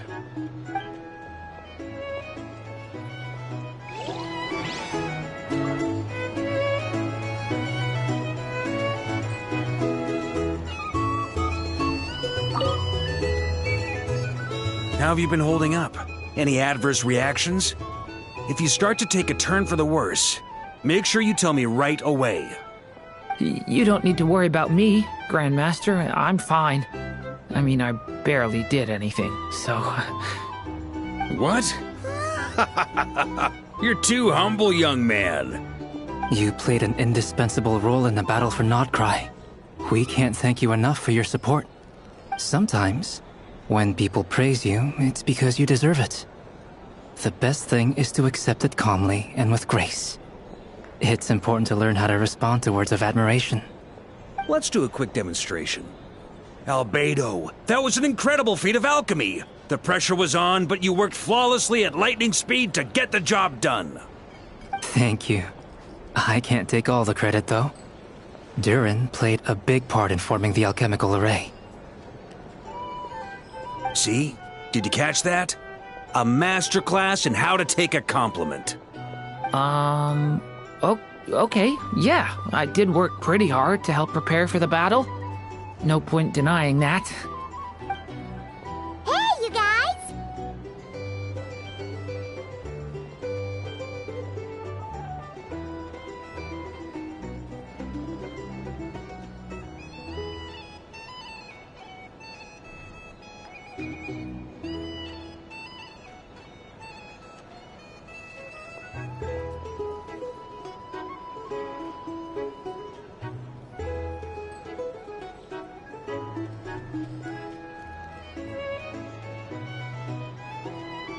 Hey, look who's bounced back. Looking good, Traveler. Seems like you've recovered. You won't need to take any more medication. Can I get you a drink? Huh? You know how to order at a bar now? You've sure learned a lot recently. Handling a drinks order is ridiculously simple compared to alchemy. Don't worry, I'll blend into society yet. Paimon believes it! You're clearly a fast learner, just like your brother. To be totally honest though, Paimon didn't quite follow all the details when you first explained the plan to us. Don't worry, that's completely understandable. Unless you're a student of alchemy, it's hard to grasp the principle and how the process works. To put it in the simplest terms, we saw how our enemy stole the power of Kuvaki. And that gave us the idea of stealing his power to turn it against him. When facing an enemy you have no hope of defeating, it's best not to engage them in battle. So, instead of looking for a way to overpower him, we decided to help Columbina get strong enough to at least stand up to him in a fight. For this to work, we had to analyze his modes of attack, confirm who his main target was, and make sure that he wouldn't go beyond the range of the alchemical array. For added security, we prepared a total of 4 arrays.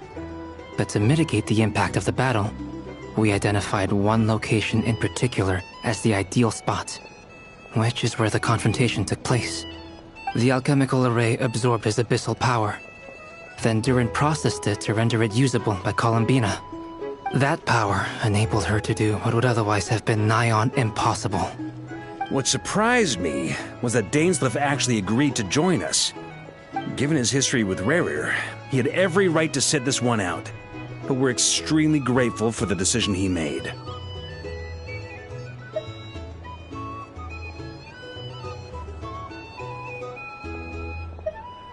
It must have been a painful choice to make.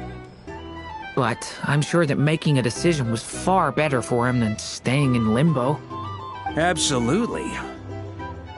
He was torn between 2 paths, but in the end, he made his choice and stuck to it resolutely. He doesn't strike me as the sort of person who'd stay trapped in limbo for long. Anyway, however you cut it, everyone gave a stellar performance. And now, it's time to kick back and celebrate.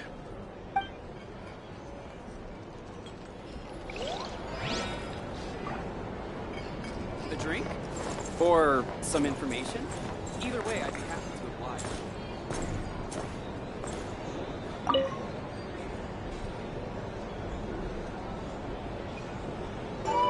Ah, Lord Sangama Bay. How lovely to see you. I must thank you for the device you provided. It was an enormous help. Would I be right in thinking that it was developed by the Academia? Why come and ask me when you clearly know already? I mostly came to thank you. That's more like it. A little gratitude goes a long way with Lord Sangama Bay. Play your cards right, and you might even stand a chance of becoming my long-term supplier. The chance to work with such a kind and charitable investor as yourself would be a great honor for the Curatorium. Huh? Charitable? Who said anything about charity? First I'm hearing about it. Let's see. The first plot of land you purchased in Nodcry, your desert interests, and... Stop! What do you think you're doing? Exposing my investment history! It's nothing to hide from. They're all perfectly legitimate investments.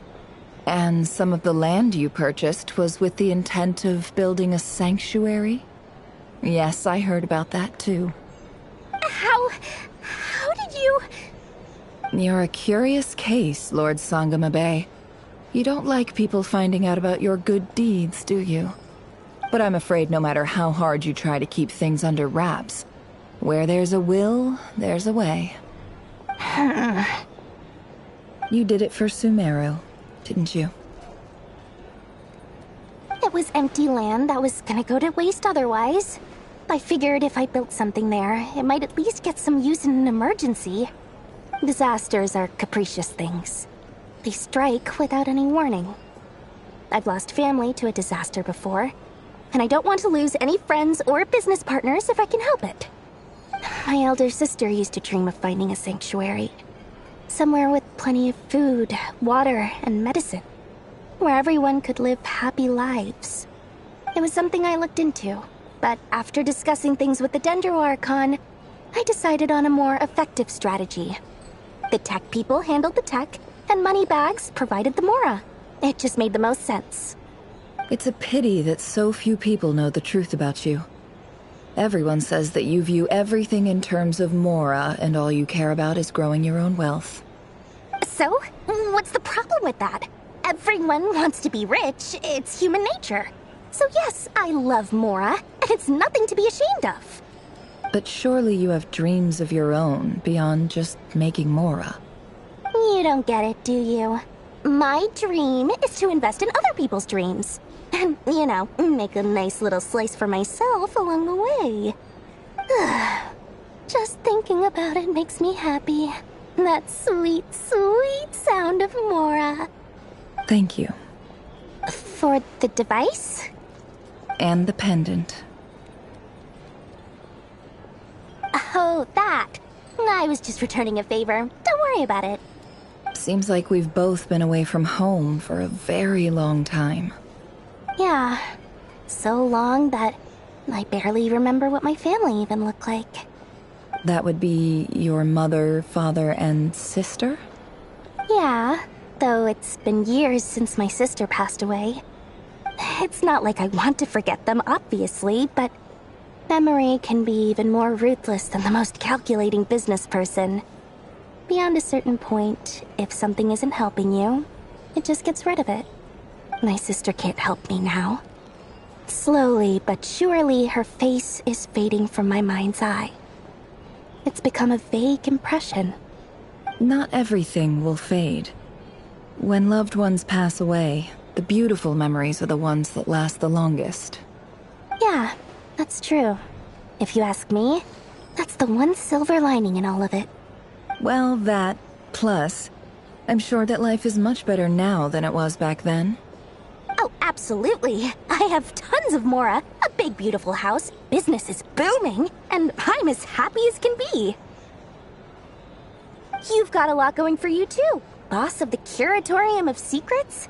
I'm sure there's plenty of Mora to be made in that line of work. I appreciate the vote of confidence.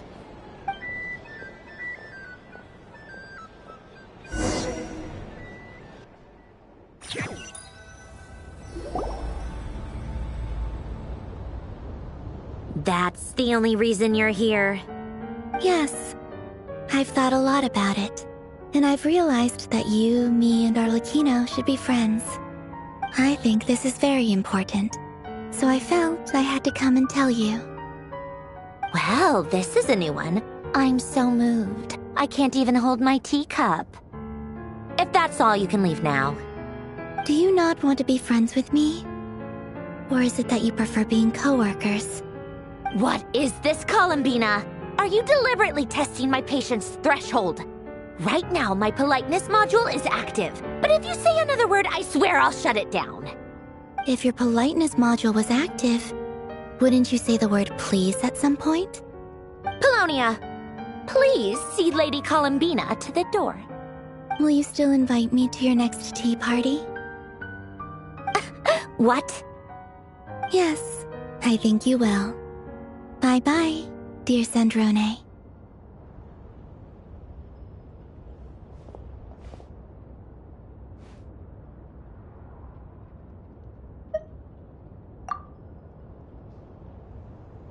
Last time, the Wild Hunt escorted you out. Would you rather I handled it myself this time? We just wanted to, see how you were doing now that it's all over.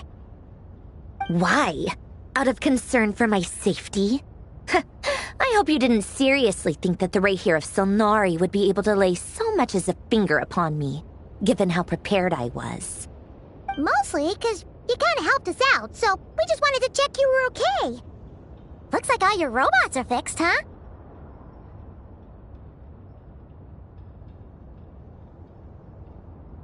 Oh, don't you worry about that. Tea time is already a write-off. The visitor before you managed to kill my appetite. If you're in the mood for tea, go ahead and help yourself.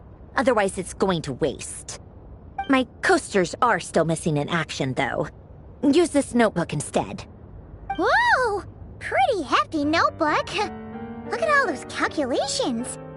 You can ignore those. They're just dumb scribblings. I doodle and write in my free time. Sometimes I remember the distant, dreamlike past. Sometimes I imagine the far-flung future.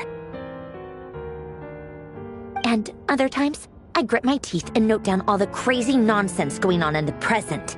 Some people do the crosswords in the newspaper. This is my equivalent of that. Trying to predict the future is like daydreaming. And writing about the present just makes me furious. The past is my favorite. If nothing else, it's already set in stone, so I don't have to rack my brains trying to figure it all out. Huh. Although, having said that, the only vaguely interesting memory in my past is probably that guy they call Lord Artificer. Who else? Pretty much all the mecha and Fontaine are his personal handiwork. Wait, are you saying you know him? Like, personally? As a friend? I mean, I guess we were friendly enough. Yep. In fact, I'm probably the only normal person left who knew him at all. We used to chat occasionally back when he was still around.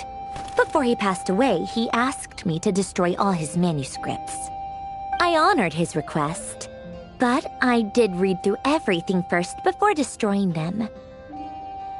I mean, I couldn't let the genius of Lord Artificer Alain Guillotin disappear like that. Would have been such a waste. So, that's where the formulas in your notebook are from? I just told you. Those are my equivalent of crossword puzzles. They're just dumb formulas that I solve for fun when I'm bored. Alain's work was like epic poetry. The formulas in my notebook are just silly little riddles in comparison. Not that there's anything bad about them. I mean, at least, solving those riddles isn't going to hurt anyone. Except me, 'cause I lose a few brain cells in the process. Anyway, while we're on the topic, I might as well tell you about what happened to him and his friends.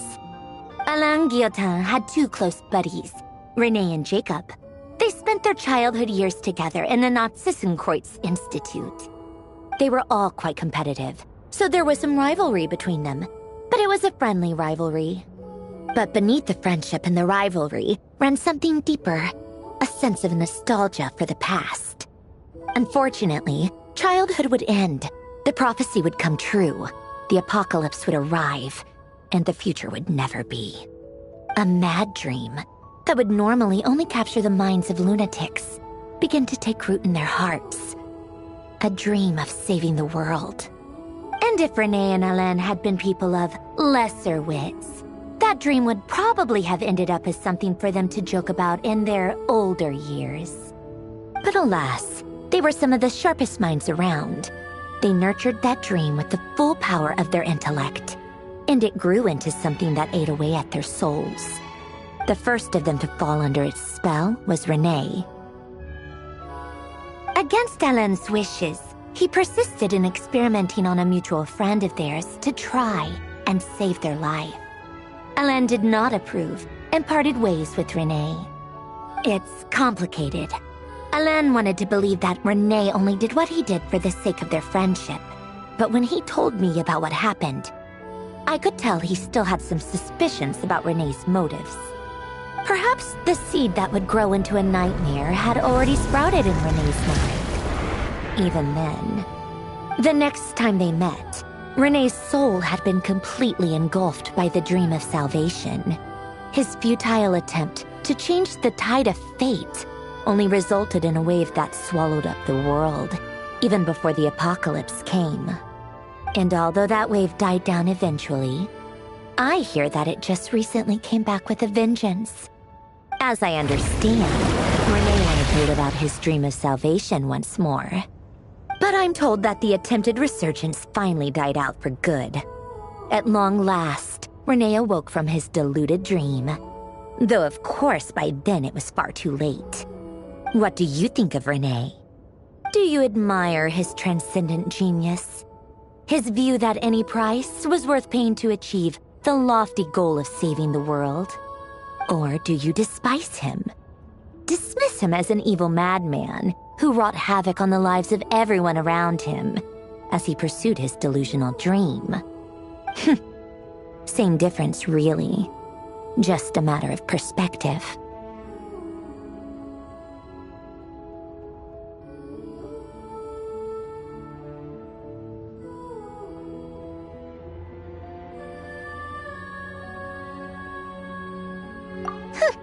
Doesn't surprise me. You share one thing in common, after all. You both want to be the savior. The only difference is, your dream came true, and his, well, he wasn't the one who made it come true.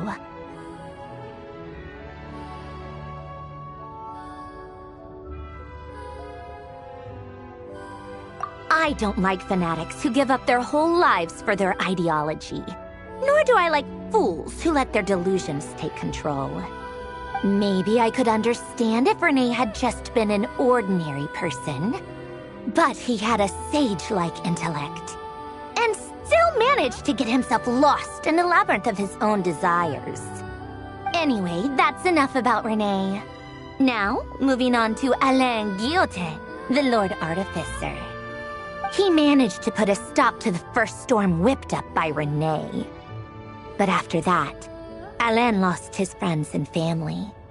To his credit, I suppose, the loss of his family and friends was purely a tragic accident. It's not like Alain sacrificed them for his cause or anything. After that, the only thing supporting his work was the same dream that had dragged his closest friend down to the abyss. But although the desire to save Fontaine drove him to found the Fontaine Research Institute, Alain continued to reject any form of transcendental knowledge or power. He was suspicious and fearful of it, having seen the way it had affected his closest friend. I think that formulas and machines derived solely from human intellect were the only thing that gave him a sense of spiritual comfort. Yet Alain's intellect was simply too great. It barely left him space to breathe in his lifetime. Once he realized that the end of his life was approaching, he finally accepted the truth. The Nazissenkreuz Institute needed someone, and a human being, to see its story through to the end. He quit working on his formulas, trading them in for the fairy tales that had played such a formative role in his childhood, but which he barely touched in his adult life. He told me that the director of the Nazissenkreuz Institute used to read those fairy tales to the children as bedtime stories. Apparently, they worked wonders at sending kids off to sleep. I think that all he wanted at that time in his life was to be able to sleep deeply without being plagued by depression. By that point, nothing else really mattered. At the very end, he laid down to rest in the ruins of the former Nazissenkreuz Institute orphanage, while the Fontaine Research Institute he had founded continued tirelessly with its work. Many years after that, tensions over competing dreams would once again cause a rift, this time between members of the Fontaine Research Institute. But the actions of those fools had nothing at all to do with Alain. And that is the story of two people from the Nazissenkreuz Institute who both wanted to save the world. One went all in on his fantasy of salvation without ever looking back, and ended up calmly sinking to the bottom of the deepest sea. The other sought desperately to burn bright in his life, even though he wasn't sure where he was going. I do sometimes wonder, why is it that people like them have such grand hopes of saving the world?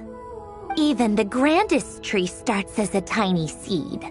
So perhaps, for each of them, their mission to save the world began with a very simple desire: to save themselves. They were young children with friends and family who mattered to them, desires to explore the meaning of life, ambitions to have a successful career. They didn't want to see all of that taken away in one fell swoop. Or maybe they just wanted to find something to anchor themselves within the chaos, to stop them getting quietly swept away by the storms of life. But instead, the search for their own salvation took them down the rocky road laid out by fate. Do you think the desire to save oneself is enough of a justification to try and save the world?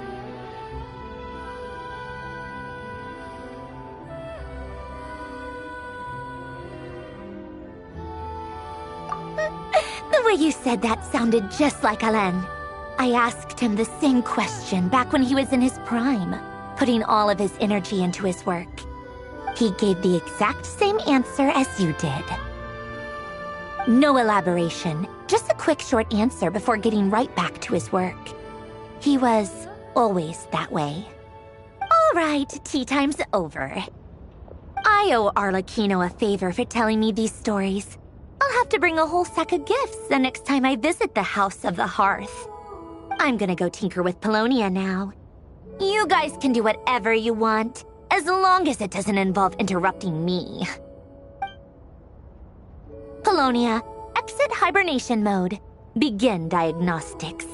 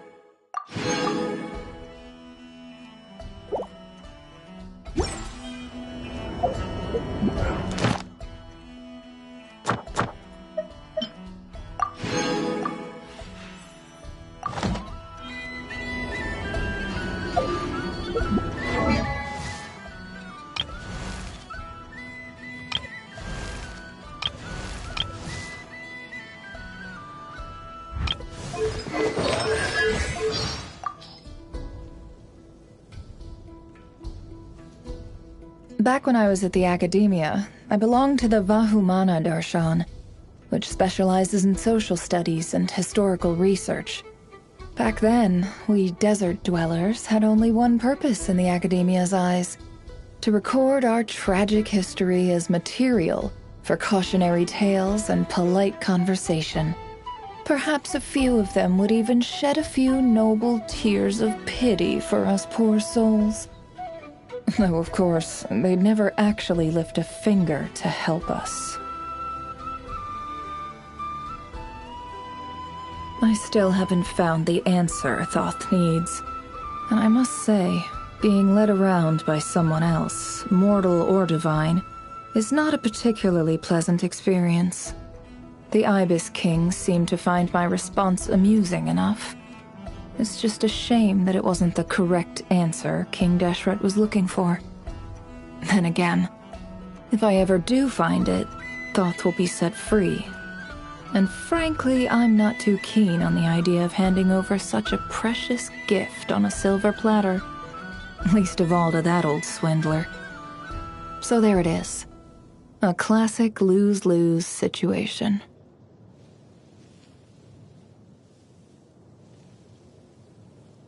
It looks like the bond between us won't be broken so easily after all, wouldn't you say?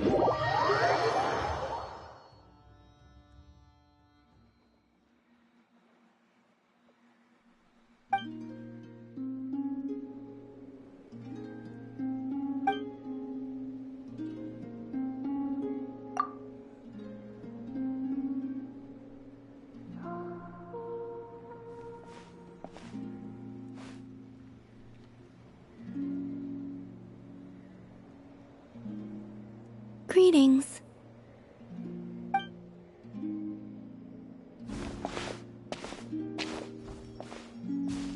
Huh? Are you heading out, Columbina? Yes, I need to get a lyre repaired. What? One of the Kuhenki's lyres is broken. She greatly values this lyre, so I wish to have it restored. Man, Kuhenki sure are multi-talented. Of course. This little one often performs around here, and I sometimes sing along. You know, Paimon's been thinking this for a while, but you sure do spoil the Kuhenki. Well, it's only right. They have kept me company all this time, and often bring me amusing objects as well.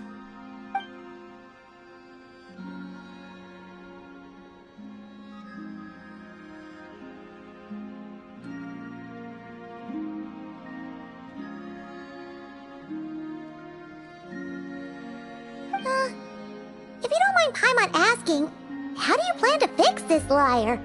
Didn't you say you didn't want to be seen by others? In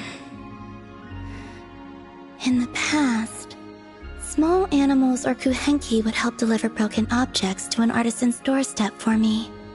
All I had to do was wait for the artisan to find it. Of course, sometimes that would take a few days. Seems like a roundabout way of doing things.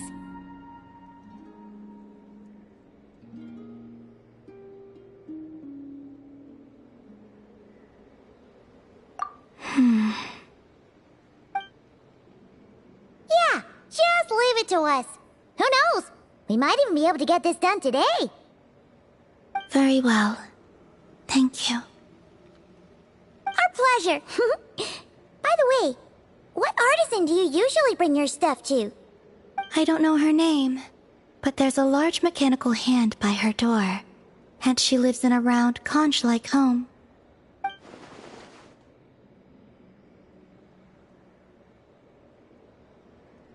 The aroma of crumb cakes often wafts from within as well. Yep, that clears it up for sure.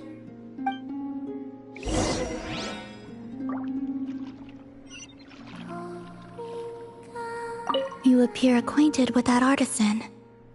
I shall await you here.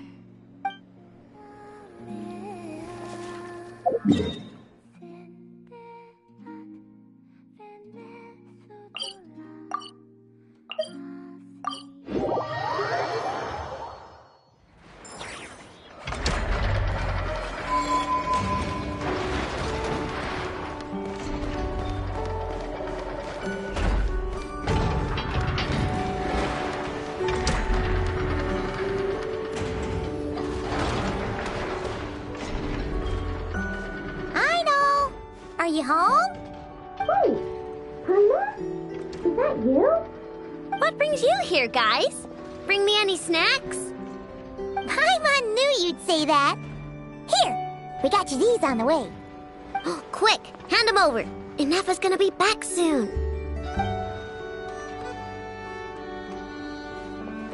So, you here to hang out? What sort of fun things should we do? Actually, we need your help with something.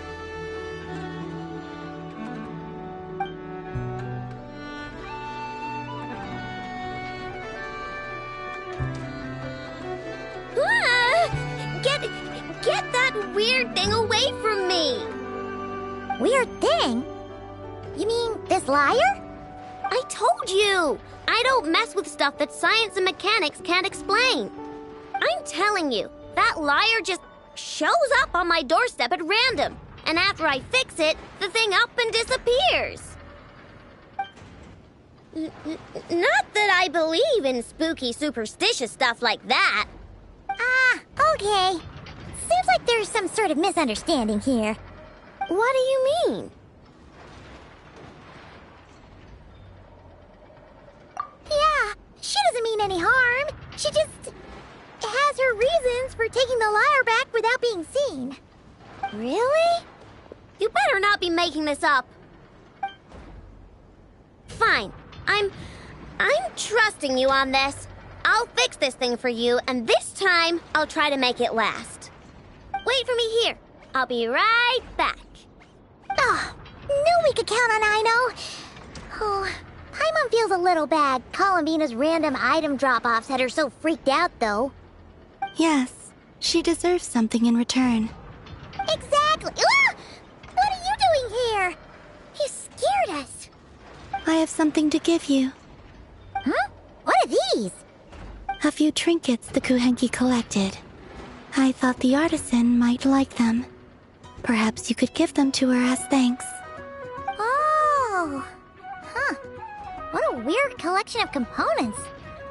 Yeah, alright. We'll pass them along. Take care on your way back.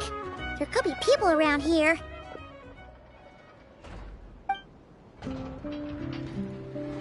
Huh? What is it?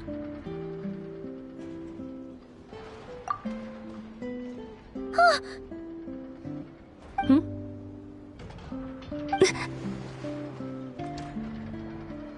Analyzing appearance. What are you doing that for? Match found.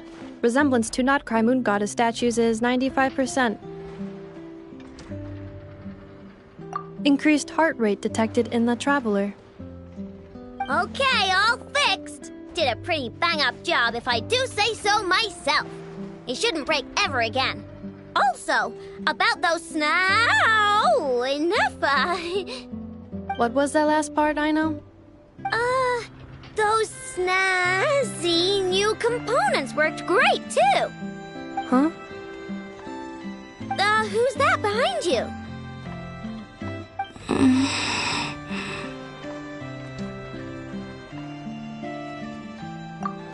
She kinda looks familiar. Have I seen her before? Whatever. The most important thing is, I hid those snacks Paimon gave me. That's right! Also, she wanted you to have these components as thanks for fixing the lyre, I know! Ooh, let me see! Wow! These are rare! And so old! You sure I can take them? Yes. Thank you so much! If you ever need anything else fixed, just come find me. No need to be shy. Well, we got places to be, so, I know, Ineppa, we'll swing by some other day, okay? Oh, we've gotta get the damselette out of here, or Ineppa will recognize her for sure. Oh, sure. See you some other time. I gotta do some cleanup quick, or Ineppa's gonna find the snack crumbs. Alright, until next time. I know. Yeah? Would you like to frame these components or preserve them in any way? What? Why would I do that? They appear to be gifts from the moon goddess. Huh? What are you talking about? Remind me to check your circuits later.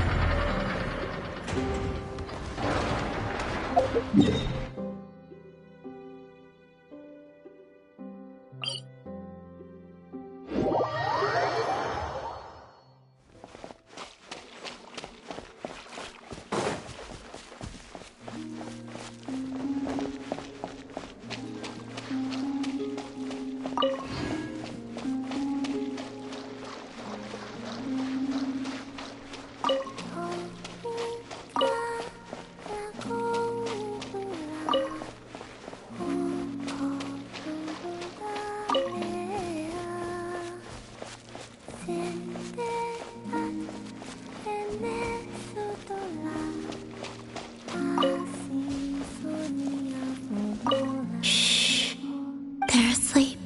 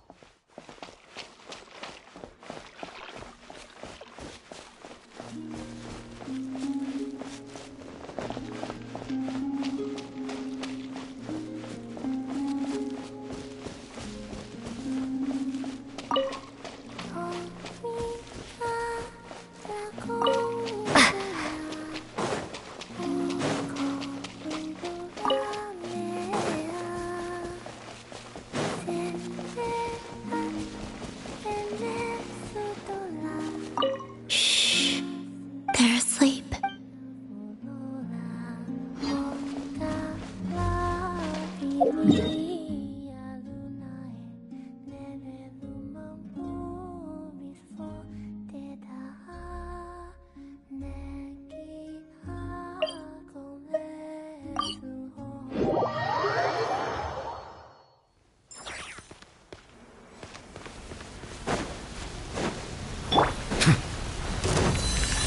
Bow your head.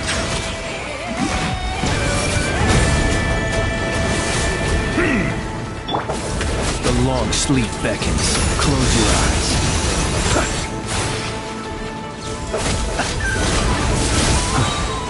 Observe to dust.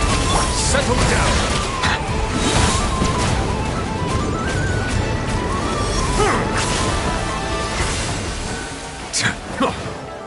Let the mighty be humble. Bow your head. May not perturbed, unscathed. Can't hide the truth. Seek within. Silence!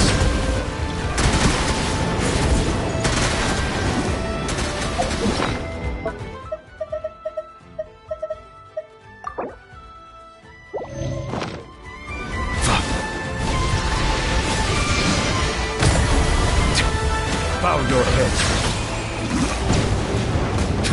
Close your eyes. To dust. Observe.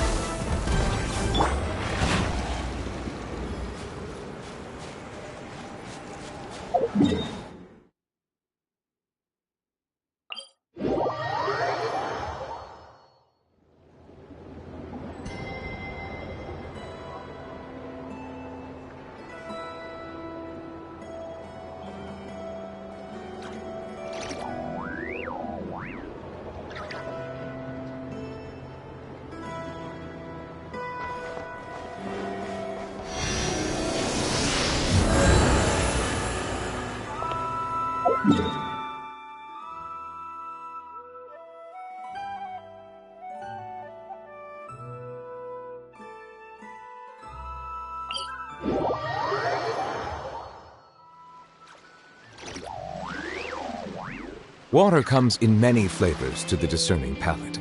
Mondstadt's water is crisp and pure, while water from Liyue has an enduring aftertaste.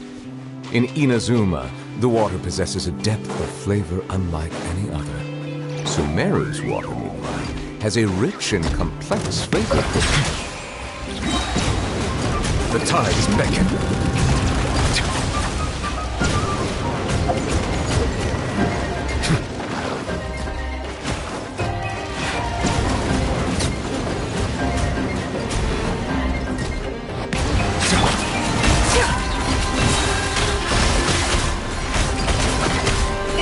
Into place.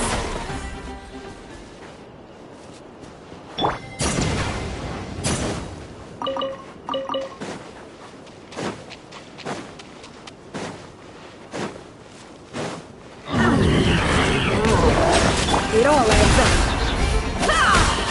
It all falls into place. Can't hide the truth. Settle down! No more lies.